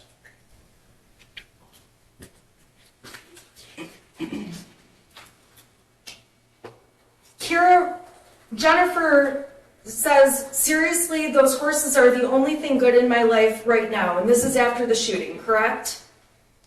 Correct. And Kira responds, I understand that, but we all need to be careful. Correct. So it's fair to say there was a concern about safety regarding Jennifer after the shooting, and also other people around her were concerned for their own safety. Correct. And it's also fair to say, and if you don't know, please just let me know if you don't know, a lot of people in this state hated Mr. and Mrs. Crumbley when they heard about this shooting. Judge, he can't I possibly don't know. answer that question. Yeah, I don't know how we can testify to that. Okay. There's a widespread attention. There was widespread attention. Yes, there was, of course.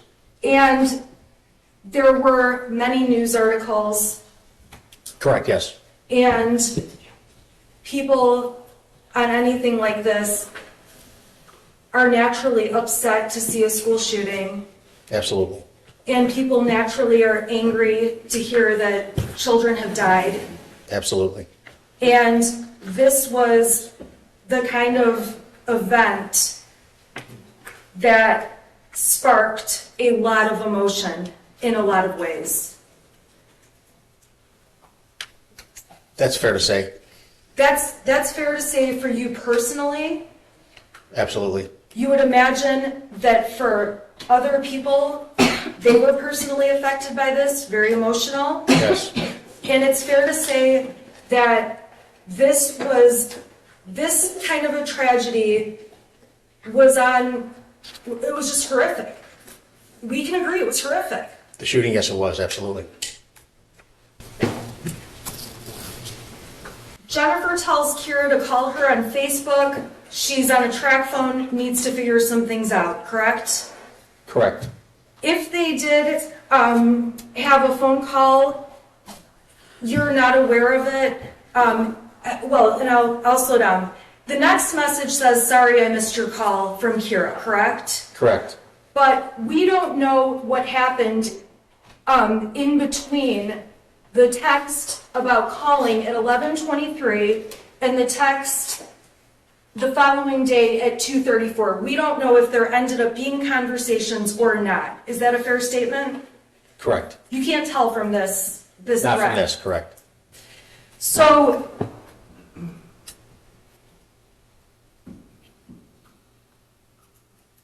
they're going back and forth, talking more and more about letting her know later today, things like that. They're talking horses in between all of this. Is that a fair statement?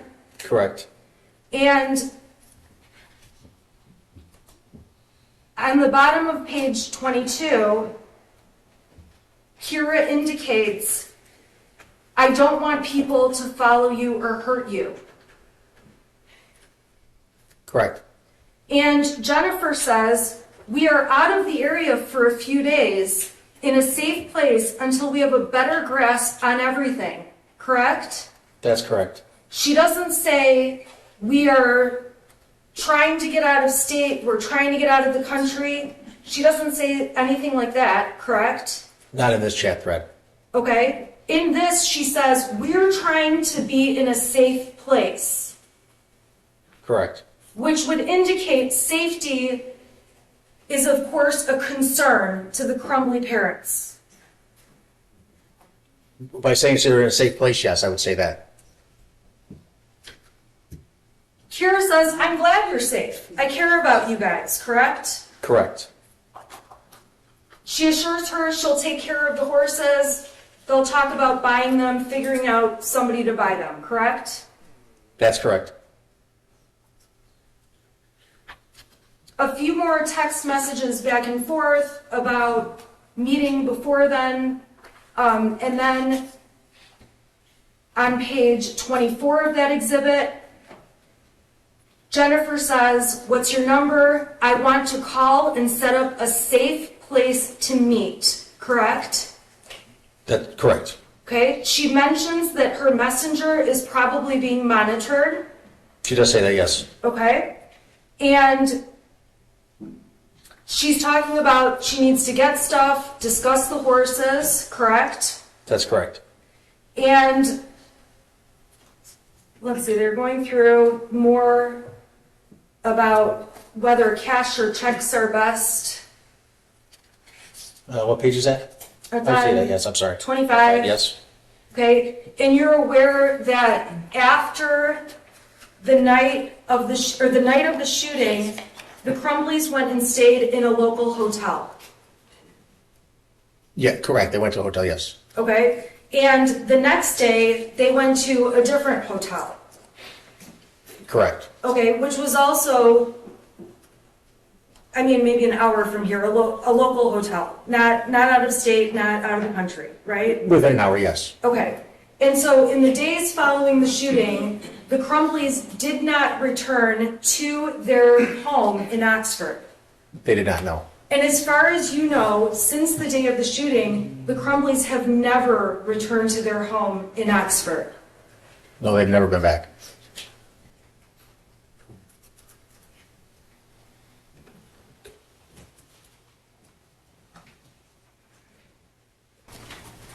See if there's anything else, I'm sorry. Okay, and then the rest of this is talking about possible charges being announced, and things. Jennifer is saying, she's anticipating there may be charges announced, criminal charges. Yes, at the night before, I believe, on the page 26, yes. After the shooting. Yes, And when she's talking about charges, she's trying to figure out if they're charges, well, I'm sorry, scratch that. She's talking about charges against herself, correct? I'm not entirely certain if she's, it doesn't say whether she's referring to herself or somebody else. Okay, so she's waiting to basically just figure out what's going on. Judge, again, counsel can't narrate what she thinks her client was thinking. She can have him read the text message. I admitted it into evidence. They can have it all. Yep, okay, so there's a text. Okay, Maybe there for that. So the text says, Jennifer Crumbley wrote, I'm not sure what's happening. Yes, I'm sorry, yes. Okay.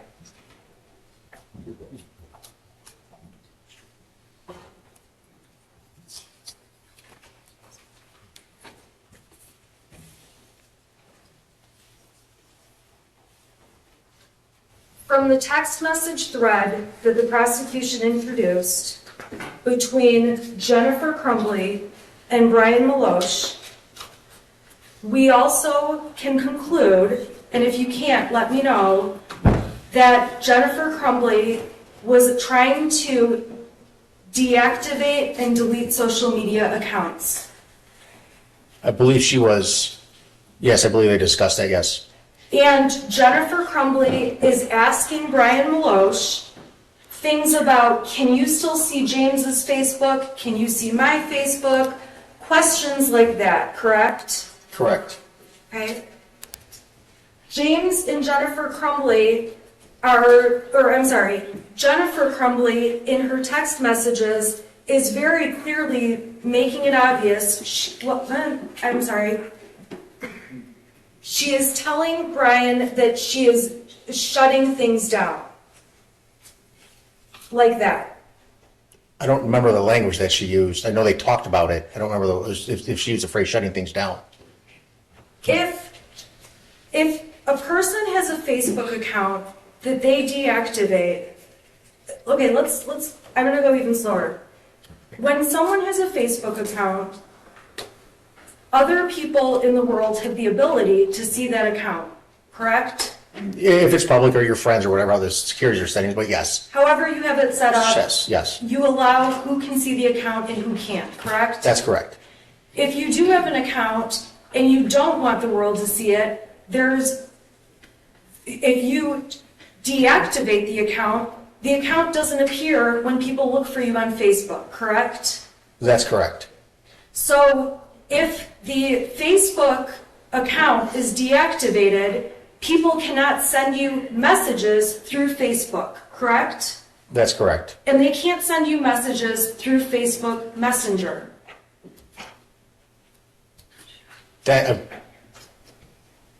I'm not entirely certain if you'd have to deactivate Messenger as well. I don't know, because they are two separate platforms. It's under one company, Meta, Facebook, but I don't know if you have to deactivate both of them.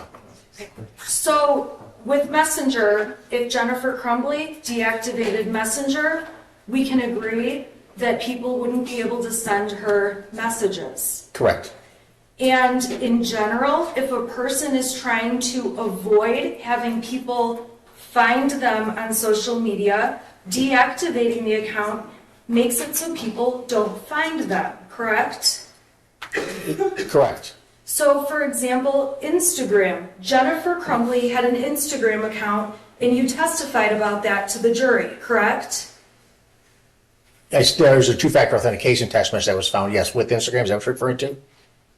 I'm not referring to the two-factor authentication, but you testified that Jennifer Crumbley had an Instagram account. Well, we can agree, she had an Instagram Yeah, she did. account. The posts that were admitted the other day, I believe, right? Right, Yes. and in that, on Instagram, the whole point of Instagram is to post photos or videos, correct?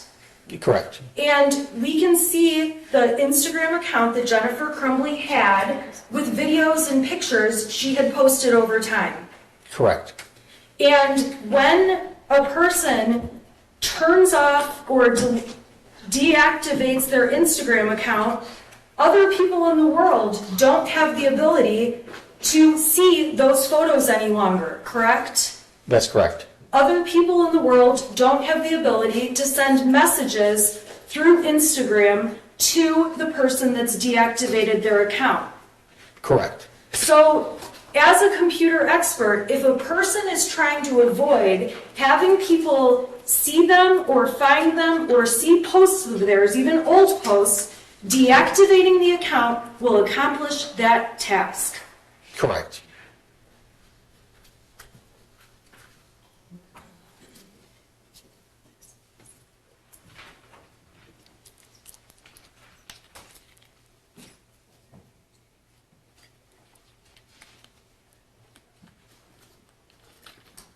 On that Instagram account, you are able to tell from the data that you received other accounts that Jennifer Crumbley followed. Correct. So, meaning that from her account, Jennifer Crumbley had certain people she was linked up with where she could see what they posted on their accounts, correct? Correct. And on the flip side, people she was friends with on Instagram or connected to could see what she posted. That's correct. And we know that Jennifer's son had an Instagram account, e.crumbley, correct? Correct. And we can tell that Jennifer's account was connected with her son's in a way that she could see what he posted on that account. Correct. And we can presume he could see what his mother posted. Correct. When you are looking through the Instagram records, you are not able to tell which posts Jennifer did in fact see or not see, correct? Correct. So if the shooter posted something and Jennifer Crumbley had not checked Instagram, it's possible she would not have seen it even though he posted it. It's possible.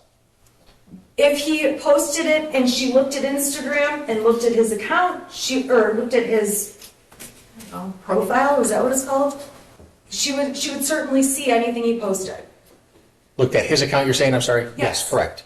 But in terms of all of the data you have, you don't have any way to determine which Instagram pictures she did or did not see. Correct. Now, if she made a comment on a picture, you would know she obviously saw it because you couldn't comment unless you had seen the picture to put the comment on there, correct? That's correct. And on the Instagram photos, there are not comments from Jennifer Crumbley to her son about the posts, correct? On all the photos or a particular one? I suppose the ones that we've admitted as exhibits in this case, the photograph of the gun, for example. Correct. And there's no doubt the shooter liked guns. Correct. And there's no doubt Jennifer posted photos of the gun Correct. and videos. Correct. And in that, and even with what she posted, we can't tell if the shooter could see her posts. Possibly. Correct. He may have seen them, he may not have seen them. That's correct. In terms of people communicating, we know that people can communicate obviously by telephone, voice phone calls. I don't take many these days because I hate them, but in the old days we could talk on the phone from one person to another, correct? Correct. And there's the ability obviously to text. People can send messages from one person to another. Correct. And in terms of people's habits, some people may delete texts when they get them, correct? Correct. Some people may keep every text they've ever had. It's correct. Some phones will delete texts after a certain period of time. Not unless the user tells it to. No. If someone gets a new phone, there are occasions where the old text from the old phone may not come up on the new phone. I mean, I can't say for certain. I don't know. I haven't tested something like that yet. I don't know. We can agree that everyone's personal habits in terms of how many texts they keep on their phone or don't are individual to each person. Correct. So when you're testifying and telling the jury about posts that you can tell or texts that you can tell are deleted or not deleted, you have never sat down and talked to Jennifer Crumbley about her habits with deleting posts or pictures or texts, correct? That's correct. The best you can do is look at what's deleted, what's not deleted, and tell this jury your findings. Correct.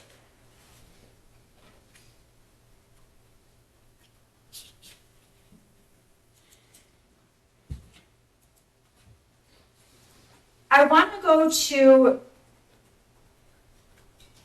March 9th of 2021. You testified pretty extensively about that date. Do you recall the materials from that date? And if not, I can certainly. Absolutely. Yeah, if you have copies of it, I would prefer that. Yes, please. Okay.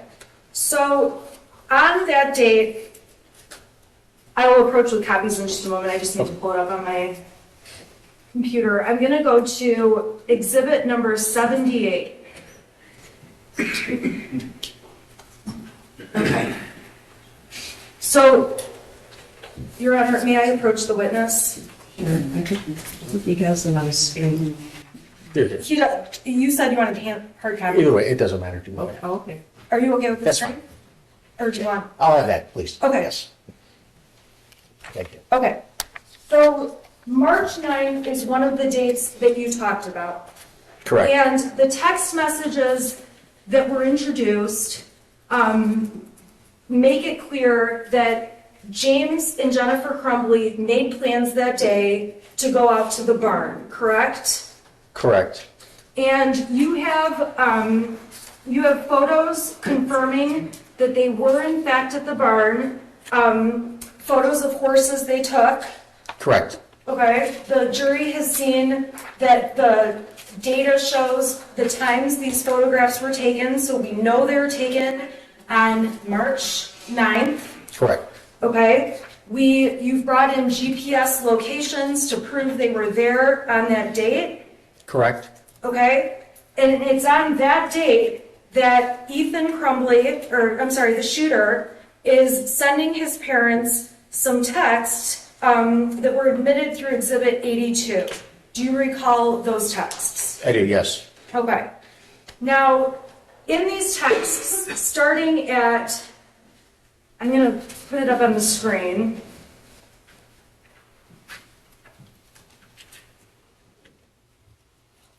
This has been admitted as Exhibit 82. At 3:17, we can see that the shooter asks his mom, "Where are you?" Correct. And I'm sorry, I have that one in my hand. Do you want me to trade with you? I should be fine with this. Okay. Thank you. I think council misspoke. I'm sorry, I'm so sorry. Jennifer Crumbley asked the shooter, "Are you home now?" At 3:17. Where are you? Yes. Is that what I'm sorry, where are you? Yes. Okay. And the shooter responded, it looks like 4 hours later, saying, "Can you get home now?" And then proceeded to send some other texts about, "There is someone else in the house, I think," and it goes on from there, correct? Correct. Now, in between the time of 3:17 and 7:50, okay, we can agree there's a couple hours of a gap. That's correct. You don't know if Jennifer Crumbley and the shooter had phone conversations or discussions over those couple of hours, If we look at the call logs on their phones, we could possibly find that out. okay? If we looked at the call logs and the phone calls were to and from cell phones, we would be able to tell that, correct? Yes. Correct. Okay, but if, let's say Jennifer Crumbley called from her office phone, it would not show up the same as if she called from her own cell phone. Well, the number would be different, correct. Okay, and when you and law enforcement went through looking for phone calls,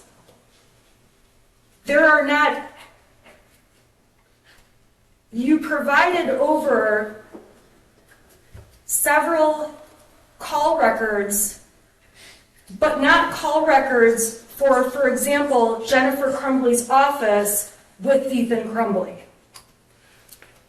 There are none entered as exhibits. I can't say for certain right now with all the information I looked at, if there were any, off the top of my head. You don't know if there were any. Right now, I don't know. Okay. And you also don't know that day, on the 8th, you know that they're planning to be at the barn. James and Jennifer make plans to go to the barn that Correct. day after work. Correct. Okay? Between the time they make these plans and the time the shooter texts, "Can you get home now?" You don't know if Jennifer Crumbley or James Crumbley has physically been with the shooter. Right, no, I do not. From that chat thread right there, I do not know that. You don't know the discussions on that day that may have taken place in between the shooter and his parents. Right, from this, I can't tell you that. Is that what you're saying? I don't understand. Right. Correct. Right. The best you can do is piece together bits of information, but we can agree there's gaps of time where you don't know definitively what happened. Correct. Right now, yes. We can agree there are any number of things that could have happened between 3:17 and 7:50 there would not be evidence to show you what exactly happened, correct? If there is none there, you mean? Is that what you're saying? Right. Correct. And the only people who would know if they can even remember the day years ago would be the people who were present. So Mrs. Crumbley and the shooter, correct? Correct. They would be the only people who truly know what they spoke about or didn't speak about on that day. Correct. So when you see these texts, and I understand you find them alarming, I imagine that the texts, and please correct me if I'm wrong, that you find alarming are the texts about there is someone in the house, I think, someone walked into the bathroom and flushed the toilet and left the light on. I thought it was you, but when I came in, no one was home. There is no one in the house, though. Those are some of the texts that you found to be problematic, correct? In the fact that there's no response between any of those, yes. Okay. We can agree there's no response, but you don't know if, okay, we can agree there's no response by text between Mrs. Crumbley and the shooter, correct? Correct. But you also have no way to tell when you see text messages like this, at what time Mrs. Crumbley read those texts. Correct. You'll be able to tell that it was read, but yes, not what time. Okay, so for example, when the shooter texts, "Can you get home now?" And then there's someone in the house, I think, a few seconds later, and then about 30 seconds after that, another text. You have no idea if Jennifer Crumbley checked her phone to see the first text message, checked and saw the second. You don't know which ones she saw or when, correct? I don't know the time they were read, no. All you know is that you don't see any response to them. They're correct, there's no response. So there's a number of possible things that could have happened in between these texts. From 7:50 to the end of the last text, Yeah, she could have texted back, you mean, or called? she could have, well, she didn't text back, we agree with that, Correct. right? Yes. Okay, when I say there's a number of things that could have happened, I mean, she could have read the text and thought this is garbage or he's joking and just set the phone down, correct? She could have. Okay, she could have not seen the texts because she was busy doing something. Correct.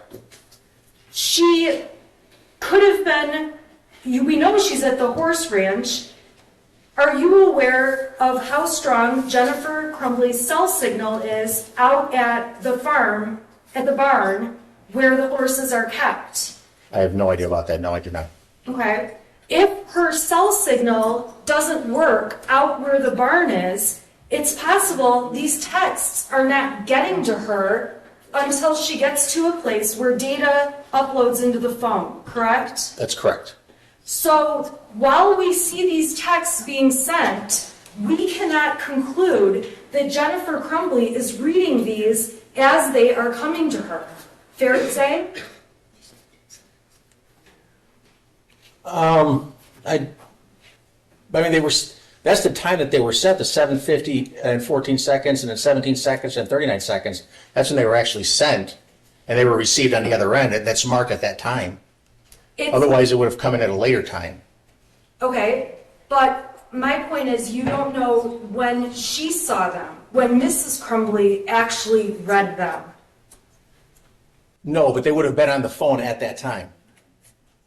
If the phone had a signal and was able to get text, they'd be on the phone at that time, correct? It would have been at a later time, at the time that they came in. Okay, but if the signal wasn't working, she might not have been able to see those texts until she got to a point where the signal came in. Correct. Okay, there's times where you're in an area, people can be in an area with their cell phone and the signal is bad and texts are coming into them, but their phone shows nothing. That's a possibility, correct? Correct. And then when the person gets to a spot with better cell phone signal, all of a sudden, all the texts they missed over whatever period of time the phone wasn't working will flood into the phone, correct? That's correct. And just because they come into the phone at that time, they were still sent possibly hours before. Without testing, I can't say for certain. You don't know. I can't say for certain without testing, correct. Okay, so the text messages that were sent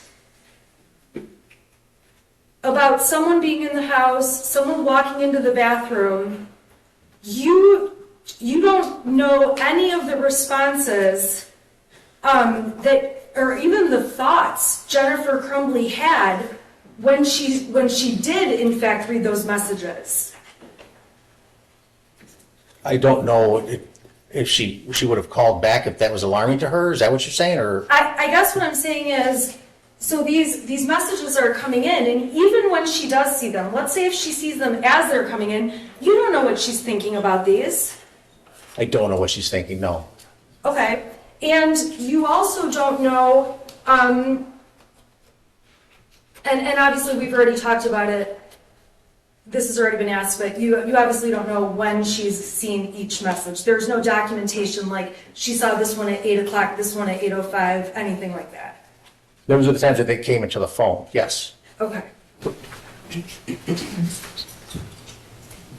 The next message we see is a text message on the following day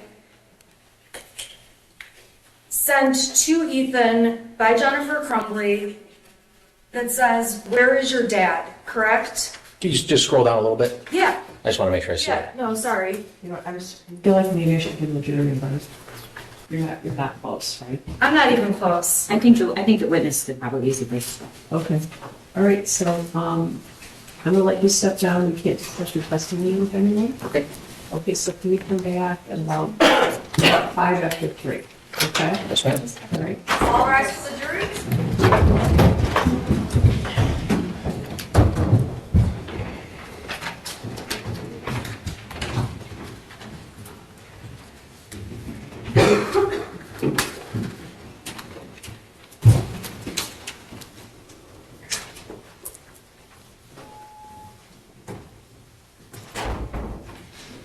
Be seated. You know, some of the questions are becoming repetitive, so, that's gonna make you lose now.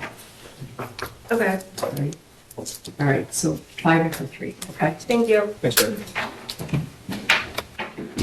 Recording stopped.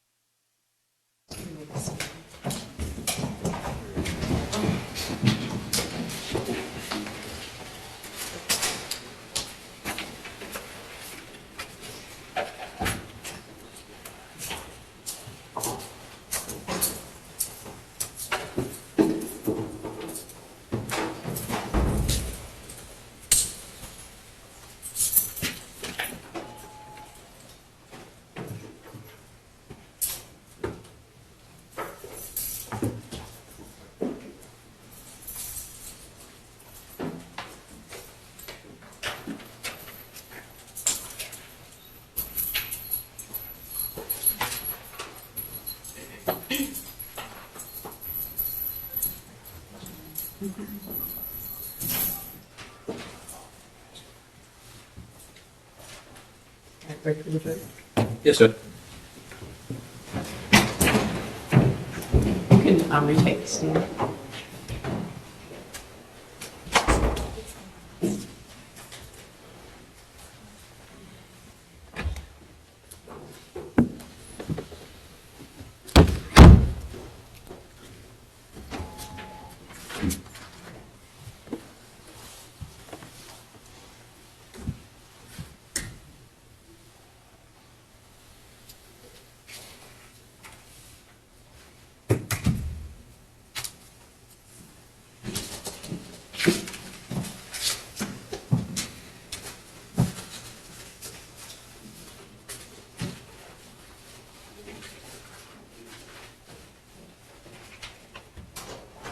All rise for the jury.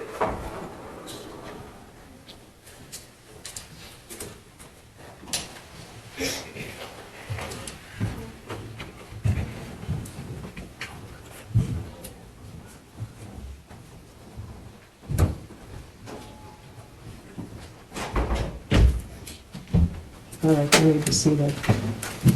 Recording in progress. You were sworn, okay? Yes, ma'am. Okay. Thank you.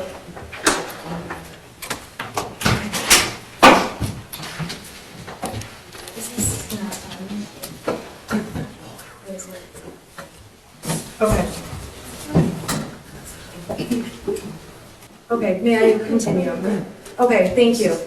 All right, so we've been sitting here going over March 9th, 2021. There was also some messages from March 8th, so the day before that you testified about. Do you recall those messages? I do. Okay. Do you recall, do you need to see those messages, or are you able to answer questions without I'd seeing? like to see them, not, yes, please. Okay, so these are going to be, let's see here. This is Exhibit 84.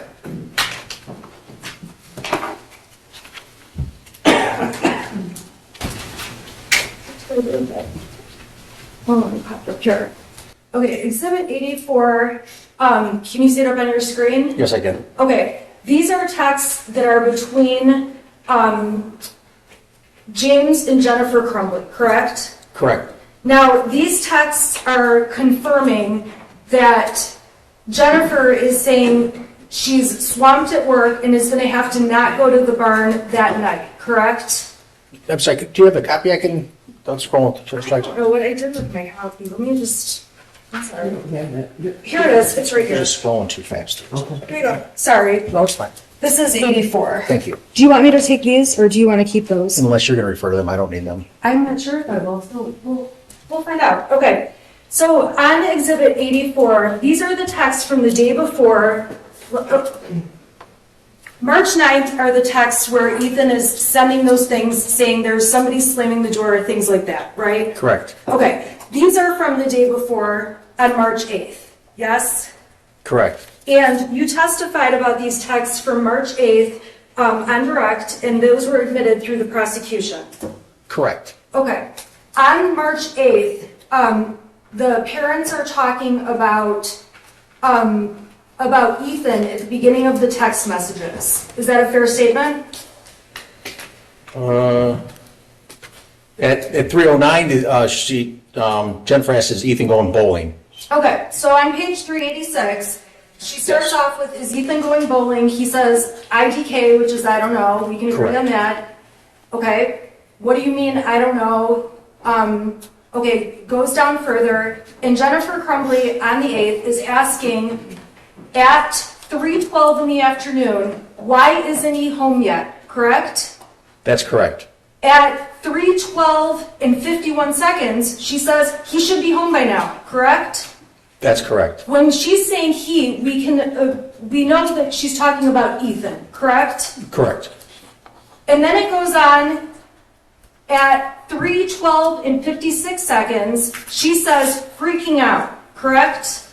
Correct.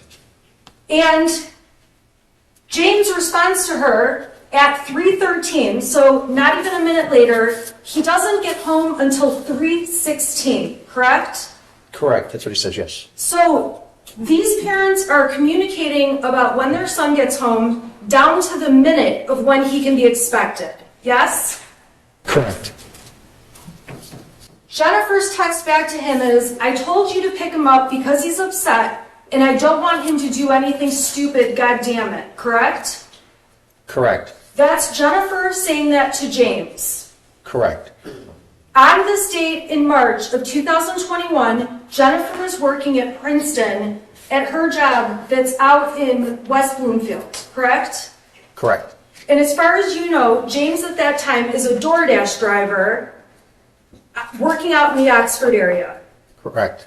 And at that time, James was in between jobs, and if you don't know, please tell me, in between jobs and door dashing on the side as he was waiting for another job to come along, correct? I do recall a text message about trying to be an interviews or something like that between them, yes. Okay, and in all fairness, if I ask you something you don't know, just let me know. Absolutely. Okay, I'm just trying to speed it up a little.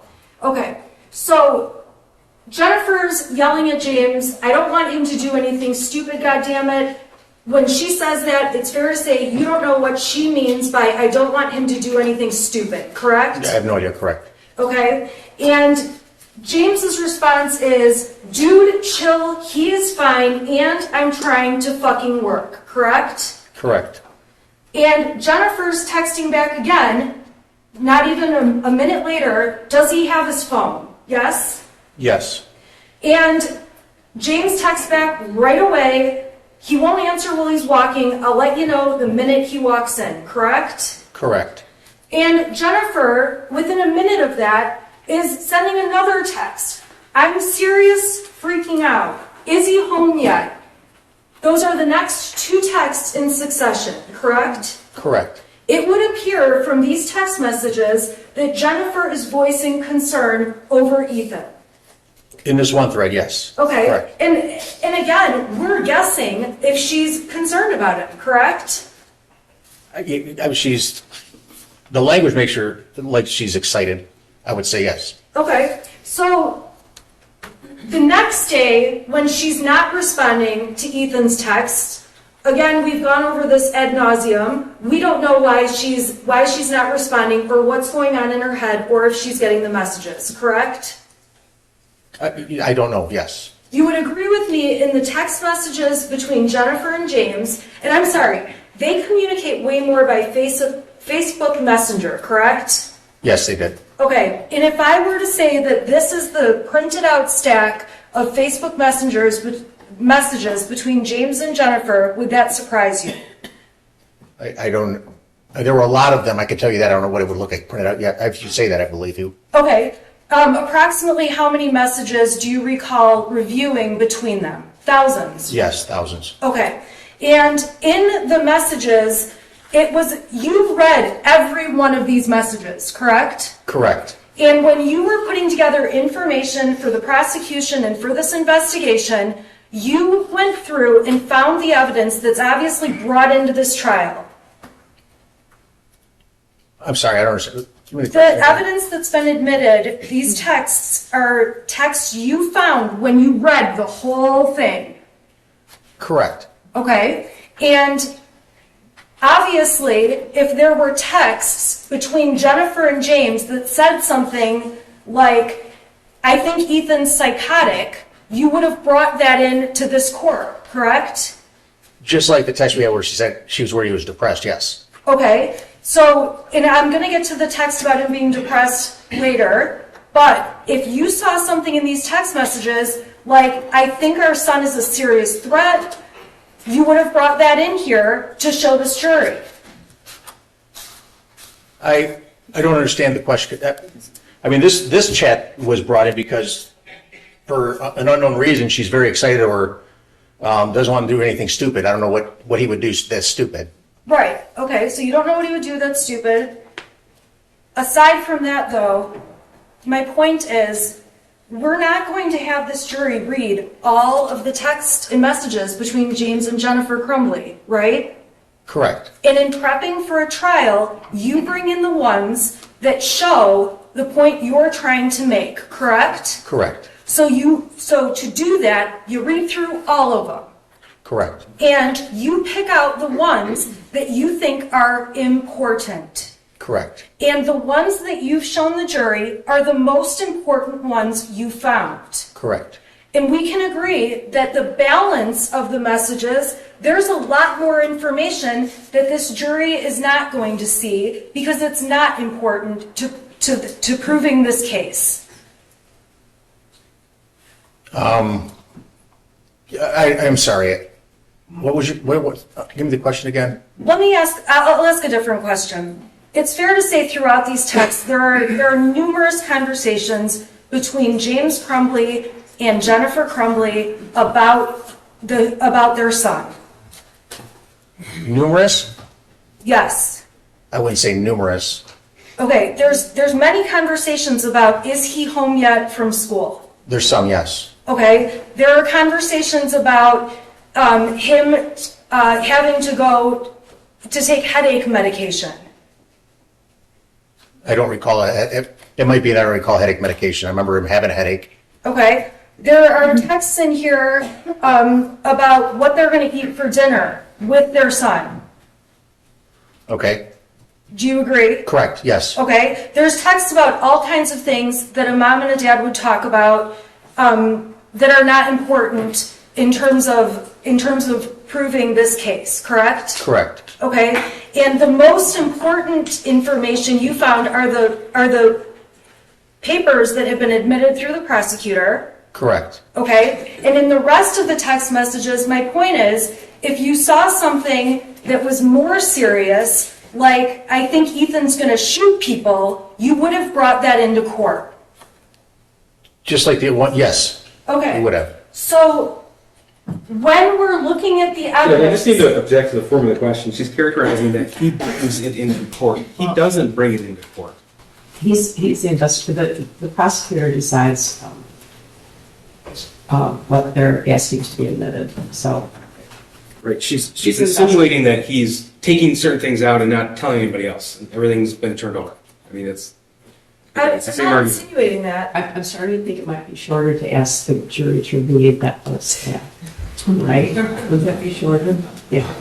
Okay. My point and my question is, James and Jennifer discuss Ethan in other text messages. Yes, they do. And if there were text messages that showed evidence that either one of them believed Ethan was sick, mentally ill, anything along those lines, you would be pointing them out for this jury. More than what we have, correct, yes. Okay, what you have is the best evidence you could find after going through all of them. That, like was said, that I turn over to the prosecution, yes. Okay, and that's true too of the messages between Ethan and his friend, correct? In terms of the evidence you brought in, is the most important evidence you thought that was relevant to this case, correct? Not entirely, Same no. objection. It's the witness doesn't bring in evidence when he thinks it's relevant. He's already testified. His job is to take the data, he extracts it from devices, and he passes along all the information. The prosecutor decides. Thank you. Okay, it's a technicality, they work together, but the prosecutor's the one who decides what might be relevant and what might be admissible. Okay. When you went through the cell phone reports, you read all of the messages between the shooter and his friend, the friend that the prosecution has not named, but the one friend that's been an issue in this trial, correct? Correct. You read through, there were over 25,000 messages exchanged between the shooter and his friend that came off of the phones. Correct. If I told you that this was the amount of text messages all printed out, would you disagree with that? I would not. Okay. And when you went through and pulled out, we can agree that there's lots of different topics discussed among these text messages. Correct. And the text messages that were brought in and entered as evidence were from this large stack of text as a whole. What was presented, I'm sorry, They're in these, yes, they're from here. yes, there was more information that was turned over, but Right. Okay, so my point is though, the pieces, the materials that have been admitted and that you've been testifying about are a part of all of the messages between the shooter and his friend. correct. Judge, if counsel wants to continue with this, that's admissible. And she has asked it for it not to You be. need to be really careful, okay? See, this is the conversation we had when we were picking the jury, that we are not trying to case the shooter. So we've all endeavored to give you the things that are important to this case, that are not specific to the shooter's case. So, I don't want the jury to think that they are not allowed to see something, all right? So I don't want the jury to think that either side is hiding something, because they're not. There have been evidentiary rulings made over the last year and a half in this case, and those are rulings that I have made after extensive research and briefing and all those different things with the prosecutor and defense counsel. So I don't want you to think anything's being hidden. That's not a fair, characterization. So, Judge, I asked the court to instruct counsel that can't request certain things and then make this line of questioning without opening the door. well, I do not want to try the shooter's case, okay? So let's not do that, right? Yeah, yes, Thank you. okay. Okay, so we've talked about March 8th, and we've talked about text from March 9th, yes? Correct, yes. Okay, and then you also testified about text messages that were sent on March 17th. Do you recall that? I recall the date, yes. And the overall point of those messages, and please correct me if I'm wrong, is that on that date, the parents were at the barn together with their horses. Those were the pictures, yeah. I don't remember, if you have a copy of the text messages that were in that day? I can show you them if you Can need. I make a request? Yes. Could you disassemble the Leaning Tower of Pisa? Oh, Because sure. honestly, it looked like it was, I would hate you to have to reconstruct that. It just looked like it was gonna tip, and then you'd have to try to re-put it together, and that would take, I'm hoping you're gonna be drinking a glass of wine in your sweatpants this weekend instead of I'm gonna drink a bottle. reassembling that file, so. 5 bottles of I this just, one. it looked like it was gonna tip. so- Okay, no, thank you. All right. All right.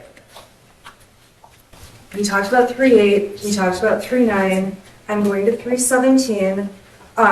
You asked me what text messages I'm talking about, and these are the exhibits that are around exhibits 83 through 86. Would you like me to bring you the text messages so that you can see If those? you could, please, yes. The March 17th starts with exhibit 85. Okay, now, on 85, we amended it, so there are texts that I remember, were. yes, ma'am. Okay. And then I'm also gonna hand you right now, what's on 86, okay? Okay, thank you. Okay. Now, the overall point of these text messages was to show that both of the parents were at the barn on March 17th, correct? Correct. Okay, and on that day, while they were at the barn on March 17th, the shooter was trying to get a hold of them. Is that correct? That's correct. Okay. And on that date, we have cell phone evidence that was admitted in Exhibit 83 that shows, and tell me if I need to slow down, I can break this down more. An hour after the shooter was texting Jennifer Crumbley, she called him and had a phone conversation within an hour, correct? Correct. And that phone conversation lasted less than a minute, Correct. I remember that. and you have no idea what was said during that phone conversation. No, I do not. You have no idea what happened after Jennifer left the barn that day, or James left the barn.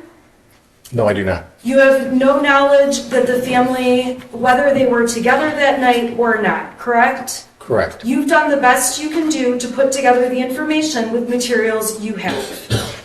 Correct. Okay, so we've talked about March 17th. Now I want to talk about March 20th. I'm sorry, the 19th and the 20th. On March 19th, there were text messages that were introduced, and tell me if you need them, they're exhibits 95 through 100, where there's a discussion about Ethan waking up and seeming hungover. Do you recall those? I do, yes. Would you like me to give you those? I just like having a copy in my Yeah, hand or that's- on the screen, either way. Thank you. Yeah, absolutely. Okay, so here's exhibit, this is 95. And I'm gonna put 95 up on the screen, so now we're talking about March. Sean, can you please?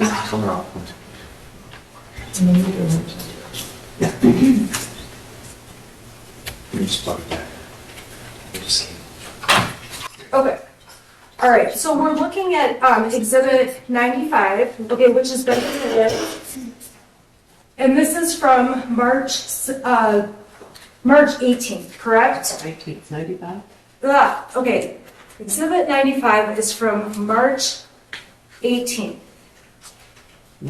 It's, You know what, it goes over multiple days. Okay, may I please approach with 96 also? Sure. Okay, there's two that are in order and they both contain multiple days, correct?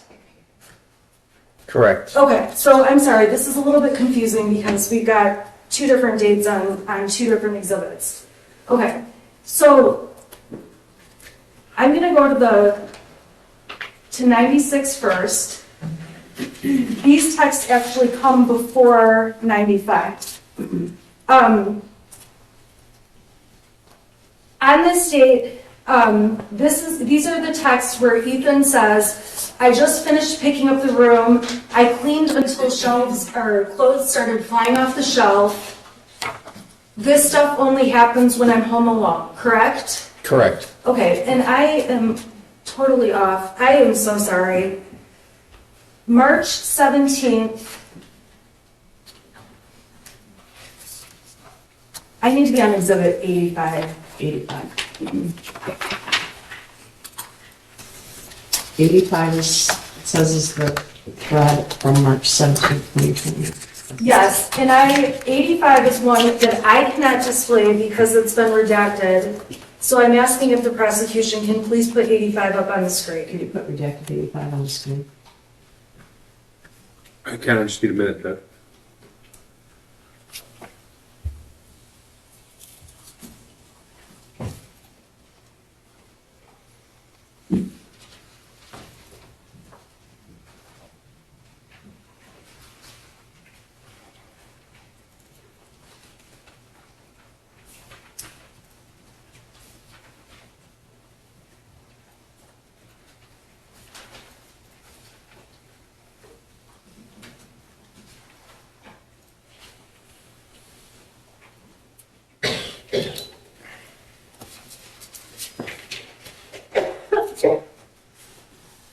Okay.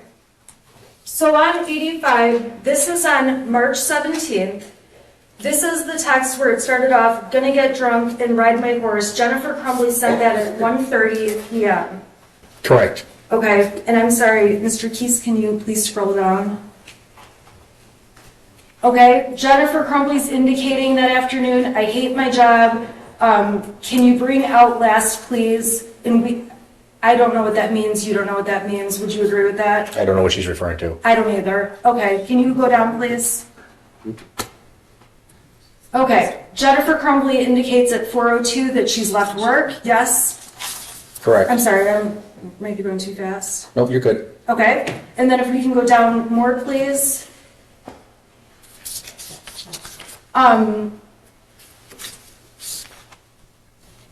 That jumped exhibits.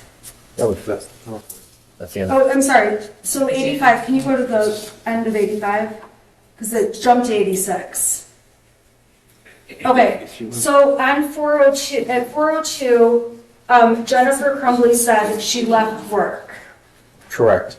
Okay, and the important thing about the 17th is showing that on that date, she was at the bar. Correct. And the next day is on the 18th, when we have the text messages about, I'm sorry, March 19th, exhibit 95. Do you have 95 in your hand? I do not. It would be easier probably to submit the whole thing and go page numbers, but obviously, we're not going to do that. I'm just having a difficult time with these pages. Do you have exhibit 95? I do not. I have 96.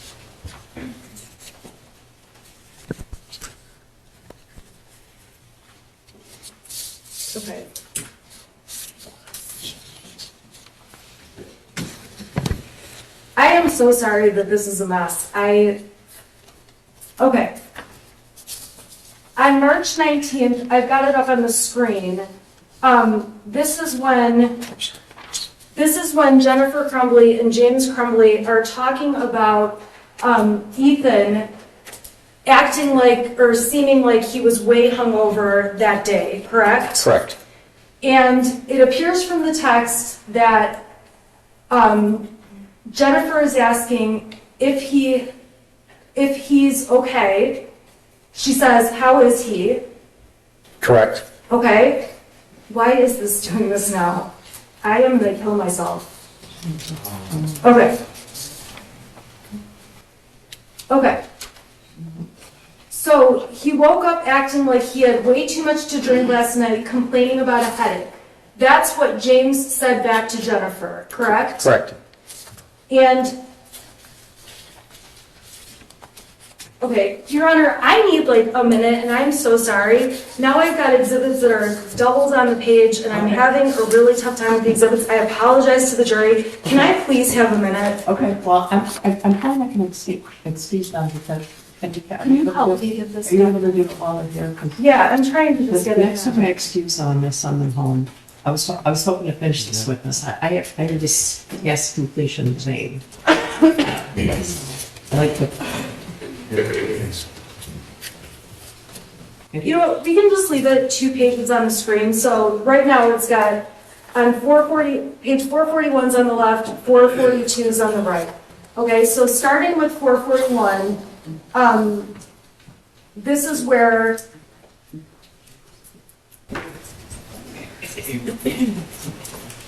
the text says, "Well, he was really worked up and out of control, so I can see why." This is after they're talking about him waking up, correct? Correct. And Jennifer Crumbley texts, "All I know is he needs to eat, go to work hard, not complain, and he can get his stuff back," correct? Correct. And James ends up saying that Ethan asked, "Why was I in your room last night?" Correct. And Jennifer ultimately says she gave him a melatonin pill or a melatonin tablet. Correct. And James says to her, "I thought you gave him a Xanax last night." Correct. And it's evident from this that Ethan, or the shooter, their son, slept in their bed that night.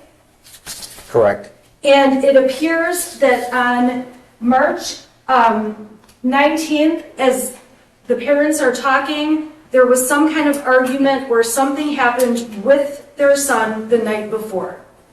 Correct. And we don't know anything about what happened the night before on March 18th that preceded this whole conversation. Correct. It appears from the conversation on the 19th that something was taken away from him because it implies he can get his stuff back. Judge, objection on the form of the question. He can't testify what it implies or what it appeared from what's on the phone. I'm sorry, I'll restate that. The text explicitly says if he does these things, he can get his stuff back. Correct. Okay.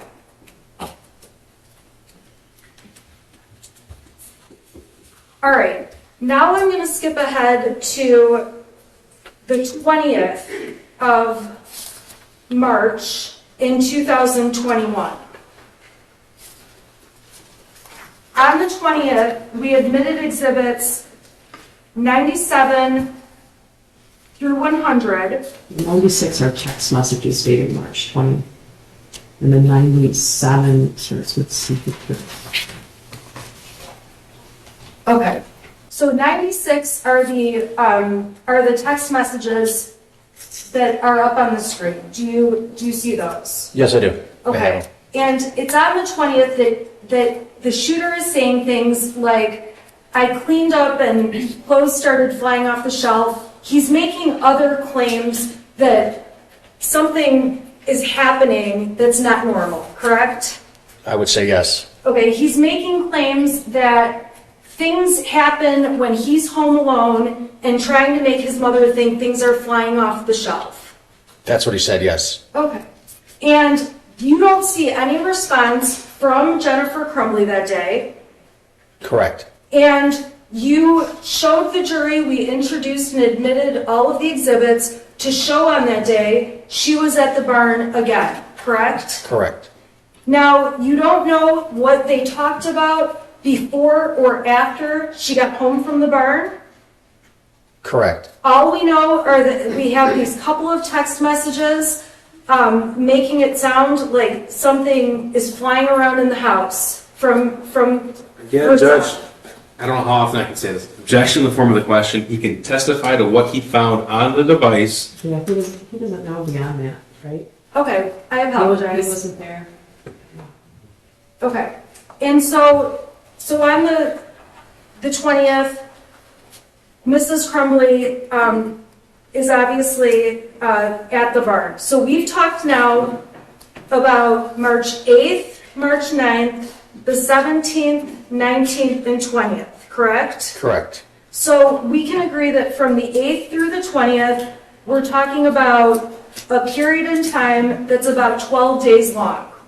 Correct. And we've seen bits of the 8th, the 9th, 17th, 19th, and 20th. Correct. Okay. In April 4th are the dates of the texts between the shooter and his friend, correct? There was a lot of text messages. I believe they texted on that day. Okay. And I believe it is Exhibit 101. Okay. I have 101 on the screen. Do you recall these? Correct. Yes, I do. Okay. Now, these texts on April 4th are between, we agree that they are between the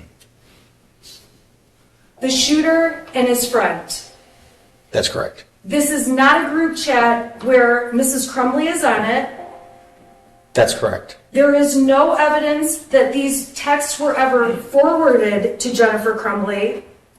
Correct. There is no evidence to show that Jennifer Crumbley ever saw these text messages. Correct. For example, there isn't a text like, oh my gosh, you should see what our son sent to his friend today. There's nothing along those lines, correct? Well, not in this group. Are you talking about this chat still? I'm just saying in general, if you found evidence that Jennifer Crumbley saw these texts, that would be important. If she saw it, I would say yes. Okay, and we don't have anything to show she saw them. Not that was on the phone, no. So, on this text thread between the shooter and his friend, he talks about how he hears people talking and he sees someone in the distance, correct? That's correct. There's no response from his friend. Correct. We don't know if his friend saw those texts and didn't respond, or if his friend didn't see those texts and the shooter just kept texting, right? They came in rapid order, so yeah, they were one after another, correct. Okay, so this is around, so 11:56, and then we go down 11:57, says, it's at the point that I'm asking to go to the doctor.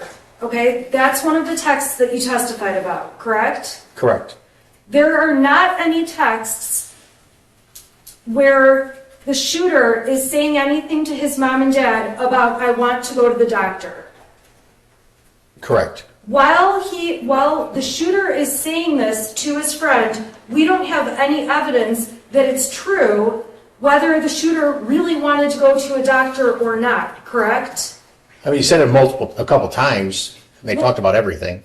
And all the times that he talked about it, this jury is seeing. You've brought that in. Well, you haven't brought that in. I'm sorry. I keep misstating that. The evidence in this case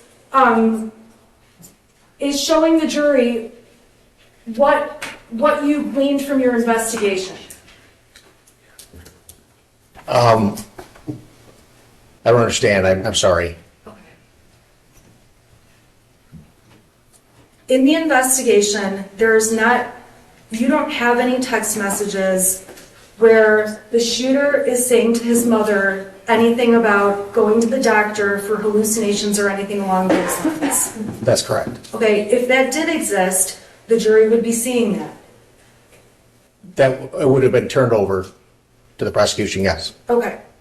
So in this case, when the shooter says, it's at the point I'm asking to go to the doctor, my mom laughed when I told her, again, you have no idea if Mrs. Crumbley ever saw these texts between the shooter and his friend. Correct. And we can agree, we don't have any more context than just this text thread that exists between these two. Judge, again,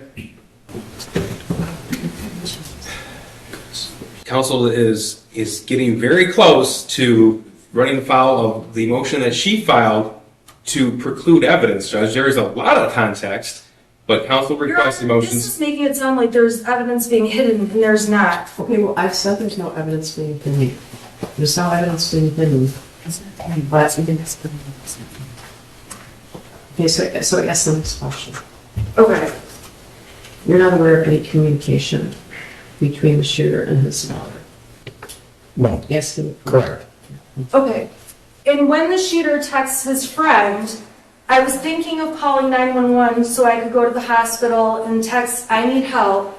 There are no 911 calls, correct? Correct.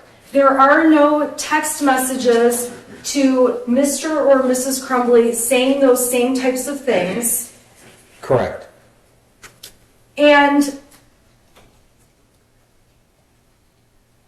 when he says, I am going to ask my parents to go to the doctor tomorrow or Tuesday again, we obviously don't know if that's true. Correct. And when he says, but this time I'm going to tell them about the voices, okay, that's the next text, right? Yes. Okay. In his words, he did not send that information to his mom and dad as far as you can see from his messages with them. Correct. So when we're talking about this whole text thread, where at the end he says, like, I am mentally and physically dying, you also don't have any evidence that the friend who received these showed them to the shooter's mom, correct? Correct. There's no evidence that his friend did anything with these text messages beyond the fact that they exist. Correct. We don't know if... Judge, we just need to clarify. There's thousands and thousands of text messages. She needs to be more specific. Is she asking to comment on the 20,000 page text thread? Is she asking to comment on certain days? It isn't fair to the witness who reviewed all this information. Okay, well, is there any evidence that the friend shared anything with the parents? Not that I know of. Okay, thank you.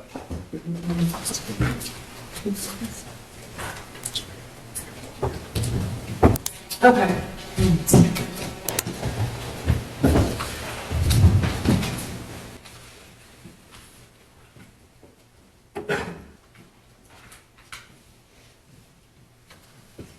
Now, on April 29th, okay, so we've talked now about April 4th and 5th, the text between the shooter and his friend.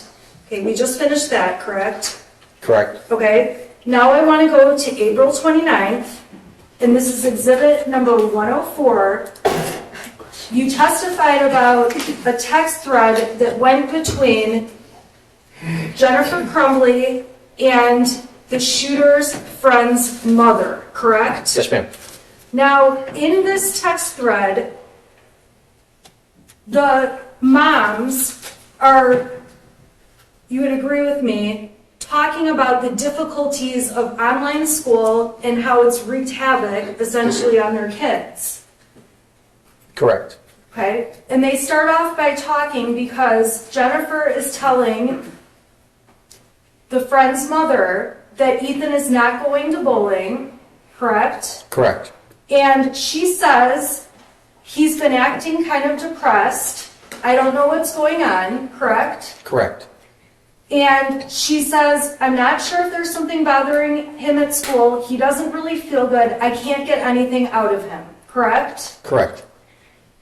She doesn't say anything in here like he's seeing things, he's hallucinating, I'm noticing that he's paranoid. Correct?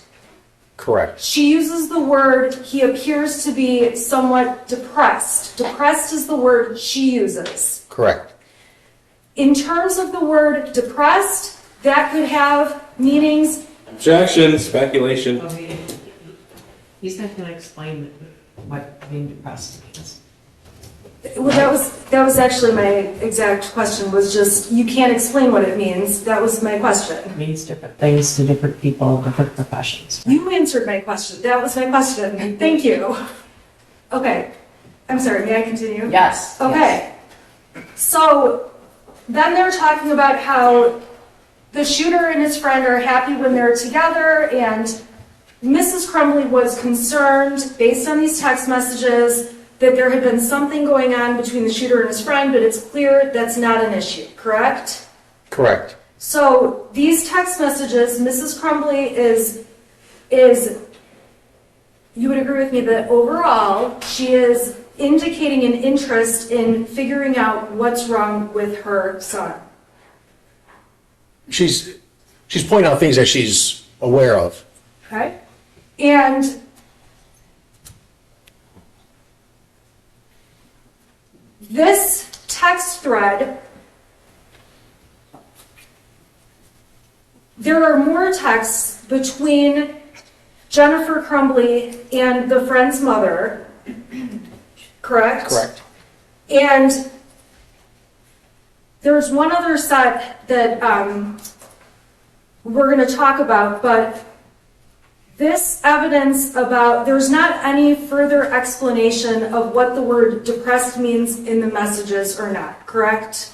Correct. All we have is what's in these text messages. I'm sorry, scratch that. Okay, so this is on 4/29. We can agree that obviously on that date, Mrs. Crumbley made representations using the word depressed. Correct.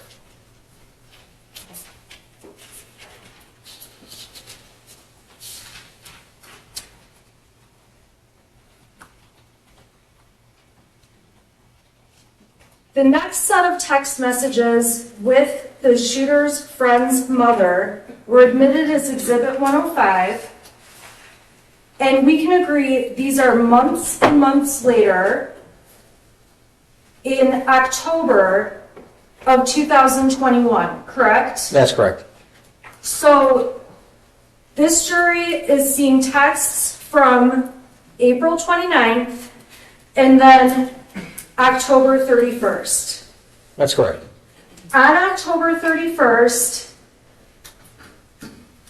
there is discussion between Jennifer and the shooter's friend's mother about the decision they had to make to send the friend away, correct? There wasn't discussion. She didn't reply back till the 4th of November, but Jennifer texted her or sent a message to her.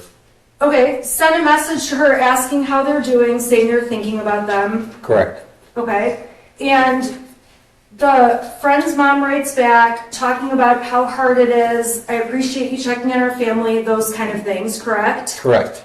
And in these texts, Jennifer mentions, I know Ethan misses him, meaning his friend, correct? Correct. And she's asking just how things are going for the friend who's away. Correct. Okay.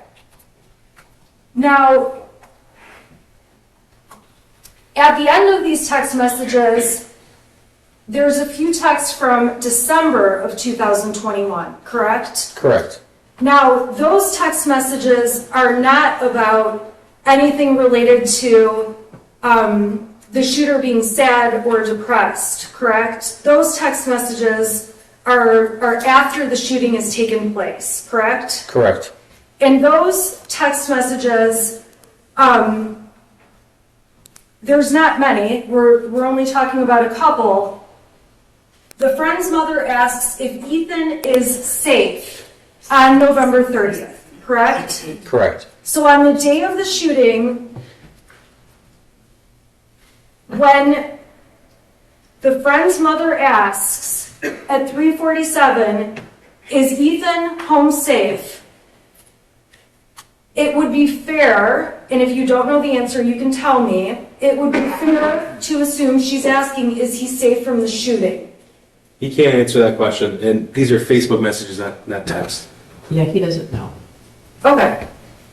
So Jennifer Crumbley says, I'm sure you've seen the news, and ultimately says, I'm sick to my stomach, correct? Correct. And she mentions to the friend's mother that they're getting threats all over social media, which is something we talked about earlier, correct? Correct. And she also says that they're staying in a hotel because the news is camped out at their house. Correct. Yes? Yes.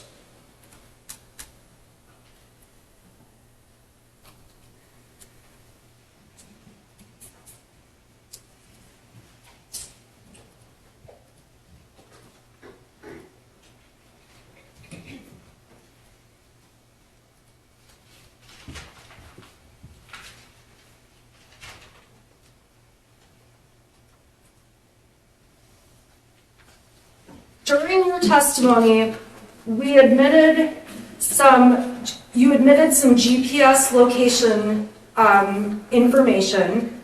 Yes. And if you need to see the exhibits, let me know, but I think these will be simple questions. When you provided the jury evidence that James was at the gun store on the 26th, we can agree Jennifer was not at the store when the gun was purchased, correct? Correct.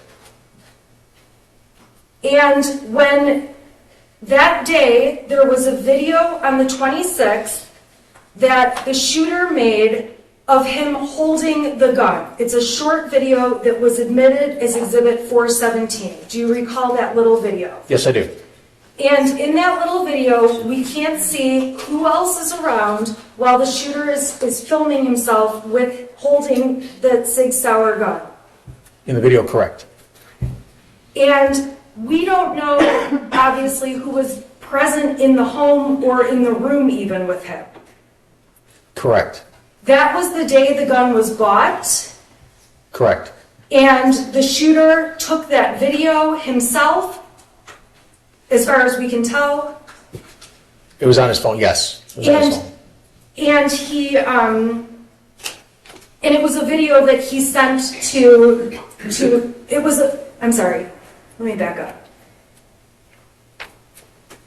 There were also photographs taken that day of the gun, Correct. the day they purchased it. Correct. Jennifer Crumbley actually posted a photo that was taken of the gun. After they went to the gun range?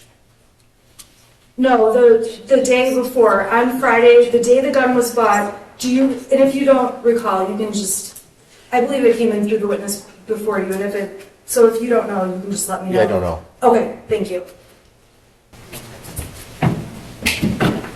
So the gun was purchased on the 26th, and the next day is Saturday the 27th, correct? Correct. On the 27th, we know that James Crumbley was door dashing that day. Correct. That's the day that the shooter and his mother went to the gun range. Correct. That is the day where there was posts about a mother-son experience at the range, in terms of shooting the gun, going to shoot the gun. I remember those, yes. Okay. Now, there is not any information about where the gun was stored or placed in the Crumbley's home overnight between the 26th and the 27th. Judge, I'm going to object. These exhibits weren't introduced to this witness. It's inappropriate to ask this witness of those questions. Agent Brandon testified yesterday. It's the same questions that she asked to him at cross-examination. he doesn't have the foundation to give that sort of testimony. Well, I just don't understand the question. Are you asking, is there any communication on a text or a Facebook or a picture about whether the guns were where they were stored or whether they were Yeah. left? Okay, so did you, On the phones, no, I did not find. Also, the very minimum, he should be given the opportunity to review the exhibit before he's asked that question. I don't know if she specifically asked him about exhibit. She was asking about Instagram posts. Oh, the Instagram post, okay. All right, there's no Instagram posts about storage or being locked up or anything like that. Not that I saw, no ma'am. Okay, You don't see so, any locked guns on Instagram. Locked guns, no. and the evidence that you showed us from the 27th, there's not any information about who put the gun in the vehicle that drove the gun to the target, to the shooting range, correct? I don't know anything about that. We don't know anything about who did anything aside from the fact that we know when Mrs. Crumbley and her son went over to the shooting range. I don't know anything about the transportation of the gun, no. Okay. We know when they got to the range that Mrs. Crumbley and her son went in and they shot some targets, correct?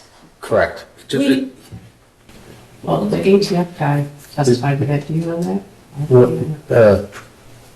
What, Video? I do know the video, yes. Oh. The gun range video? All right, I have seen it. okay. okay. And in terms of the text messages and all the evidence that you have reviewed, from the night of the 27th to the 28th, there are not any text messages or Facebook messages about where the gun was that night, where it was in the home, where it was in general, correct? Correct, I don't know anything Okay. about that.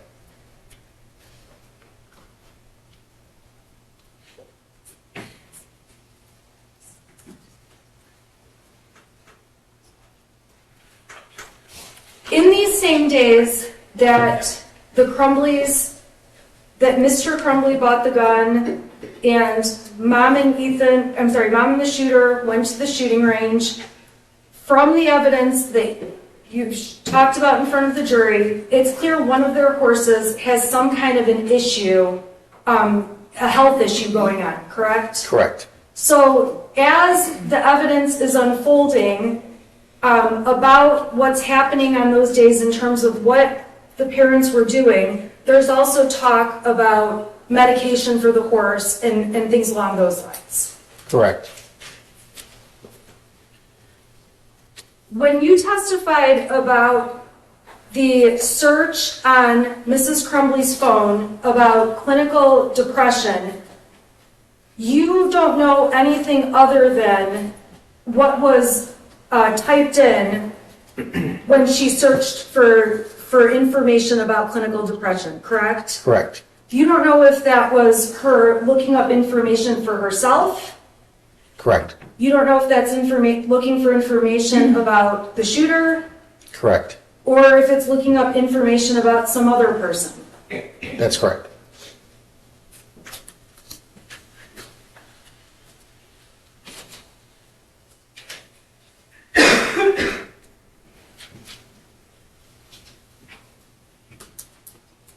On the 29th, that was a Monday. Does that sound right? Yes, ma'am. Of November. And yes. I'm sorry, of November. Yes. Okay. And that was the day that the voicemail was left that was played as evidence as Exhibit 115 from Miss Fine. Do you know what voicemail I'm talking about? Yes, I recall it. Okay. So going a little bit backwards, that day, on that Monday, the voicemail indicates that Ethan was caught looking at bullets on his phone, correct? That's correct. The voicemail, we saw lots of evidence, was left on Jennifer's cell phone. Correct. We know Jennifer Crumbley listened to the voicemail. That's correct. We all heard the voicemail. Correct. And the voicemail did not ask Jennifer Crumbley to call back, to return the phone call, correct? I don't believe so. that message indicated that Ethan was not in any trouble, but the teacher wanted, or Ms. Fine wanted to make Mrs. Crumbley aware that Judge, they the had a exhibit discussion. speaks for itself. He can't interpret the exhibit. Yeah, that's the best evidence of what was said, right? Okay. You can have all the exhibits, so you can listen to them again. Thank you. Um, Yeah. The conversation,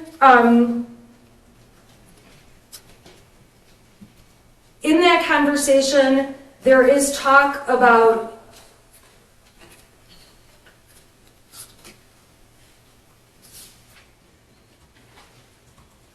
I can play the exhibit. I'm just going to ask about one quote, and if I need to play the exhibit, then I'll play it. Okay, let's hear the question. At the end of the voicemail, Ms. Fine says that it's perfectly normal and healthy.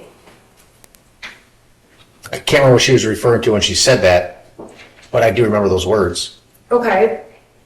The tone of that conversation was not one that, well, I'm sorry. The content of that conversation did not ask Mrs. Crumbley to come over to the school or anything along those lines, correct? Correct. And then we did see evidence that you testified about showing that Mrs. Crumbley asked her son about that voicemail, correct? Correct. And her text to him was evidence we saw as Exhibit 117, where she writes to her son, seriously, bullets, correct? Correct. And we saw the exchange in Exhibit 117. The shooter writes back to her, I'm in no trouble. Correct. Judge, counsel has to show the witness the exhibits I can do that. I'm sorry. in the entire exhibit. Okay, we'll do the whole thing.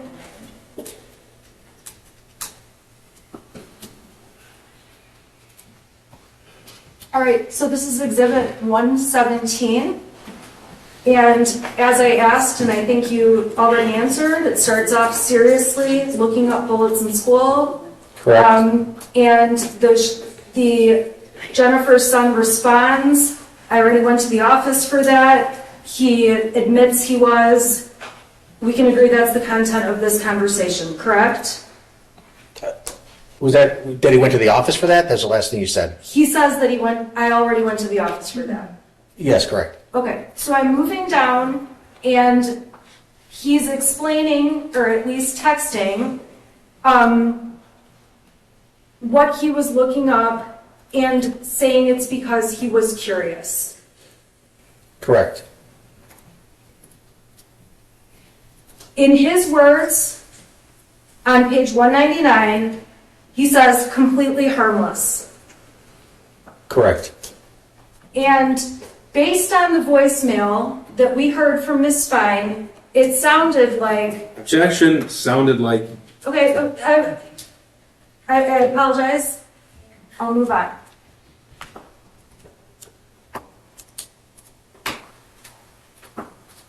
Jennifer told her son the school left me a voicemail, correct? Correct. And asked her son, did you show them your new gun? Correct. And obviously he says, no, he did not. And he says, I did not show them the pic, my God. Correct. Okay.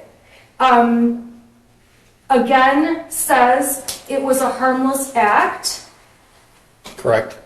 Gives more explanation to her. Correct. And ultimately, at the end of the conversation, he asks if he can hear the voicemail later, and she says she saved it. Correct.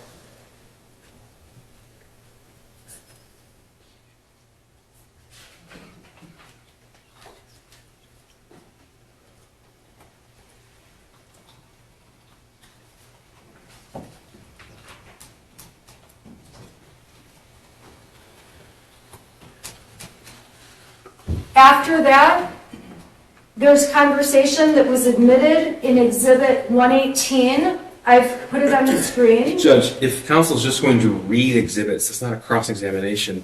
And I want to get to my redirect. I want to finish this witness today. Finish this witness. Your Honor, I find that when I'm asking questions, if I don't go step by step, I have to go backwards and go step by You step by have to step by follow the rules step. of evidence. You can't ask the witness to guess. There's some questions that could just simply be answered, and they're not being answered. So I have to go step by step by step Okay, when let's it's do not it. happening. Let's do it.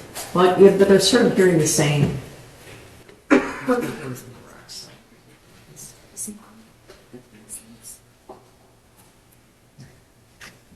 The evidence that was admitted as Exhibit 118 shows there was a conversation between James and Jennifer Crumbley about the issue with the bullets at school. Correct.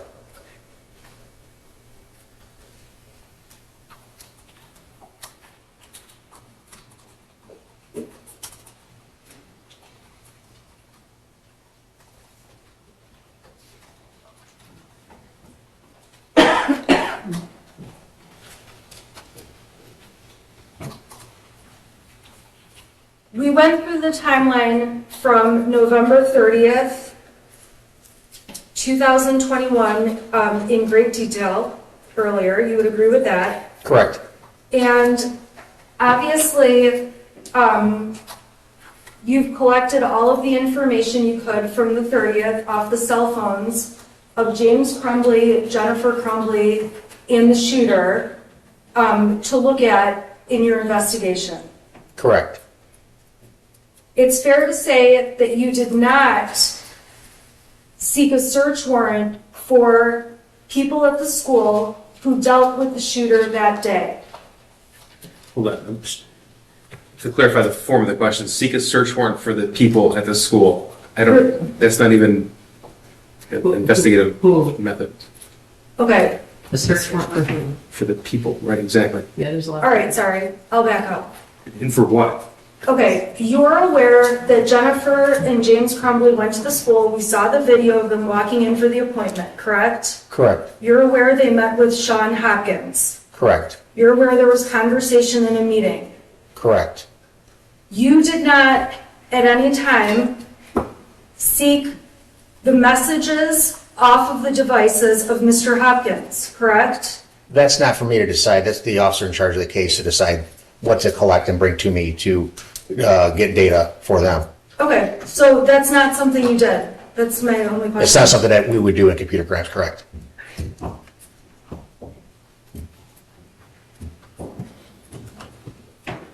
Now, when the text was sent at 9:31, the first thing that Mrs. Crumbley, that we can tell she received that morning that was of alarm was the altered math sheet that the shooter had written on, correct? Could you pull it up real quick just so I could see? Sure. So that was Exhibit 123. Correct, okay. Okay, so Exhibit 123, now, when we say altered math sheet, the shooter initially wrote things on a math paper that was introduced as a different exhibit. It was introduced as Exhibit 74. And I'll open that up. So I've got Exhibit 74 on the right, and we can agree that was initially what the shooter wrote on his math paper. Correct. And after writing all the writings on Exhibit 74, he added to the math paper and added the things that we see on Exhibit 123. Correct. Now, the first thing that Mrs. Crumbley receives is Exhibit 123, which is the altered drawing, correct? Correct. And in terms of what's on the drawing, it speaks for itself, but it has things like, I love my life so much, harmless act, we're all friends here.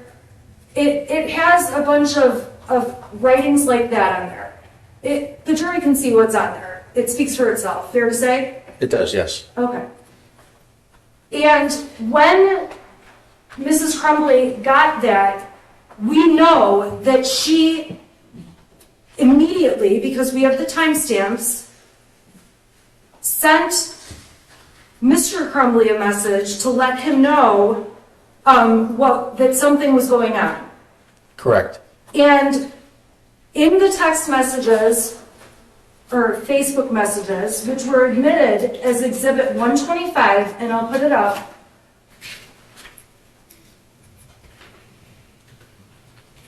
it specifically, Mrs. Crumbley specifically sent photos over to, I'm sorry, scratch that. Jennifer's first message at 9:33 says call now, now being in capital letters, correct? Correct. And emergency. Correct. And her next text right after says emergency again. Correct. And then we know that Mr. Crumbley texts back. Correct. And that's in a separate, it's further down in the thread. And his response is, my God, WTF, which stands for what the fuck, correct? Correct.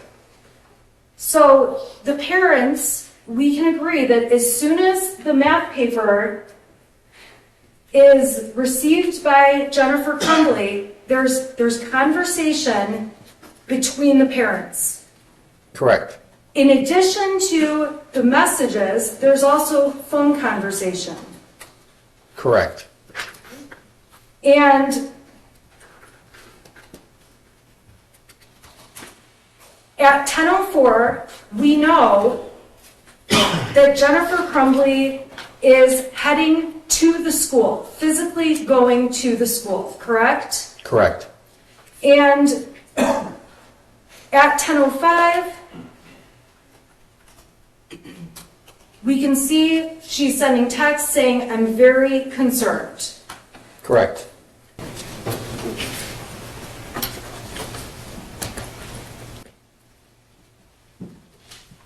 We know, obviously, they get to the school and have a meeting with the counselor. Correct. And we know that that meeting only lasted 12 minutes long. That was your testimony. Correct. We don't have any kind of record or recording of that meeting in the counselor's office. Not that I've made aware of, no. Correct.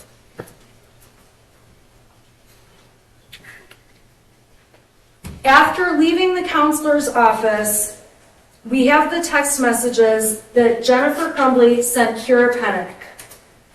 Correct. Okay? We have text messages that Jennifer Crumbley sent Andy Smith, which were introduced and admitted. Correct. And it's fair to say that Jennifer Crumbley is telling at least those people about what's going on with her son, or that she's dealing with something. Correct. Now, we know Jennifer Crumbley goes back to work. We saw the exhibit showing her re-entering back at her office. Correct. Okay? And we know that at some point, there's obviously a notice out that was admitted. The Oxford High School has there's an alarm of an active shooter, correct? Yes, correct. Upon hearing that, we saw the evidence about Mr. and Mrs. Crumbley heading back to the school, correct? Correct. And all of that evidence speaks for itself in terms of the timeline of events that happened. And you went through those times on the record already, so we don't need to do that again. Correct. In those messages, there was not anything from Jennifer Crumbley saying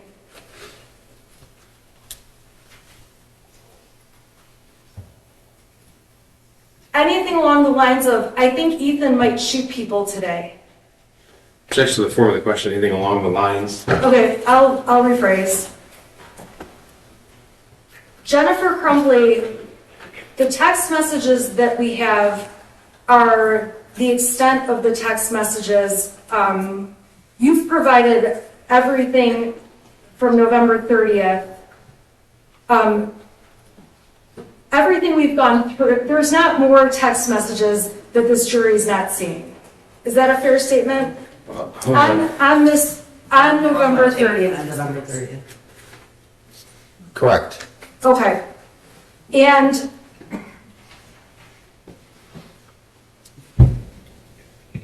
we can see the messages that Jennifer sent over to her son at the time.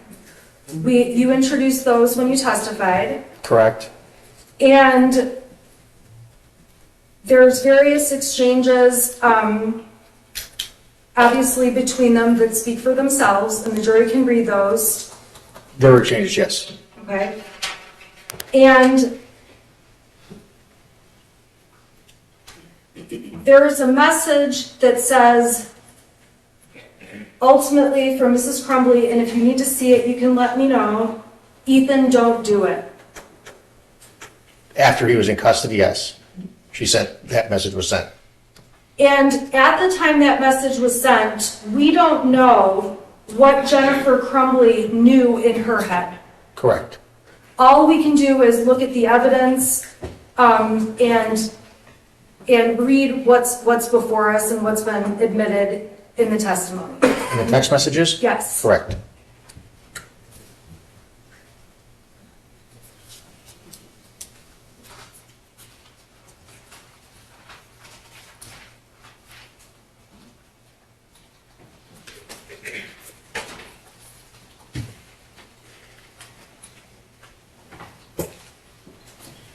You testified about alarm images in exhibits 149 and 150. Do you recall that? I do, yes. Okay, so I'm gonna just put up 149 and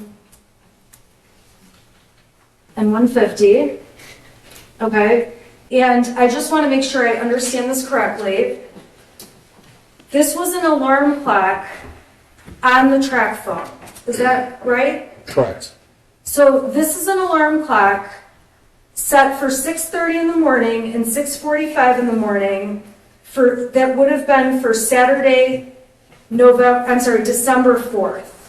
Correct. Is that accurate? Yes. Okay, so these alarms, from what you can tell, were set on the day before, on the 3rd. Correct.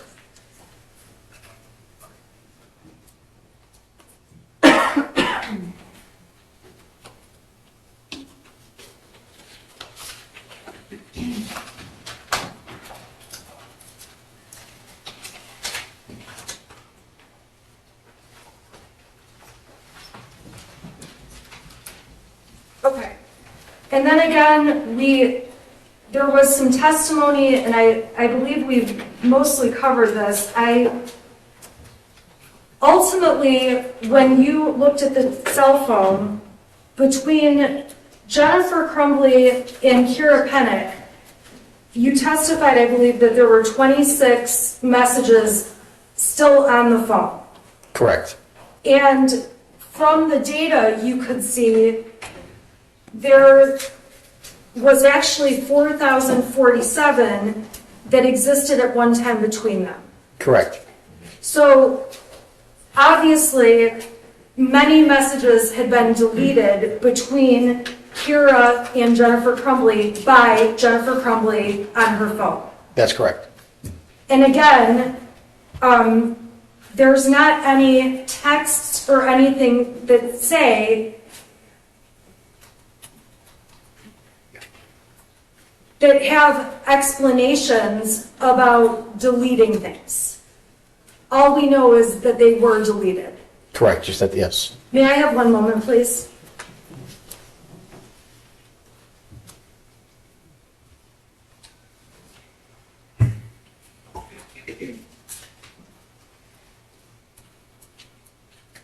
So, there's also, I just have one point of clarification and then I'm done, promise.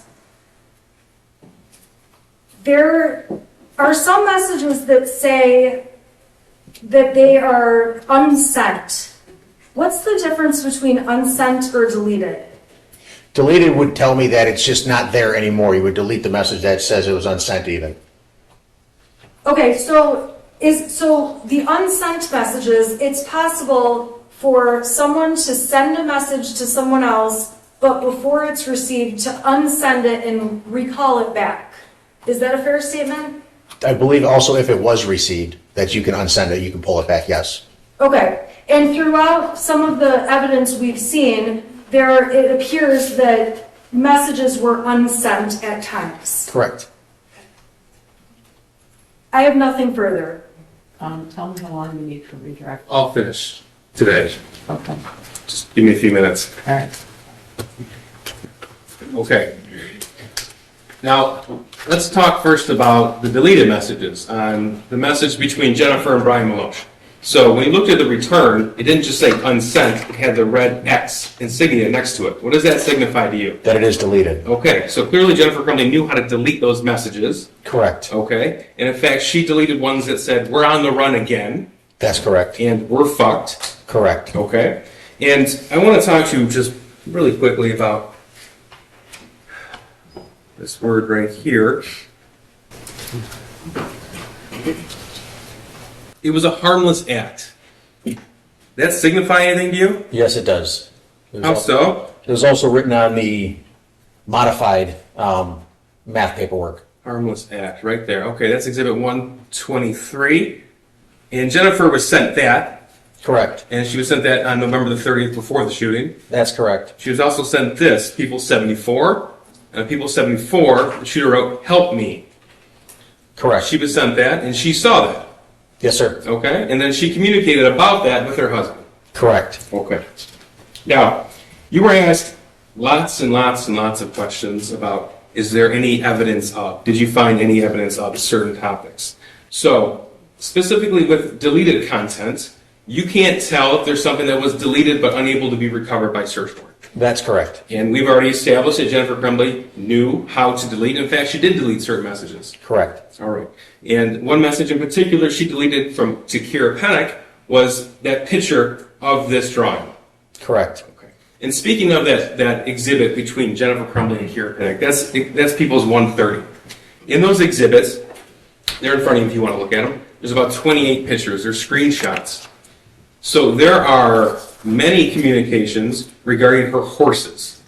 Yes, sir. Okay. So one of the first things she does after the meeting is say, I can't, or after the shooting rather, is I won't be able to make it there tonight. Is that correct? I believe that's correct. I can look it up. Take a look.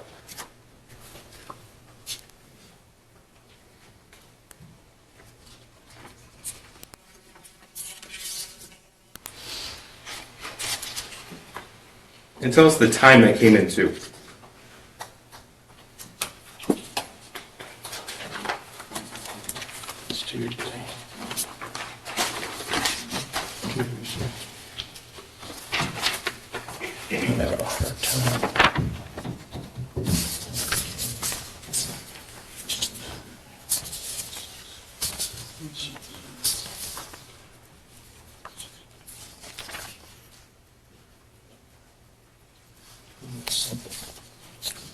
You know what? I'll pull it up for you. Yeah, I don't see it real quick. That's all right. I'll pull it up for you.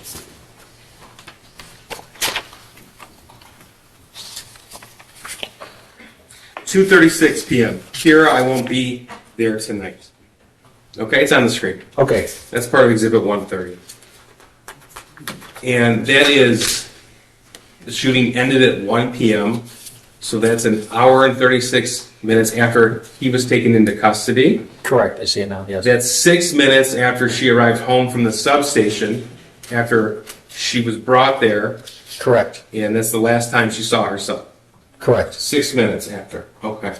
So you were asked about a lot of questions about this Facebook chat here, including a particular message where Jennifer says, "I wish there had been some kind of warnings." Correct. Okay. Remember that? But she sent this to Kira, and this is the picture where he said, "Help me," with a picture of Or he wrote, help me, with the picture of the firearm. Correct. Okay, and she deleted that though. She later on deleted that particular text that she sent to Kira. Correct.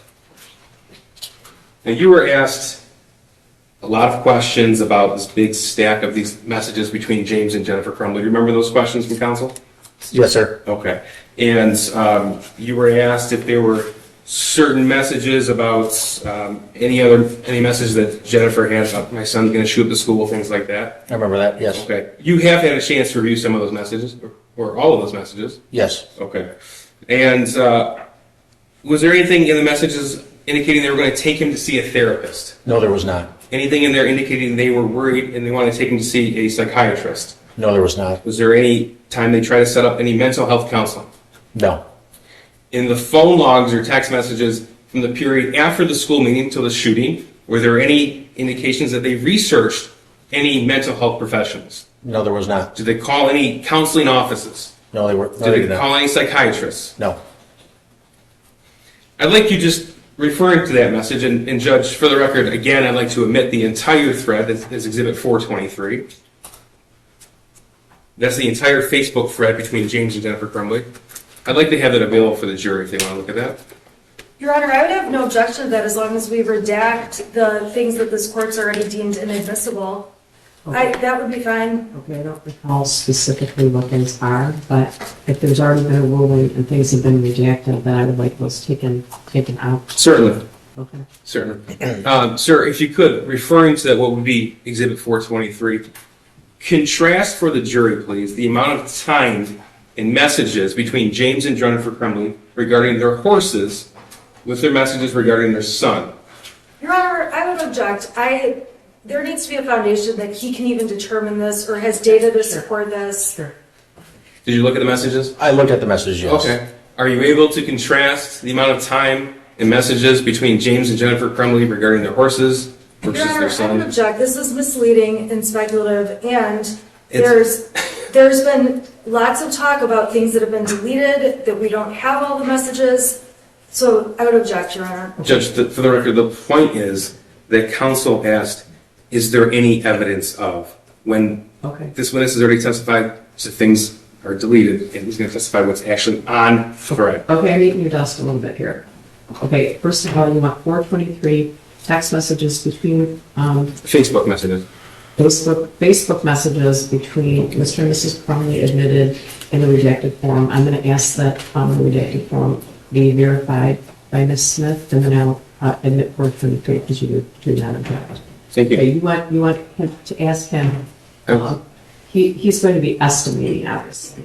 I'm asking for an And estimation. Your Honor, I was not allowed to ask his interpretation of topics or words that were in there. And so for the prosecutor to ask this question, that's asking him to interpret how often they're talking about various topics. That's the same kind of question I was asking and I was prohibited from asking. Well, So you asked him to interpret something that someone said or what they thought, which you I- can't do. I also asked questions about, in those text messages, there was nothing about, I believe our son could be a shooter. And that was objected to and he wasn't No, able to. he answered.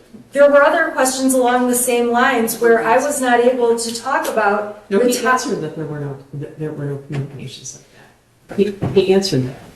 Now, if you had another example, he reviewed all of the text messages. He also said someone deleted. He looked at the Facebook, right? 423 is going to be admitted, so it can be argued later. I will withdraw my objection. Okay. Could you contrast for us the amount of messages between James and Jennifer Crumbley regarding their horses with the messages regarding their son? I would say there was a vast majority of just discussing their horses and putting ointments on their legs and getting the vets to see them. If I had to put a number on it, it'd be upwards of 75-80% of the conversation. Over what period of time, okay, you know? With that volume right there. Oh, okay. When does that start and when does it end? It's early in 2021. Early 2020. Okay. All right. Thank you. Now, what about the percentage of time expressing concern over their sons? Up Your Honor, until, I object. This is speculation and there's no way he doesn't have data on this. Do you have data on this? Just the conversation after the pictures were sent, that they drew on the math paper, and there's a couple other conversations about him having a headache and that, but other than that, I can't remember any more conversations. So I have some data. You're going to make us listen to data? No, well, this is just a one question. Does this sound right to you that, Your Honor, I object to leading this witness into this. If he has data, he can testify about it. If he doesn't have data, this is Judge, inappropriate. people are entitled to lean That's into not a the leading question. okay. If you were to put a name search, because it's a PDF, right? So you can do a name search. Correct. And if you were to do a name search of their son, you could find how many times their son was mentioned. That's correct. Okay? And if you were to do a name search of either their horses' names or horses, you could find how many times that was mentioned. That's correct. Okay. Your Honor, this is going so far beyond the scope of, No, it's not. This is, you asked about this. You asked about this. Okay. Would it surprise you that it's thousands and thousands and thousands different? It would not at all. Thank you. Now, you, sir, were asked a lot of questions about March 9th, March 8th, March 17th, March 19th, and March 20th. It's that area spring of 2021 that we talked about where the defendant's son was text messaging his mother and where James and Jennifer were at. Correct. Yeah, I remember, yes. So you were asked specifically, are you able to tell if Jennifer Crumbley saw those messages come in? You remember those questions? Yes, I remember those questions. Okay. I want to make clear that all of that information, all that evidence that was admitted on those days came from Jennifer Crumbley's original phone. Correct. Okay. So if she wouldn't have received it because either her phone was off or no service, it wouldn't have had the same timestamps that we see in here. Correct. Okay. So the timestamp of 6:03 on her phone, the exhibit, that means that's the time it actually got to her phone. Correct. Okay. And let me ask you something, sir. I don't think you need to be an expert to identify this, but when you take a picture, do you have to open your phone? I mean, you have to access, you have to take the picture, yes. Right? Do you have to look at your phone? Not necessarily, you just push the button on the You have to side. hold it up and push a button. Correct. Okay. And so when we have pictures on Jennifer's phone from the exact same time that her son is sending her text messages, what does that tell you? That she would have seen them. Right.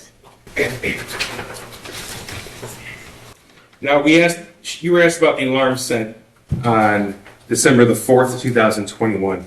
And it was up on the screen, it's an exhibit. I remember. It was set for 6:30 a.m. and 6:45 a.m. on December the 4th, 2021. Correct. Okay, and it said when it was set. It said from 7 hours and 30 minutes from now. Correct. So then we can tell that she actually set that alarm at around 11 p.m. on Friday, December the 3rd. That's correct. Were you aware that Detroit police were actually on scene at that date and time, at that specific time, at the location where she was found? Your Honor, I object. In terms, If he knows, if he knows. I would, at that, Oh, yeah, what is the objection? well, the objection is lack of foundation about whether he knows. Well, you can tell us. Well, he can tell us if he knows. I don't know. I was not aware when Detroit police was, Okay. You were aware that they were on scene that evening. yes, I was. Yes, I am. You were also asked about what counsel referred to as threats and her, Jennifer Crumbley, receiving threats. You remember those questions? Yes. Okay. And you didn't just review the Facebook messages between Jennifer Crumbley and Kara Pennick. You also reviewed other Facebook messages, other chats. Is that right? That's correct. Okay. And including the chat where she was communicating with a neighbor of hers on East Street, and James and Jennifer Crumbley met her at the Red Naps in Oxford the night of the shooting to exchange pet food. I remember that. Okay. Now, how close is the Red Naps to her home? It's just down the road. It's right in downtown Oxford, Yep, right? correct. A block away. Correct.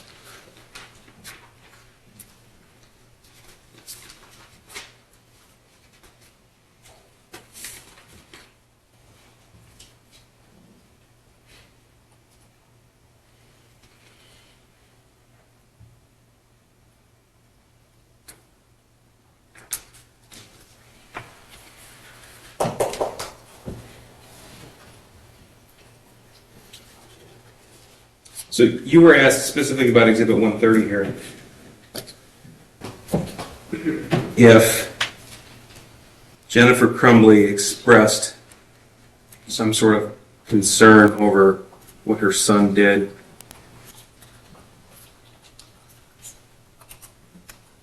Right here, I'm bawling right now, Kara, my son ruined so many lives today.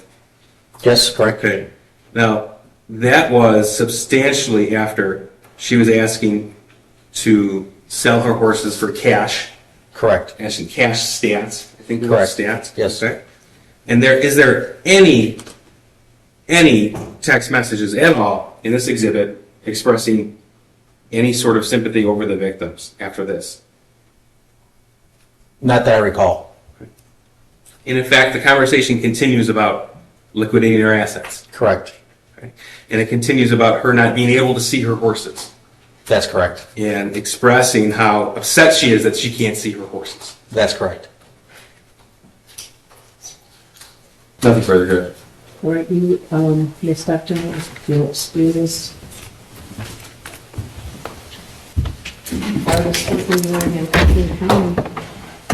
All right, ladies and gentlemen, during this trial, do not read, listen to, or watch any news reports about the case. Under the law, evidence you consider to decide the case must meet certain standards. For example, witnesses must swear to tell the truth and the lawyers must be able to cross-examine now. Because news reports do not have to meet these standards, they could do incorrect or misleading information that might unfairly favor one side or the other. So to be fair to both sides, you must follow this instruction. You must not go on social media, you must not post, you must not do research, you must not discuss the case with anyone. We're moving quickly. Please follow my instruction. It's so important. I don't want to have to put you in the middle of the holiday again. All right? I can still do it. Okay? So follow my instructions so that we don't have to do that. Okay? I'm going to have you return at 8:30 on Monday. Don't look at anything over the weekend. I should have served you some vitamins with your lunch. Please stay healthy and go run. All right, for the jury.